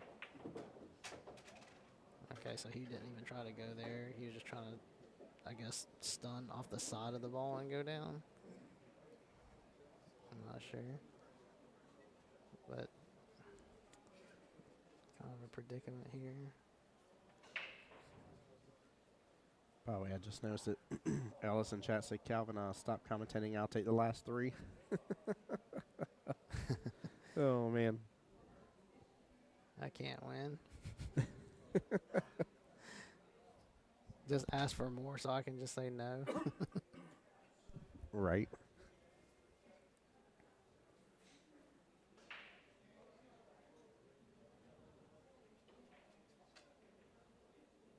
If he kicks this ball in the hole, I think it goes between the 5 and the 6. Kind of like that. Yeah, so... And he even opened up a little window for the 8. Yeah, so... He was close. So if he had caught it just a hair thicker, it was going to go between the 5 and the 6 for shape. Yeah, good kick. Honestly, he's opened up a huge window here for them to be about the 9. So really, the run has to be on, or Jim and Josh need to be on that far right-hand side of the table here.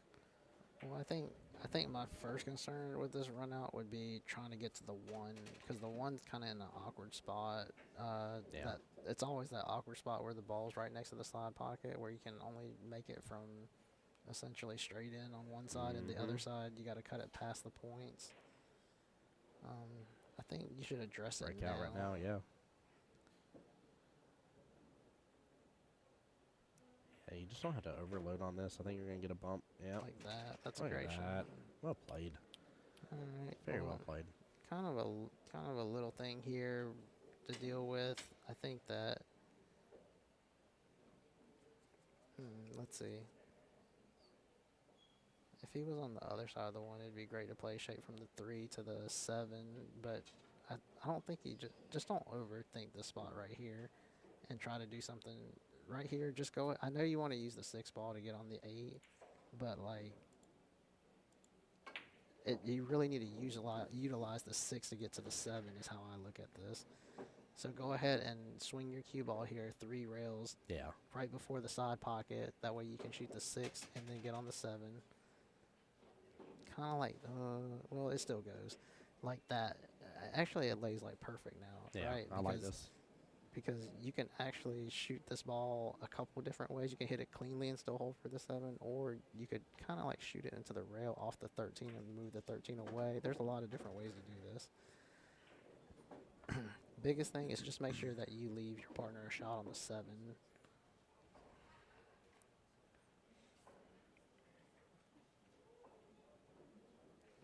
And it's not the worst thing in the world in that spot that they're in over there. even if you were to kind of butcher it and hang it in the hole, you're good. Because your cue ball's always going to be on the side rail so that they can't see the 13 to do anything productive anyways. And then Troy. Yeah, he's on 8 ball. He's going to call top right-hand corner pocket. All right, so he's going to shoot this 2-railer. And the reason why he's opting for this 2-railer here is because it's a safer shot with his cue ball, and he can probably dive his cue ball underneath those 2 stripes. Which he did. Oh, oof. Almost risked that side pocket here. Richard Ray on the YouTube side asking for the score update of Carl's score here. It is 6-6. Hill. And that's really a product of being a seasoned player and wanting to guarantee that you don't lose the game on one shot. But Yeah. if the scratch wasn't there, I feel like the shot is probably. I hate to let my guy back at the table when I could close him out, is what I'm saying. By the way, guys, I know it's lagging a little bit here. I'm trying to not have to reboot the stream right now at this point and see if it'll balance itself back out here shortly. So please bear with us for a moment.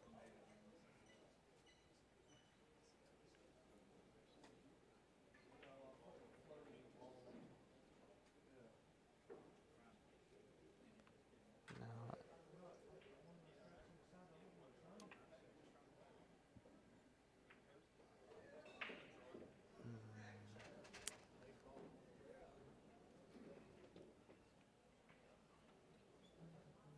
can't really tell what he was gauging to do there, but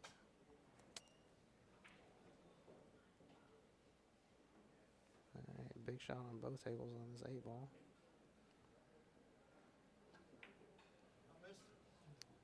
Oh, we just heard him say I missed it. Mm.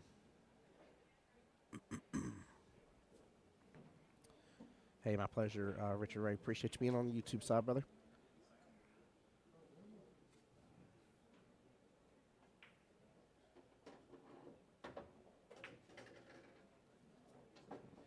That was a good attempt over on the other table by Nick.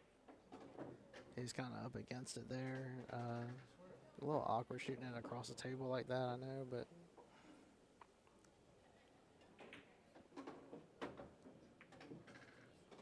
Free stroking this. yeah, I mean, he knows this is it. It's all on him. That's why. Yeah. Oh, man.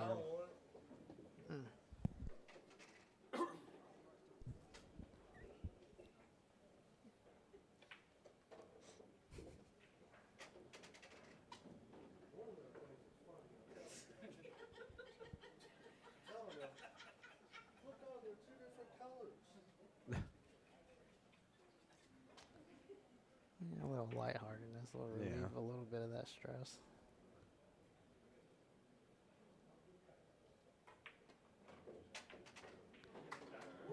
There we go. Get out by Troy. That will give the South Carolina Midlands their first opportunity here to be ahead. Up 5-4.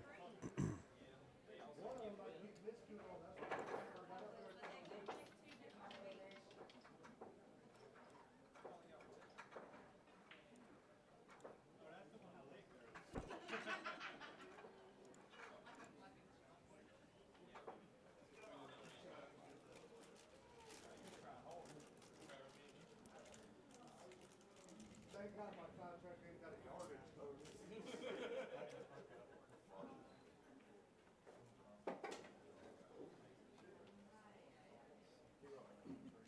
All right, Tracy and Todd here.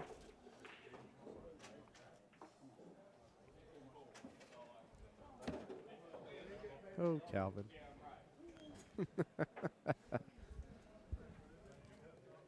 Let's see, who did I say? Tracy and Todd, and it's versus Jonathan and Travis.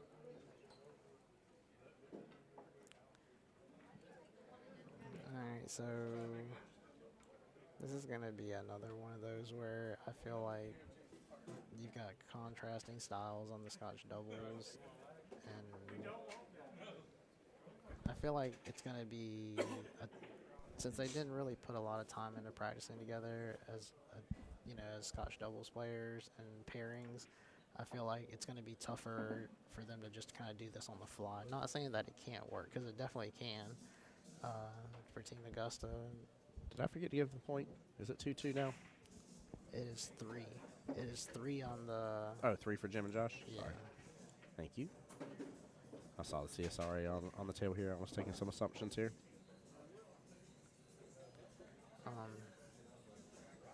Meanwhile, we've already seen that Travis seems like he's kind of like settled in pretty quickly into his role here. Oh, yeah, he And is. so I think that him and Jonathan are gonna. I think him and Jonathan are gonna be more a more likely pairing to play well right out the gate.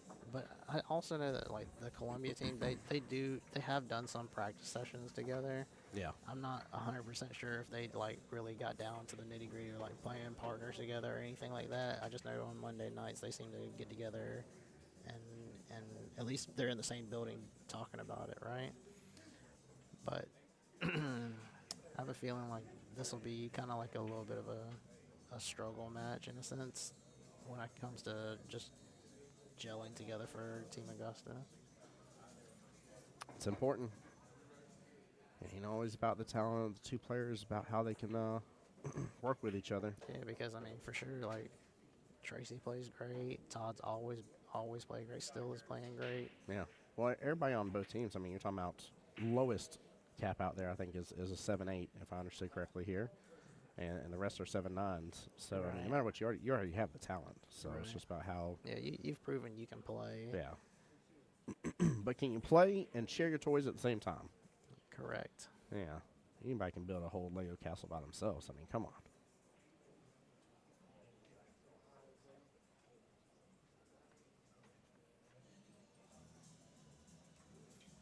Calvin, by the way, What's up? did you notice what time it is? I have not even checked. It's fixed to be 5 o'clock in the afternoon. Is it really? Yeah. And we started at 11 o'clock. Is that right? Started at 11, almost on the dot, yeah. Here we are wow. about 6 hours in. 9 matchups done. 11 total are, well, 2 others are going, so 11 total are here. So, in which, again, big shout out to the Midlands here. Pulling ahead. Way different story being told this time around versus last time, so it's good to Yeah. see. Like I said, I knew it was going to be a closer matchup this time around. You just kind of feel it, I guess is the right word to say. All right. If he can see enough of the edge of this this strike ball, he's going to try to cross this bank and get shape on the 8. It just depends on how much of it he can see as to how he's going to actually hit this ball. Yeah. You'd like to be able to see more of it than the natural angle. That way you can hit it thicker with the hair outside just to kind of tighten the angle, and then that'll help you hold speed for the 8. Oh, he's gonna drawing this ball makes this shot a whole lot tougher. He's trying to use that bottom left here to force him right on to the 15. That means this ball has to be laying a lot thinner than he needs for him Yeah. to have to do it like that. Oh, he's trying to cross it. Yeah, Yeah. tough spot there. I don't know. It was tough to see how much of the ball he had to do what he was trying there, because his cue ball was gonna hitting it like the way that he was hitting it with the low inside like that. He was, even if he hit it and ginned it, I think he's still gonna catch that kiss at some point. By the way, Allison, if you're still in chat here, your man is up on the other table right now. We will zoom out here a little bit. But if you're still here, I want to make sure you be able to see him play a little bit. There we go. Yep, no need to go swinging for the fences. Yeah, when the other teams or the other whoever you're playing 8-ball against, when they've got one ball left on the table, unless you know that you're gonna get out or you have an easy starter to get out, no real need and chance in it. Yeah. Yeah, is this ball like hanging by the side pocket? Yes, but it's hanging by the side pocket, but you still got to go up table for the 8. So Yes, you do. if he kicks it in and gets shape, you know, tip your hat to him. But the way it's laying here, I think it's really tough. Because he's got to go around the 5, and then he's got to almost like hit this ball on the 3rd rail for shape. See, like hitting it direct like that, it'd be really hard for him to get shape. Now, if he were to hit that 3rd rail and then come cutting it to, which would be on our screen, it'd be like he's cutting it to the right, basically. Yeah. Then the cue ball has a chance to eke through that gap right there towards the 8, where he'd be playing underneath the 2 ball for the 8. And that was a little quick on the stroke there from Jim. I don't know if he was like kind of awkward about like where he wanted to shoot it from, or if it was just the pressure, but kind of like real quick on that backswing. Perfect, Allison. Glad you're still here. Hope you're doing well. Again, appreciate you being here for the stream. Yeah, so you gotta put this one down. You can't miss another opportunity from this spot. And he went for the bank. So I guess the cut in the side was laying, or maybe he felt like it was too thin that he couldn't hold for the 8 ball. Yeah. If I feel like I can't hold for the 8 ball in that position right there, I'm going to go ahead and try to hit the ball with inside spin, which in that case would have been left spin for him, and hit the top rail and then dive my cue ball at the 1, using it for shape.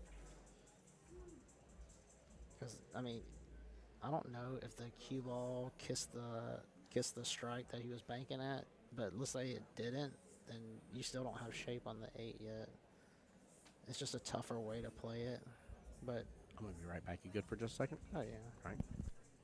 But I think it worked out for him because Josh is trying to figure out if he can get through there.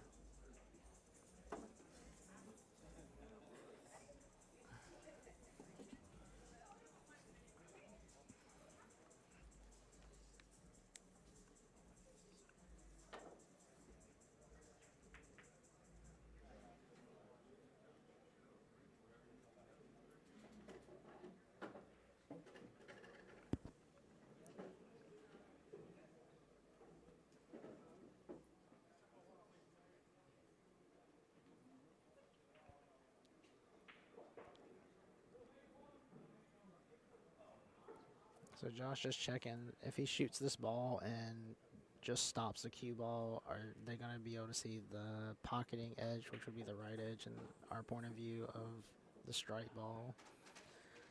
So he did a good job there, making sure that his cue ball lays on the rail.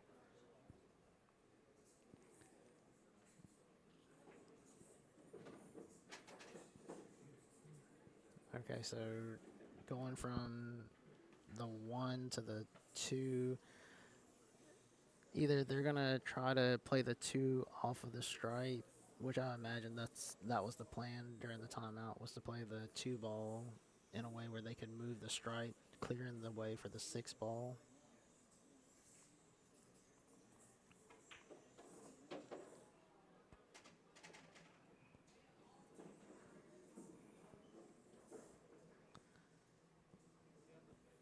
I think he would have preferred to be a little bit further down, like almost like a little straighter on the shot to attempt this.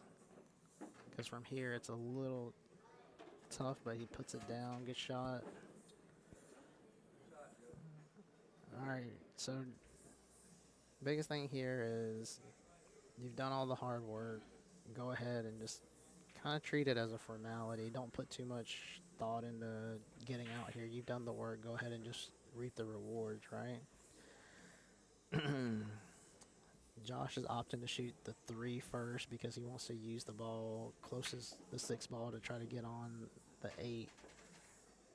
And I'm not sure.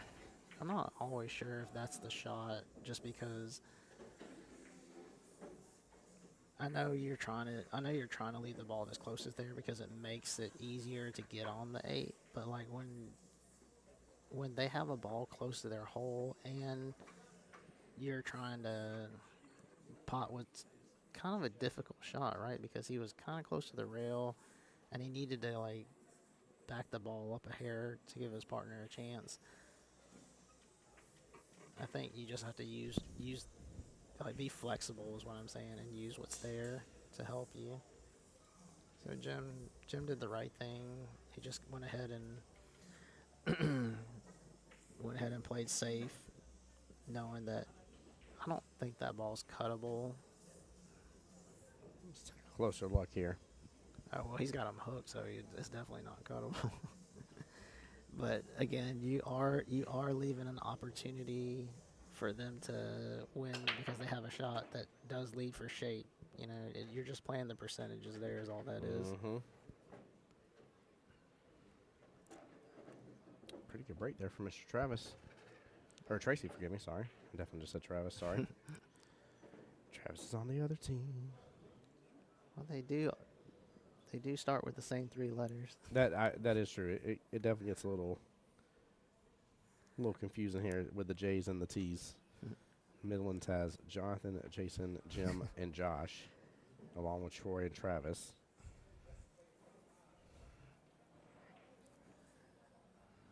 All right.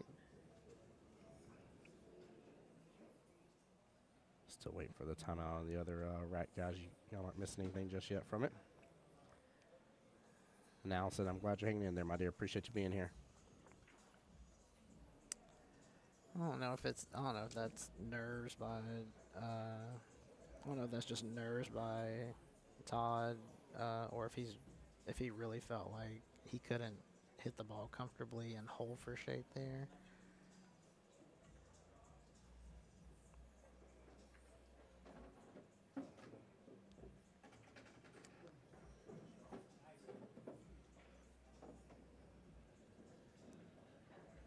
And lucky that leaf. Nicely done. He'll have to jack up for the 6 ball in that right-hand side pocket.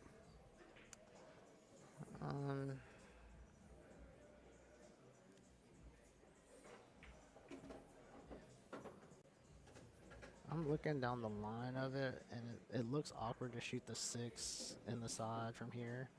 Yeah, so he's going to opt to shoot the ball in the corner to start out with. Just put it down is the most important thing. Well, luckily... Nope. Luckily...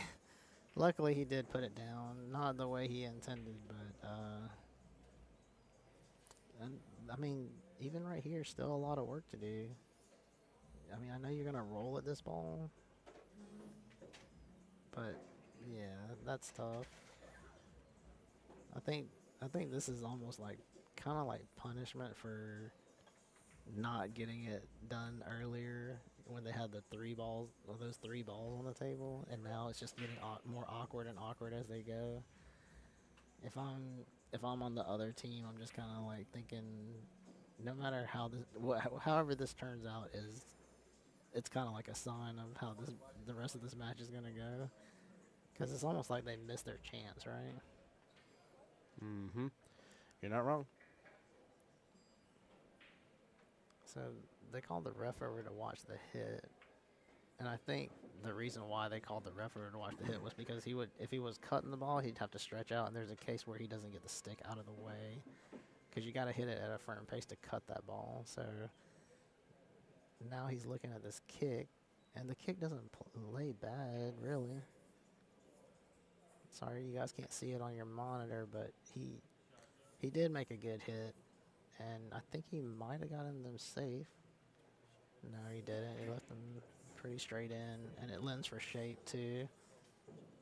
Just a center ball hit here. You're close enough that you don't have to jack up, really. I know he wants to. It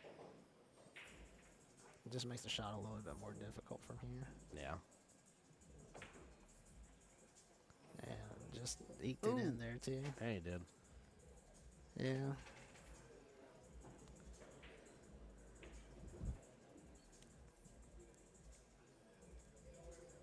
Yeah, guys, if you're that close to the object ball and you're worried, and you do have the angle to get there and you're worried about it, you really don't have to jack up, because you're so close to it that if you just hit a center ball, it's gonna slide there. Tell the ref he's blind. That's funny, Katie.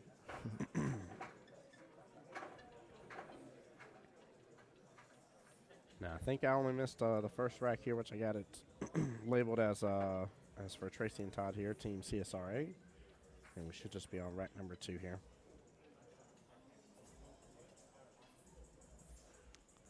Yeah, so every time Tracy and Todd come to the table, everything's just a little bit awkward for them every time. And kind of like I expected, or kind of like I thought it would happen.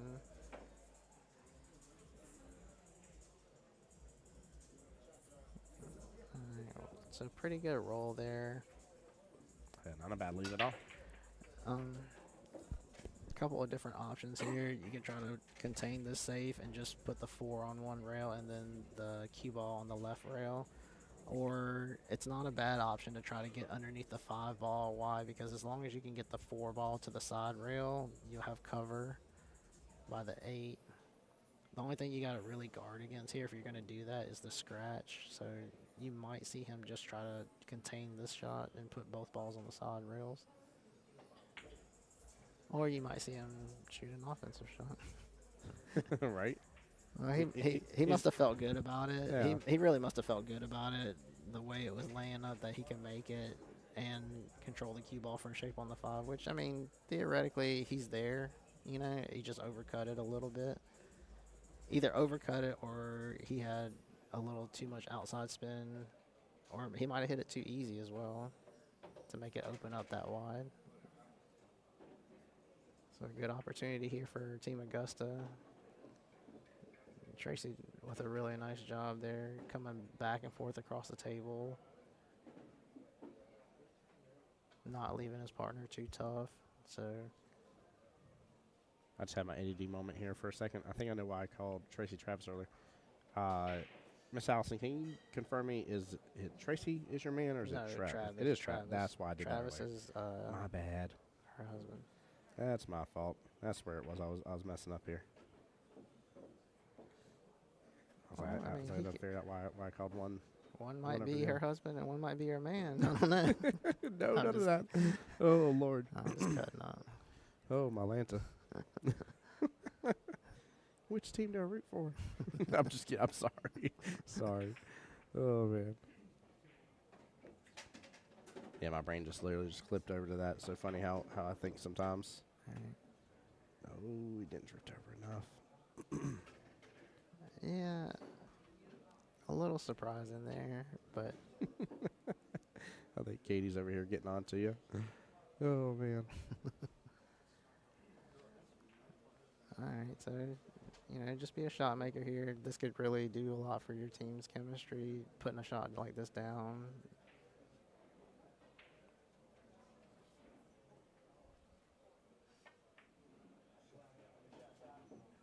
Pots it good. All right. 2-0 over there. All right. So, if I'm reading this correctly, I think that that's probably the little spark that they needed to kind of like gel together as a team. Yeah. Whereas, you know, just kind of reading people's body language, for instance, I think that Travis might be beating himself over the one mistake he's made all day. You know, Right. I mean, Yeah, he's been shooting good. that's kind of a trap. You know, it's your first time playing in this event under these Yep. circumstances, and you've played almost flawlessly, I think, for the matches you've been involved in. Don't let one mistake like that really haunt you. Just move on to the next one. You felt good about it. You pulled the trigger. Your partner's not upset about it. Just let's go.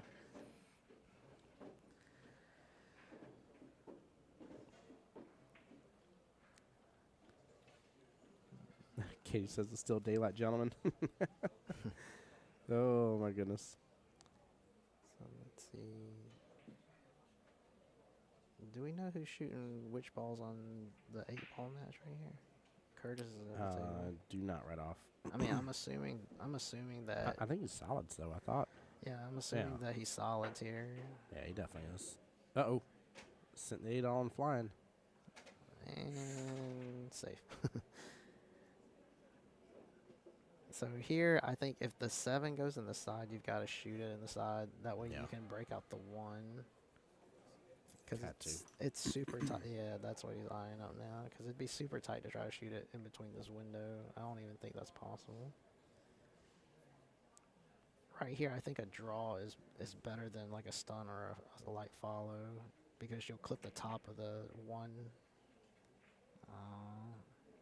And see, that's just a product of wanting a breakout, wanting to Yeah. break out so bad that you're so focused on the breakout because you feel like the shot's pretty doable. You really gotta like recheck where you're at and just let the tip position dictate where your cue ball's gonna go to hit a breakout shot. Trying to guide it there, you're really affecting the pot. Mm-hmm. Yeah, you definitely are. And so, just a little bit of work really on the 14 ball by the 7 is the real problem.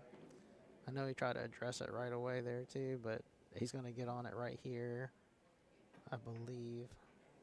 It looks like he has almost the right angle to shoot this stripe past the 8 and come down for it. Yeah.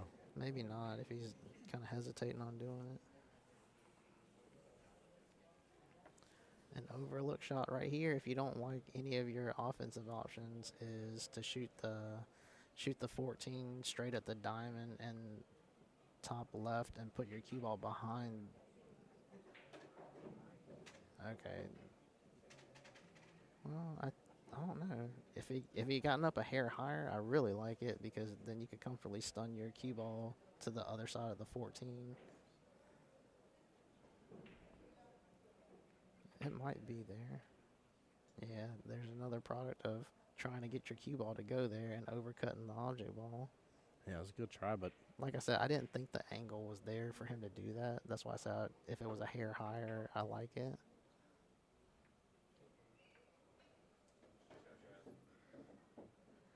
Alright, so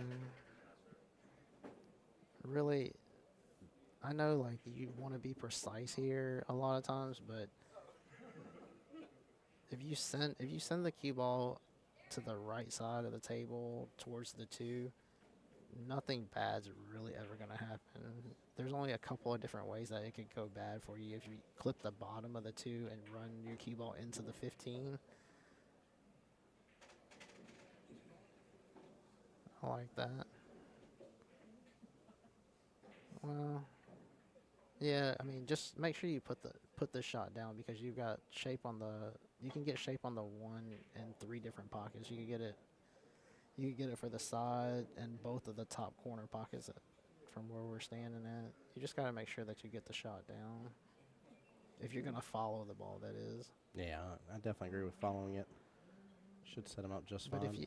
But if he ends up liking to shoot the shot better with like draw, then like, I mean, you're still gonna get shape on the 1. It's really just about making this ball right here.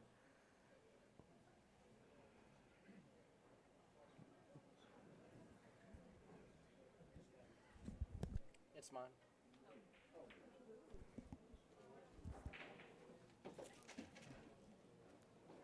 Good shot. You got it down.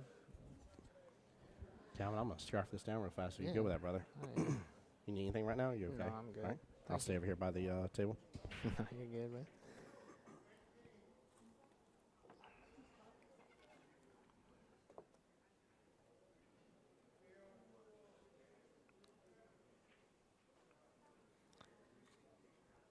So a little bit of a dilemma here. He's thinking that he might make the 8 if he cuts this in the side, is the dilemma. But hit it to a hair thick to the pocket with a little outside and you should come out clean here. Just don't like slam at it. There you go, just like that. I know it's a little tough there to shoot that shot with a smooth stroke because you're just kind of a little nervy or whatever, but he did great there. Because if you flinch at that ball, you're definitely not gonna achieve that position.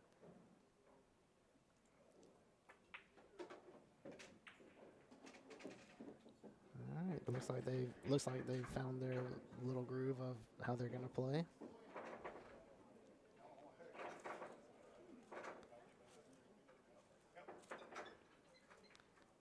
All right, back over here to Todd and Tracy. I'm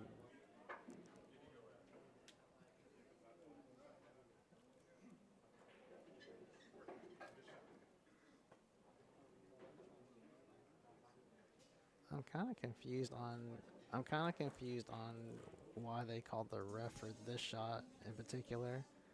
I mean, it's always a safe thing to call the ref if you're unsure or you feel like something unsure is gonna happen, but I'm not quite sure why they feel like they need the ref for this shot.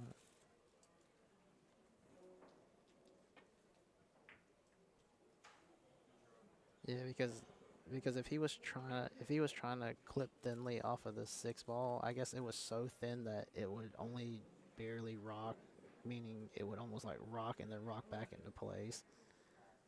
Is all I could think of as to why they would call the ref to come watch that hit.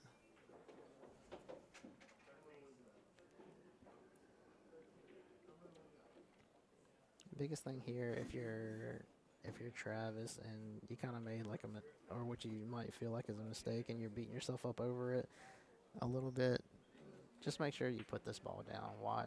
The 5's right in front of the hole. Even if you leave him super thin, there's still the cut there and it still lends to shape, and the 6 is right in front of the hole too.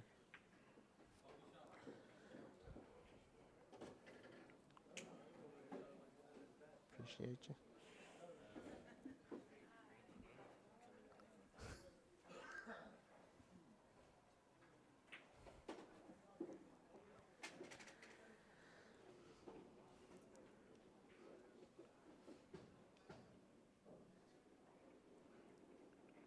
And here, just be aggressive getting shape. That's good enough. You can hit this ball full and just hold right there. Just straighten the face softly, just like that.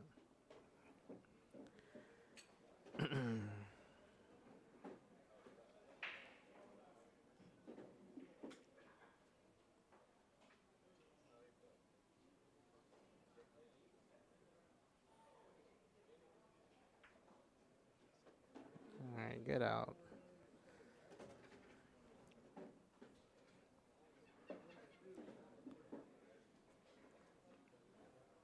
So 2-1 on this match that's currently up on your screen here.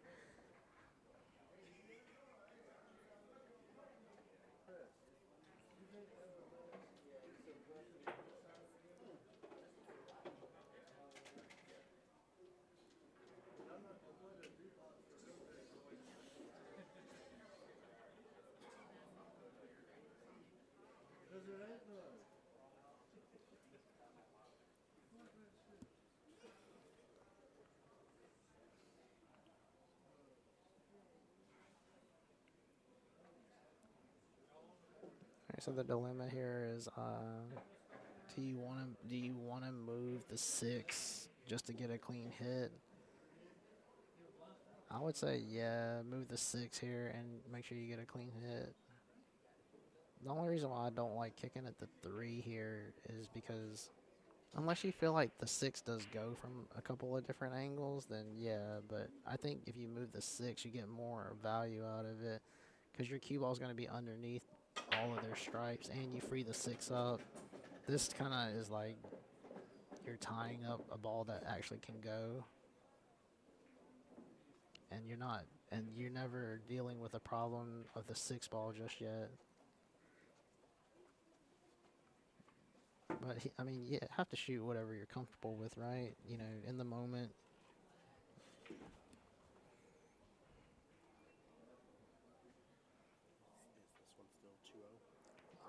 This one is 2-1.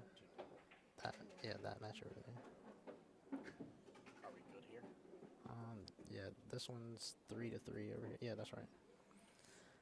All right, so a little bit of an opportunity here on the Scotch doubles match for them in 8-ball. I think that they should be able to get out here because they can develop. Okay, I guess they weren't comfortable shooting just yet. want to kind of keep their guys in the trap that they have them in for the time being.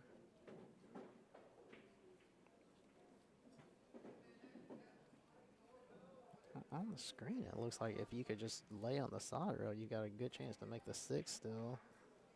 So if that is the case, then it might be a mistake on their part not shooting here.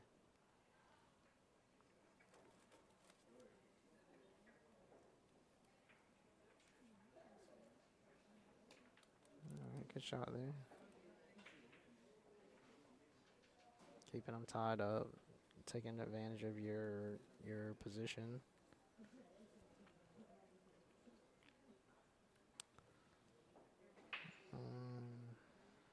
Yeah, I like this shot as long as you hit it softly.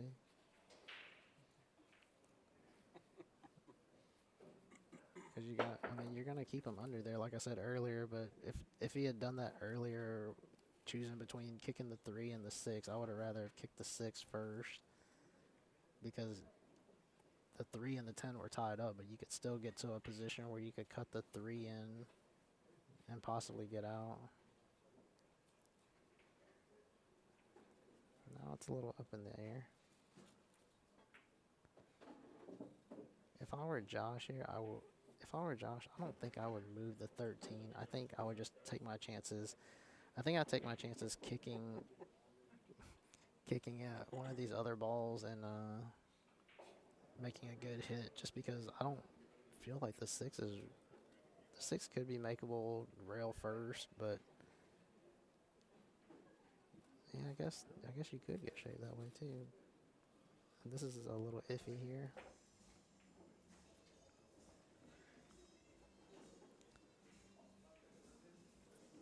Alright, you got him trapped up again. Not too bad. Oh, he's looking like he can make the 3 over there. If Curtis feels like the 3 can be made in the side from right there, he will swing at this bank shot. Because it lends shape.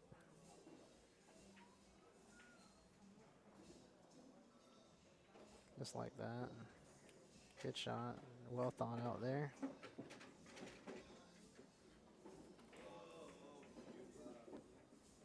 I know he would have liked to get a better angle for his partner, but that's all you could do really in that spot if you decide that you're really going to go for it.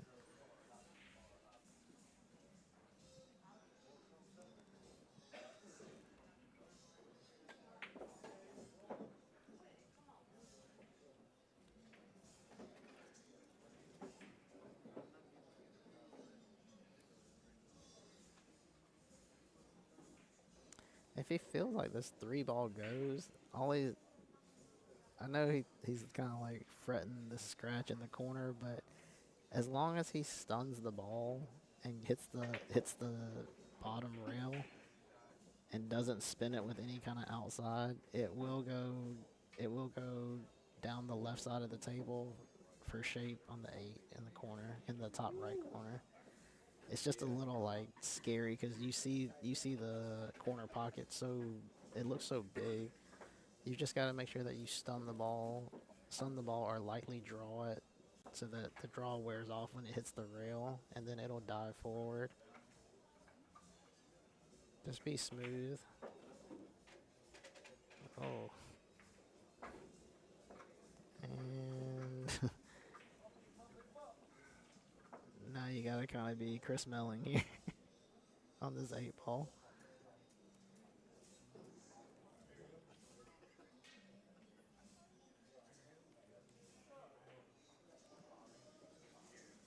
You may see Curtis call the bottom left corner pocket here for a 3 railer on the 8.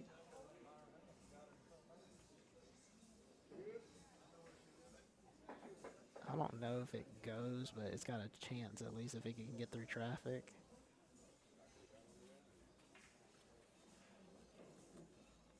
He's looking like he could shoot this 1 railer, but that's kind of tough there.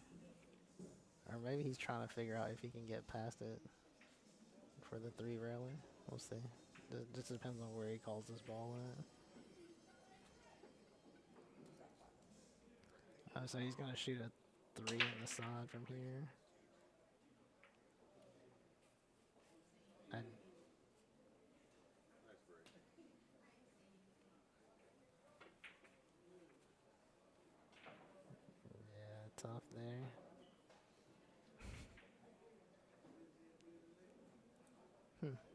I know he caught a kiss there to get that ball to go closer to the corner pocket there. I know not his intent, obviously, but like I said, I felt like the three railer could get there through the traffic.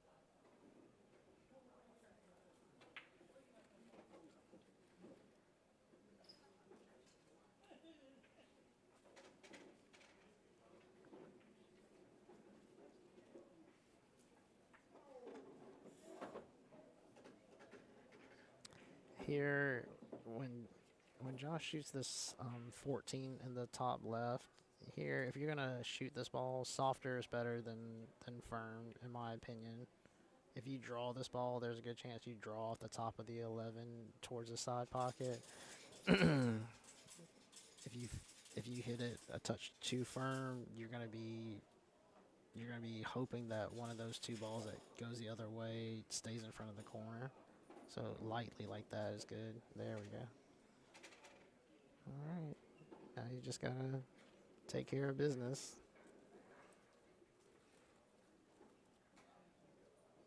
Just hold your nerve. Yikes.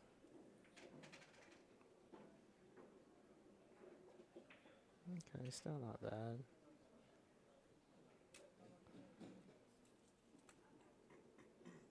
If you are gonna shoot,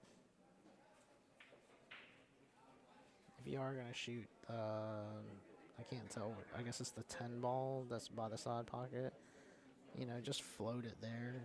Float it there. That way, if you happen to miss, you can hang it up and kind of hold your man blocked off from the 8. I don't know about drawing this ball like this thing. Yeah.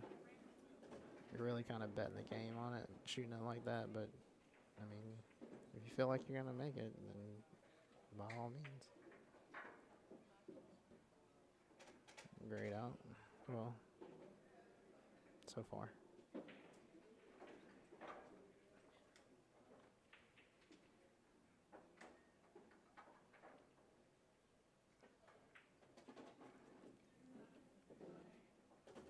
Depending on how straight he is on this shot, if I felt like I had to cheat the pocket at all, I would just ask my partner if he's okay with me just rolling forward as far as I can. Nice little stun out there.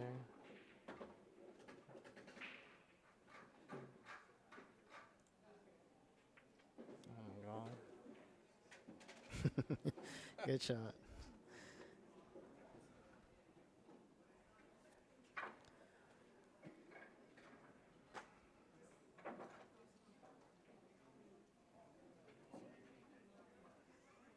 Almost had a heart attack there.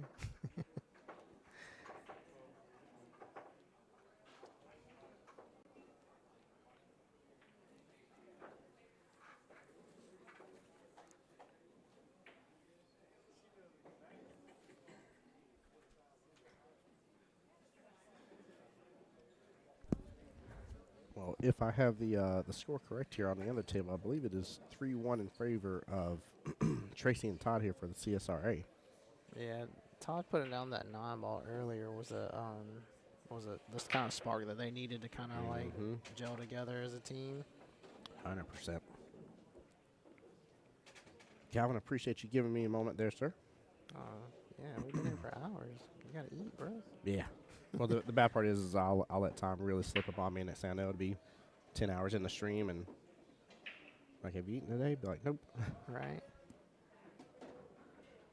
Yeah, you can see they picked up the pace here a little bit. That's a real good sign, you know, that they're starting to kind of fall into flow with each other. Oh yeah.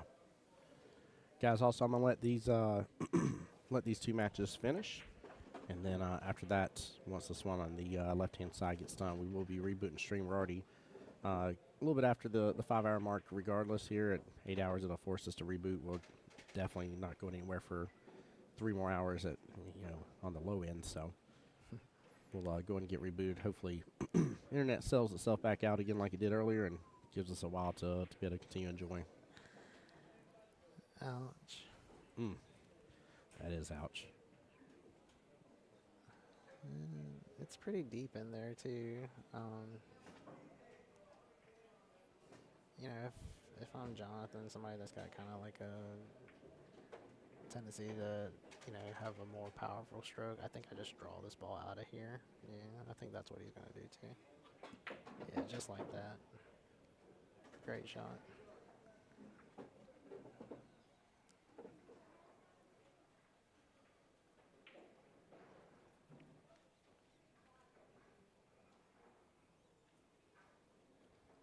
Carlina says heavy breathing as it rolls slowly across the bucket. Yeah, that one kind of made my heart stop for a second there just watching it. Not that I'm like rooting for either team. Like, it's just one of those things where you see they did all the work there, and to miss a shot like that would be, I mean, that's kind of devastating. Yeah, none of the reward, right? Yes, especially for Jim. You know, like earlier on the first match, you know, he had a bunch of those. Stop babying the ball, man. Just knock it in the hole.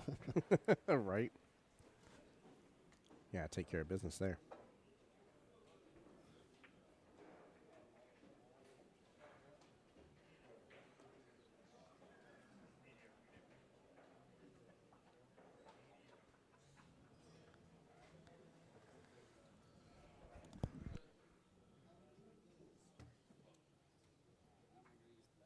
All right, see you in a moment, Calvin.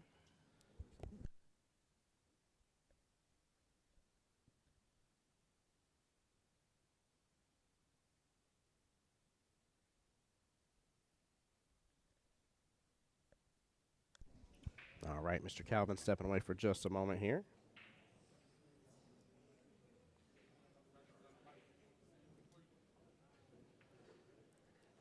Take a look at this one ball. Tara, how's it going? Asking for the score on the other table here with Travis and Jonathan here. Right now, it is 3-2 in favor of Tracy and Todd. 3-2 right now in that Scotch doubles.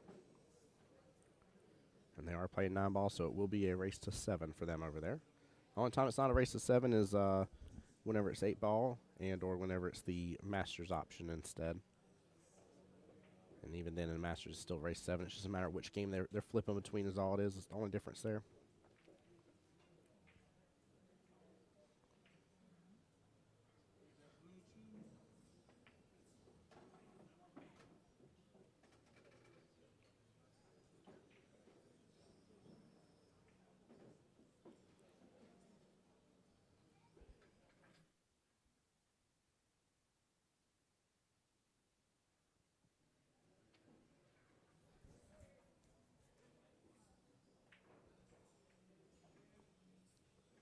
Going for a nice little bank there. Comes up short, but honestly plays it like a nice little two-way, but I feel like there's enough room to work on that 7 ball. That right-hand side pocket from here. Hey, Tara, my pleasure. Thank you for being here.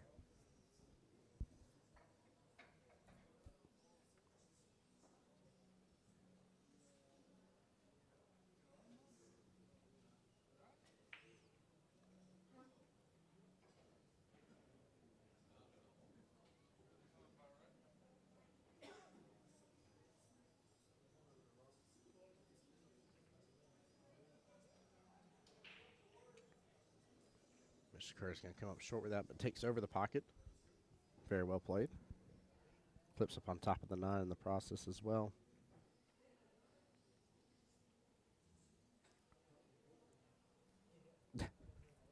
Tara, that's too funny. Yeah, she was making jokes about what we were saying on stream a second ago.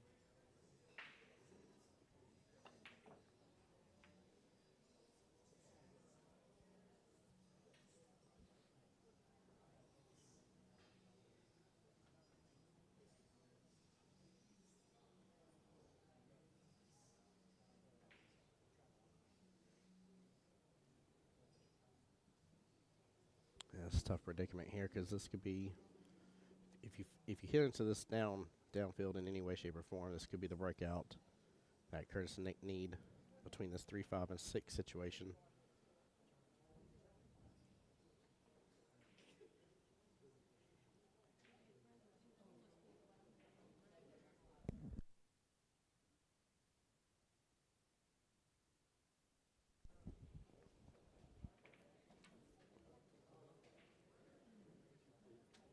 And guys, again, for anybody tuning into the stream here, just keep in mind we will keep the stream up and running until this is said and done for the night.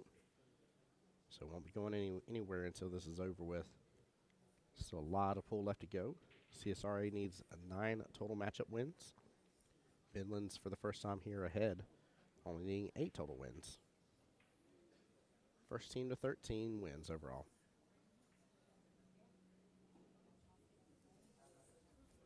And right now with these 2 matches going, we're right here. Fix to be right at the halfway point.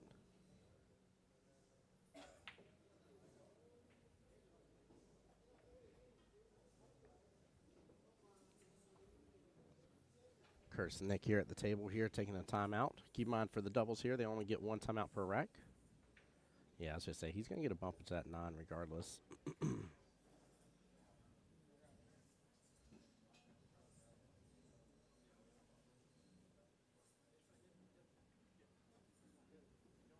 he needs to hit in this 7 no matter what here. He's going to bump into the 9, pretty much leave the cue ball almost right where Curtis was pointing with his finger here. Also, again, guys, I am very well aware of the little bit of the stuttering of the frame rates here. I was hoping it was going to calm itself down, but again, we'll wait for the matchup on the other table to finish up, and I'll definitely be doing a reboot of stream after that.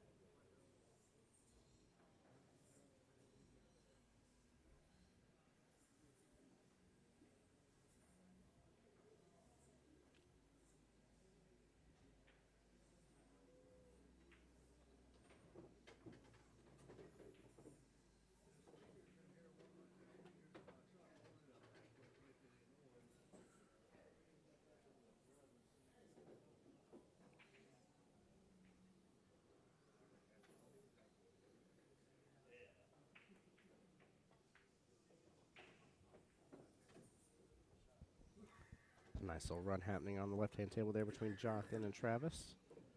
Have good eyes on the 8. Should lead him naturally back upfield for the 9 just fine. Hey, Ashley, overall score right now for the team part of it here is 4-5. That's that top score in between the race to 13.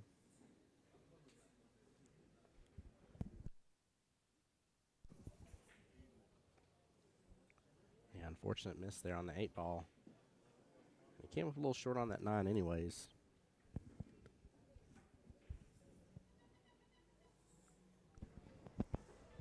So Mr. Todd here needs to respond in kind, just get eyes on that 9 afterwards.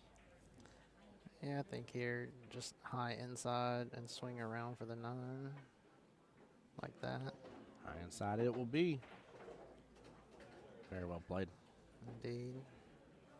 Yeah, whenever somebody misses a shot like that, you just got to respond right away. You know. Yeah, let them know it was a mistake. Yeah, just kind of, for lack of a better word, you know, kind of punishing somebody for their mistake. That way, the match. I feel like when you play that way, I just feel like both players start playing better, or both teams in this case start playing better. Why? Because you just know the consequences of missing now. So if you're a player, you bring it, and if you're not, you know, you just keep shooting them into the rail. Yeah, it also allows you to really dial in, if you have to, dial in your defensive shots as well. You'll start to see real fast the players where, like, if I don't have you snookered, I know I'm in trouble. Indeed, indeed. So. For sure. Yep. Well, welcome back, by the way. You missed a lot of action.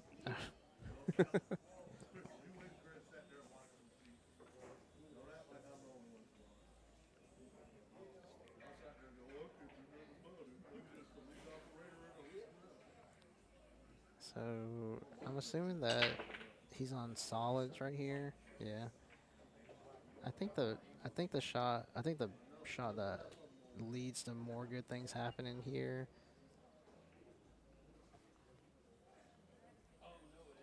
would have been the 3. Yeah, but 3 definitely. The only reason why I say that is,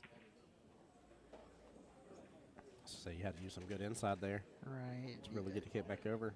And honestly, he's kind of set up for the well, same shot on the 3, almost right at the same area with the cue ball. I'm not sure if I would wait for this last ball to be my breakout, just because what if you fall a hair on the, or if you fall on the wrong side of it, there's not a lot of chances here. And there are 0 chances if that 3 doesn't drop. Right, whereas opposed to that, let's say you shoot the 3, let's say you would have shot the 3 that way and then came up into trying to like pinch between the rail and the 8, you would have got the 8 out of there and gotten shape on the 5. If it doesn't go past the 10 in the side, you can shoot it in the corner. But again, like, we're not at the table. These are just kind of assumptions. Oh, I don't know. Did he get a rail on the 8? I don't think he was trying to. He hit the strike first. Right, I'm saying, like, I don't think he got a rail there. No, he was solids. Oh, I'm Yeah, sorry. no, I'm you're good. confused. No, So you're he was good. just trying He was to just trying time for the back up. defense. It's Yeah. been a long day. It's been a Man, long trust me, day. it's going to get. I always tell people here, the later it gets, the goofier it gets. Well, I mean, he still fouled though. He did. That is true. That is one thing I'd honestly love to see added in this. I know they're trying to stick with normal 3 APA foul. rules, but I would love to see. I'm just such a fan of it, man. It's I don't think that you can play 3 foul playing 8 ball though, because no. It would only be on the 9-ball side, Yeah. and don't even do it on the doubles. Just do it only on the 9-ball side. You mean all the singles 9 ball? Single 9-ball, yeah. Not masters, or any of that stuff. Just the straight up singles 9-ball matches.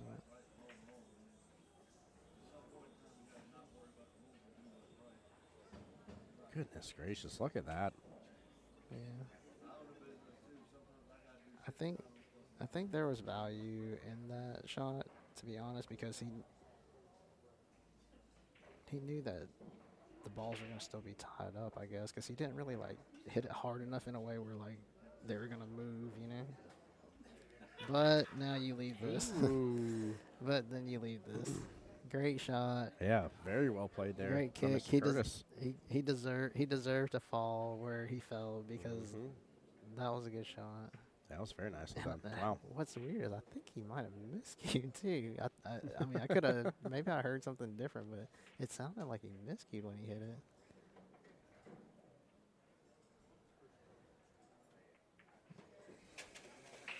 Some little breakout into it, but not enough.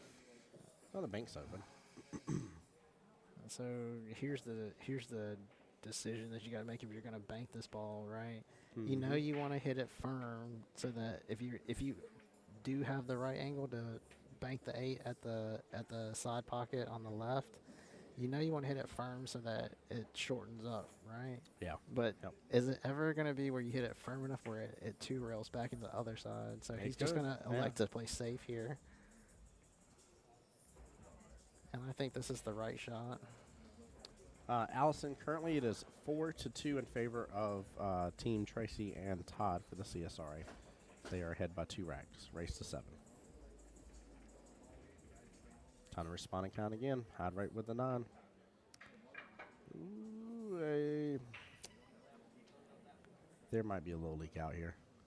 Well, even if there's not, this is a doable jump, and I don't know if maybe he's just not comfortable jumping the ball, or maybe he just wants to make sure that he gives them a chance to lock up a win where they don't have to sell out on one shot. Yeah. If that makes sense. You know, you're shooting. If you jump that ball, you're really going for the all-out win. Because when you miss, it's not likely that you're going to leave them in a bad spot where they can't make one of their balls. Mm-hmm.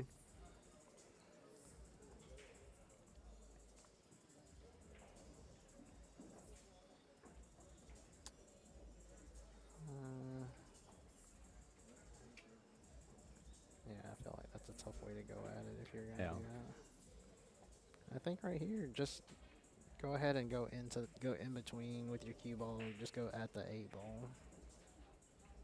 Or Yeah, actually, where you stuck actually, her up with the 8, right? actually, not really. If you were going to shoot the 10 ball on the other side, if you were gonna go into it, you might favor hitting the 9 first, just because the cue ball hit the 9, then the 8, and then you'll get separation. If you hit the 8 first, you might put yourself behind the 9 or too close to the 9.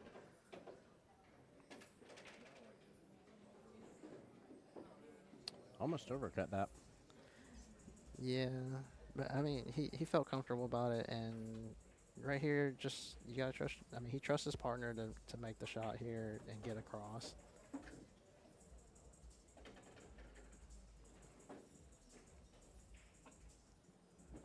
Right here. Hey, Miss Allison, I'm sorry. Absolutely our pleasure. Just be a shot maker, Jim.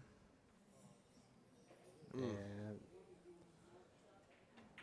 the threat of like knowing the consequences if you miss that shot really play a big factor into like how far away from the pocket you hit that shot, because it's in the back of your mind. We got a hill matchup over there for the 8-ball Scotch doubles. I think in spots like in the spot that Jim had right there, let's just say you were uncomfortable with like shooting the ball down there and trying to get shape, because you know if you miss, you're getting shape for them, correct? Yeah, absolutely. I think in a spot like that, if you really feel that way and you have a chance to talk it out with your partner, just go ahead and say, look, I'm just going to bank this ball and stop my cue ball there, and if I miss, they have to bank it, and just know that if I make it, you've just got to come with the bank as well, right? Yep. Drama right there with that. Now it's 4-3 still in favor of Tracy and Todd. So we got a little bit of a break over there on the other table, so we're going to stay on this one for a moment. So they are hill over there on the other table, correct? Yes, sir. And then this one's almost to where it's tied up, but it's a race to 7. So 7 racks down, and on rack number 8 right now. I missed it, but Travis must have come with a shot because everybody was kind of giggling and whistling over there. Yeah, the 9-ball rattled the top right-hand corner pocket and looked like it may have just hang for a second there. And I gotcha. I couldn't tell if he that makes sense. I couldn't tell if he came with like a spectacular shot or if it was just like one that, just kind of rattled, sat, and then fell.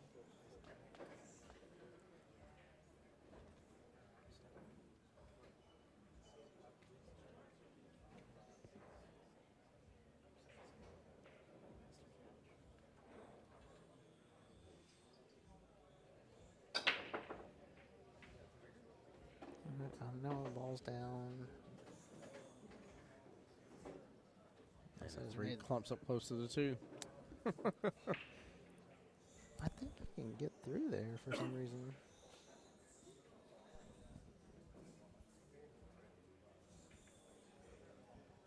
He can if he jumps it. I don't know if he can otherwise. Can you see down the line on your side? It's tough for me to tell, yeah. I think he has just enough room though to clip just the hair of it. I don't think he has enough to clip it properly to sit in the course. Watch him just nail it perfectly in that top right-hand corner pocket, and I'll just sit here looking like a goofball for a second. Okay, yeah. Yeah, he's just playing safe there. Good shot. Nicely done, too. Look at that. Well played. Yeah.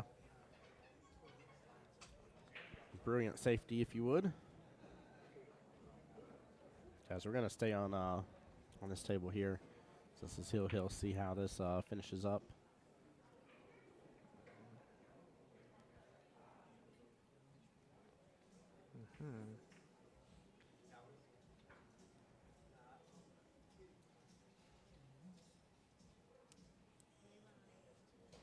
A lot of work to do on this rack still. You've got the advantage of stripes, knowing that you've got the 4-ball a little hemmed up. Well, that and look at all the all the blockers on the 8 there. Yeah. Now that's trouble. You don't want that locking up further to have to work through the rest of that mess. Mm-hmm.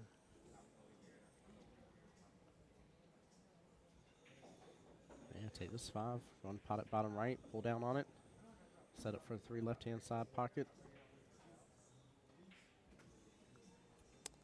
Real question is the 4 and 7 I think per if you se. go forward here, you get a lot more out of this shot getting on the 3 because you'll have the angle to go down towards the 6 and the 4, or the 7 and the 4.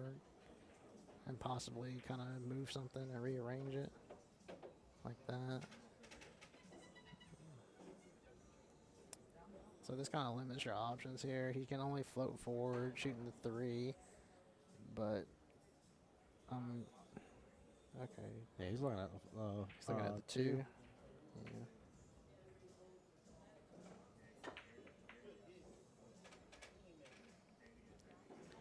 Always zipping up the one top left-hand corner pocket just fine.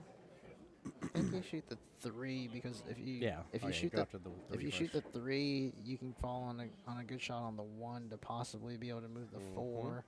But you're still contesting with the 8 unless the 8 may play up here in the bottom right corner. If it does, then they've got a chance to get out. Just depends on how these balls get moved on the next shot. Yeah, absolutely.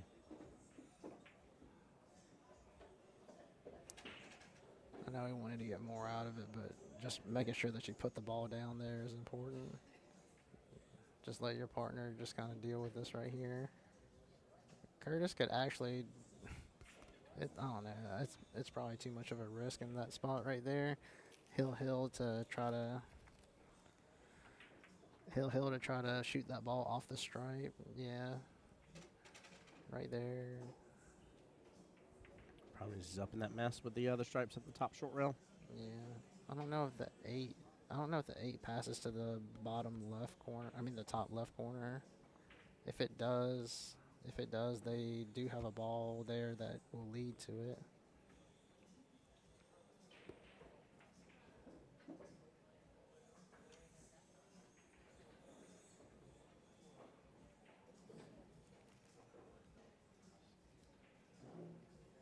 Just all about rearranging this ball right in front of that pocket and still letting it be made.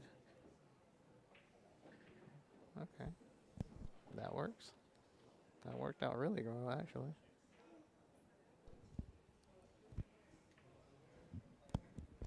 Yeah, it was kind of amazing in a world where they could have had a lot of options. He definitely took it away from him. Calvin, go enjoy your food, bud.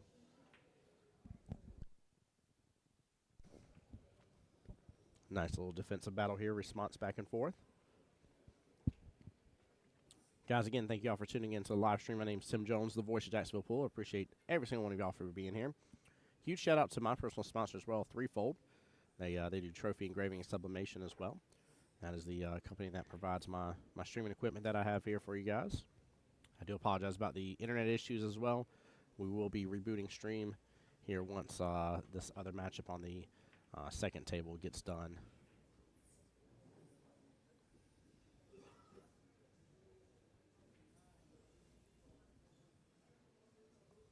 And for those just tuning in, wondering what's going on here, we got a Moscone-style battle here. Both league operators put together their teams, set their roster in here from 1 to 7, and the matchups are throughout today. Here we have both 8-ball, 9-ball singles, 8-ball, 9-ball Scotch doubles, and Masters format, in which all matchups here are using the Masters rules.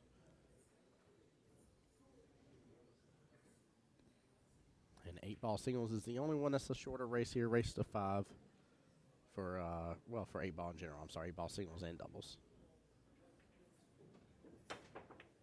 Oh, unfortunate scratch there, but good try by Mr. Nick.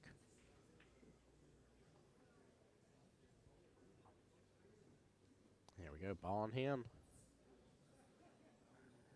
Jim and Josh with a good opportunity finally to start working through this rack. But they got to be cautious here. Only 2 solids remain. And luckily they have really the lockdown on 8 balls, so they can work through this a little bit. Maybe work on a breakout. Maybe go ahead and just play defensive after potting a couple of them. Probably the best thing they can do.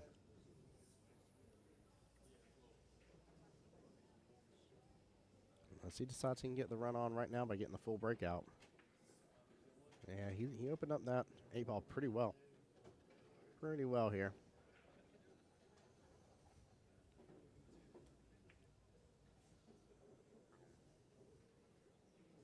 The other matchup, by the way, which is Tracy and Todd versus Jonathan and Travis here. Just as a heads up here right now, it's still in favor of Tracy and Todd, 4-3 race to 7. That's the matchup happening on the second table here.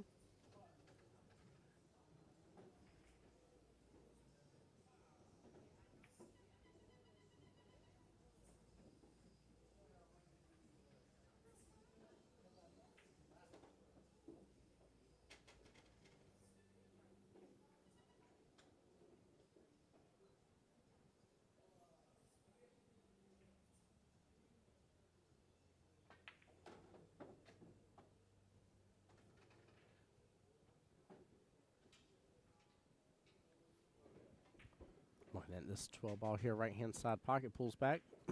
Brings up shape for the 13 top right.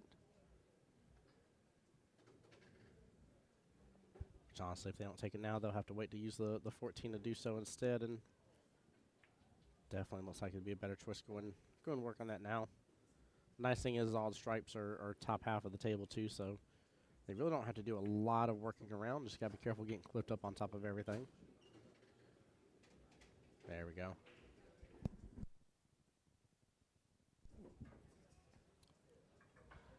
And this 14 top right here coming back out and around. Just depending on the shape he gets here, can have either one. Ooh, keeps it up short. And doesn't clip the 15 on top of 7, so this works out beautifully. 9 ball left hand side pocket, 15 top right, 8 ball top left. Tic tac and toe. If so, Jim and Josh will be the victors here, and not only giving South Carolina another win here, but actually giving them a 2-point lead over the CSRA. He's going to end up having it to where they take 8 top right now. There we go. Clip over to the left-hand side. Well done for the win.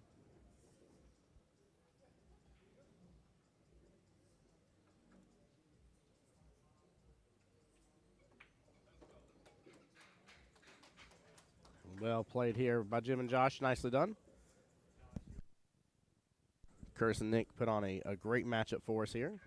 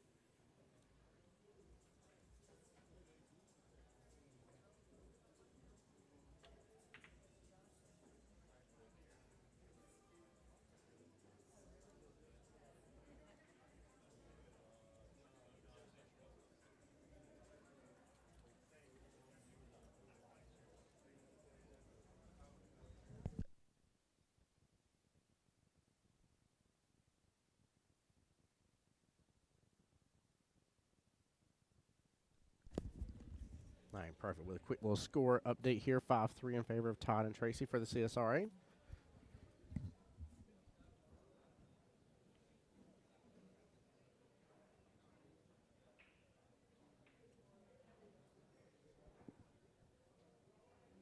Travis here looks like he's looking to back cut this too. That's a very steep angle here. That was absolutely a nice breakout. It definitely was. And again, big congratulations. This is, again, huge shout out to South Carolina Midlands on this one. This is definitely a different border bash here than it was last time. So it's great to see and see them actually getting a little bit of a lead here. Did he just clip that in? He absolutely did. What a shot. Wow. Very surprised on that. That was an extremely tough cut. Well played. Man. Brilliant. Absolutely brilliant.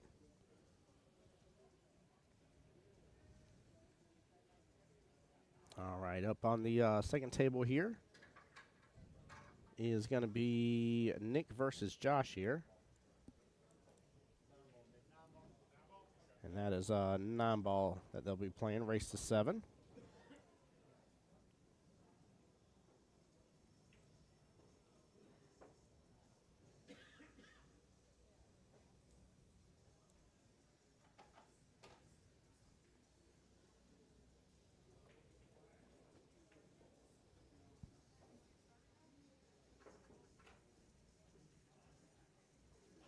There we go, just playing defensive here. Well done by Mr. Jonathan.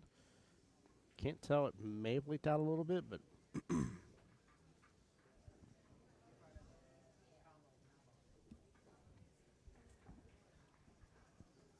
Mr. Todd up to shoot here.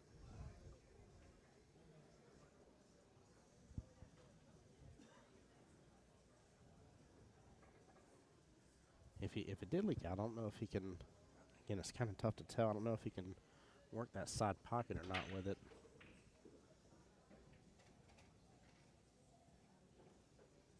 Also, again, guys, I appreciate there's some new viewers right now. Keep in mind, after this matchup is done that we're on right now with this table, I will be rebooting stream here. He was able to clip it.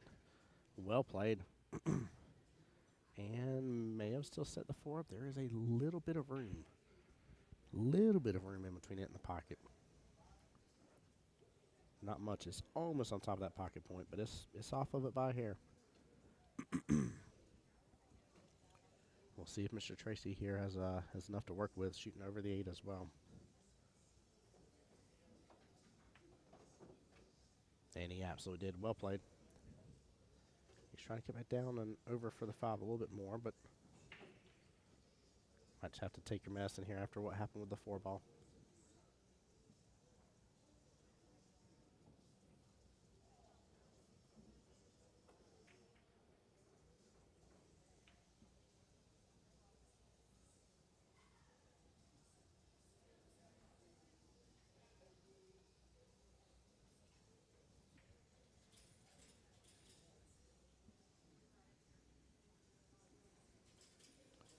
Trying to make sure not to clip this 7 in by accident.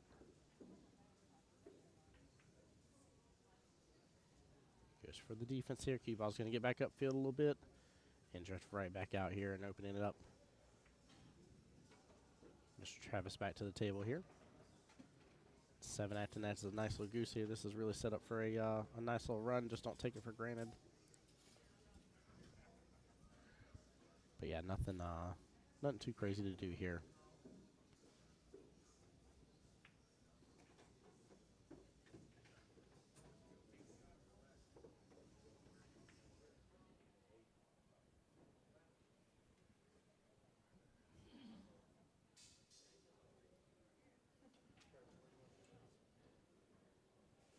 Hey, there you go, Allison. Cheer your man on.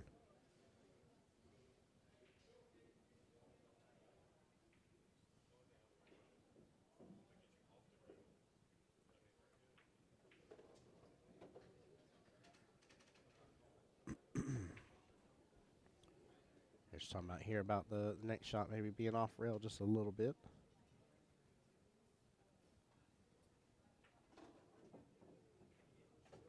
Ooh, still has a lot of energy left.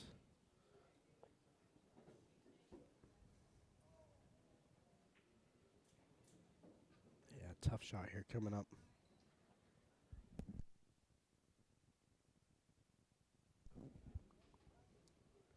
Might have to end up letting this go and potentially end up 3-railing with the cue ball.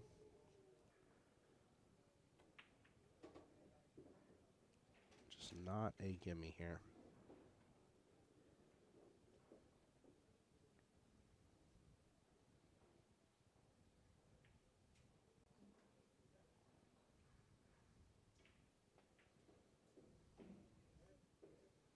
Yeah, good try there. Goes for the 3-rail, of course. Now here's a real question as for what does Todd and Tracy do here with this? Mr. Tracy back to the table.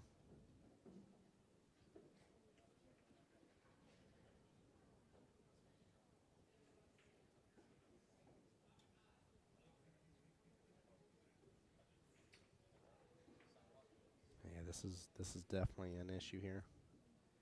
And again, this could be the difference between it being your team in favor of being up on the hill and it being 6-3 versus it being 5-4 and your opponent seeing more light at the end of the tunnel.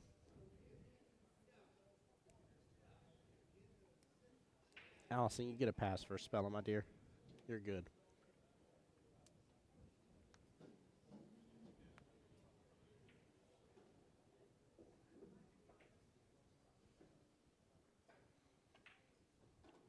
He's going to swing for the early 9. He swings for it and gets it. Cue ball's going to drift down here. Very well played here. Take a look at a quick little instant replay top left, but that was nice.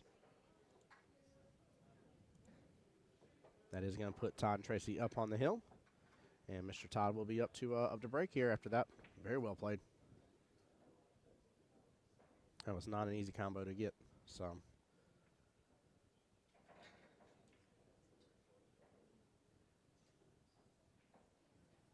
Or let me rephrase, not an easy carom to get. Let me call it correctly.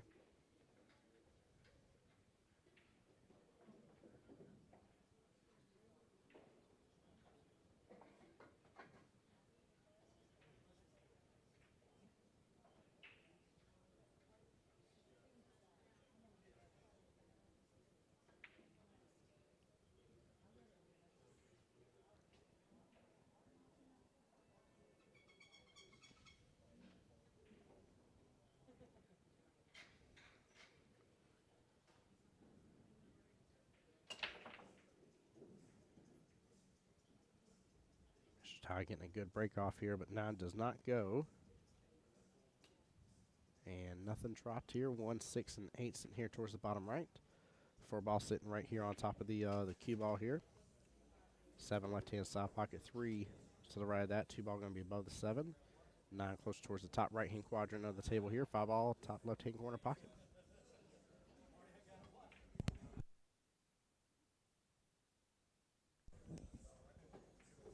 Oh, gets no love after that shot. You see Mr. Jonathan kind of throwing his hands up a little bit like, oh, are you serious?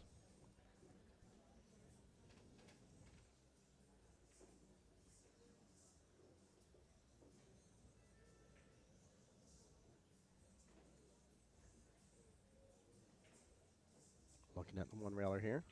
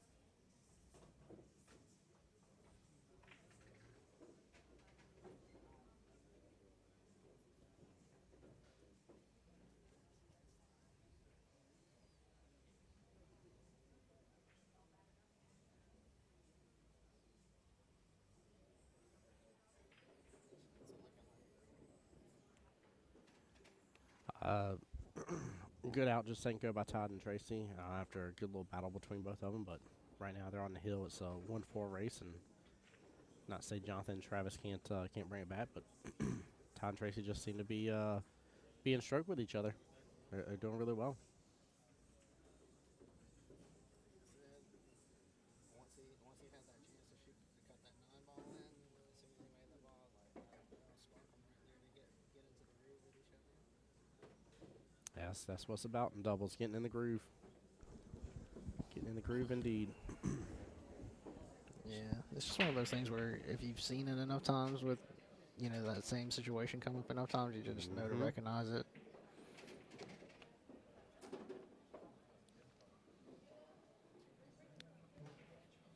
I think you shoot this ball and just kind of play it off the 5 like that, yeah.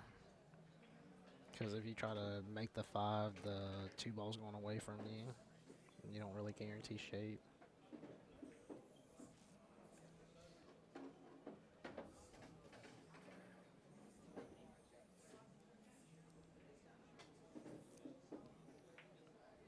Well, how was your lunch slash, Oh. I guess, dinner per se?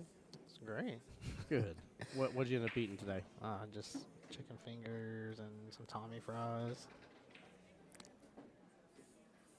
I like the shot that Todd chose there, making sure that he just comes across knowing the 5's close to the pocket.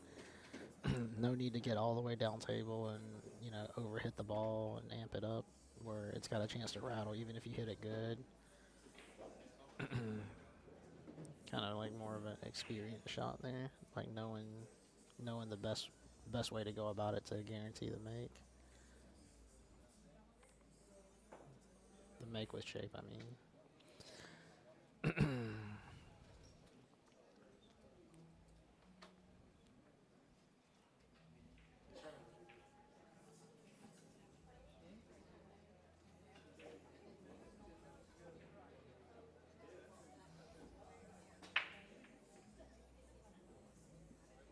Yeah, options here. I think just straight across and play shape for the side is okay.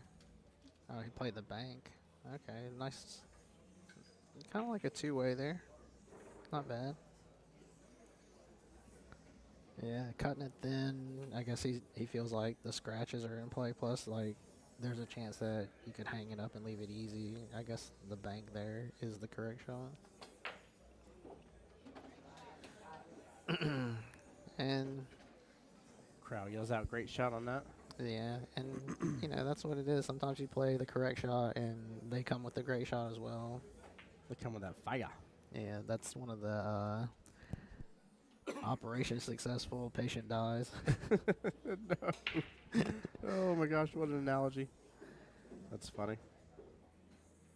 Yeah, that's kind of like one of those poker terms where you know you make the right percentage play, but it doesn't work out for you. Yeah, they get you at the end there on the. Ooh.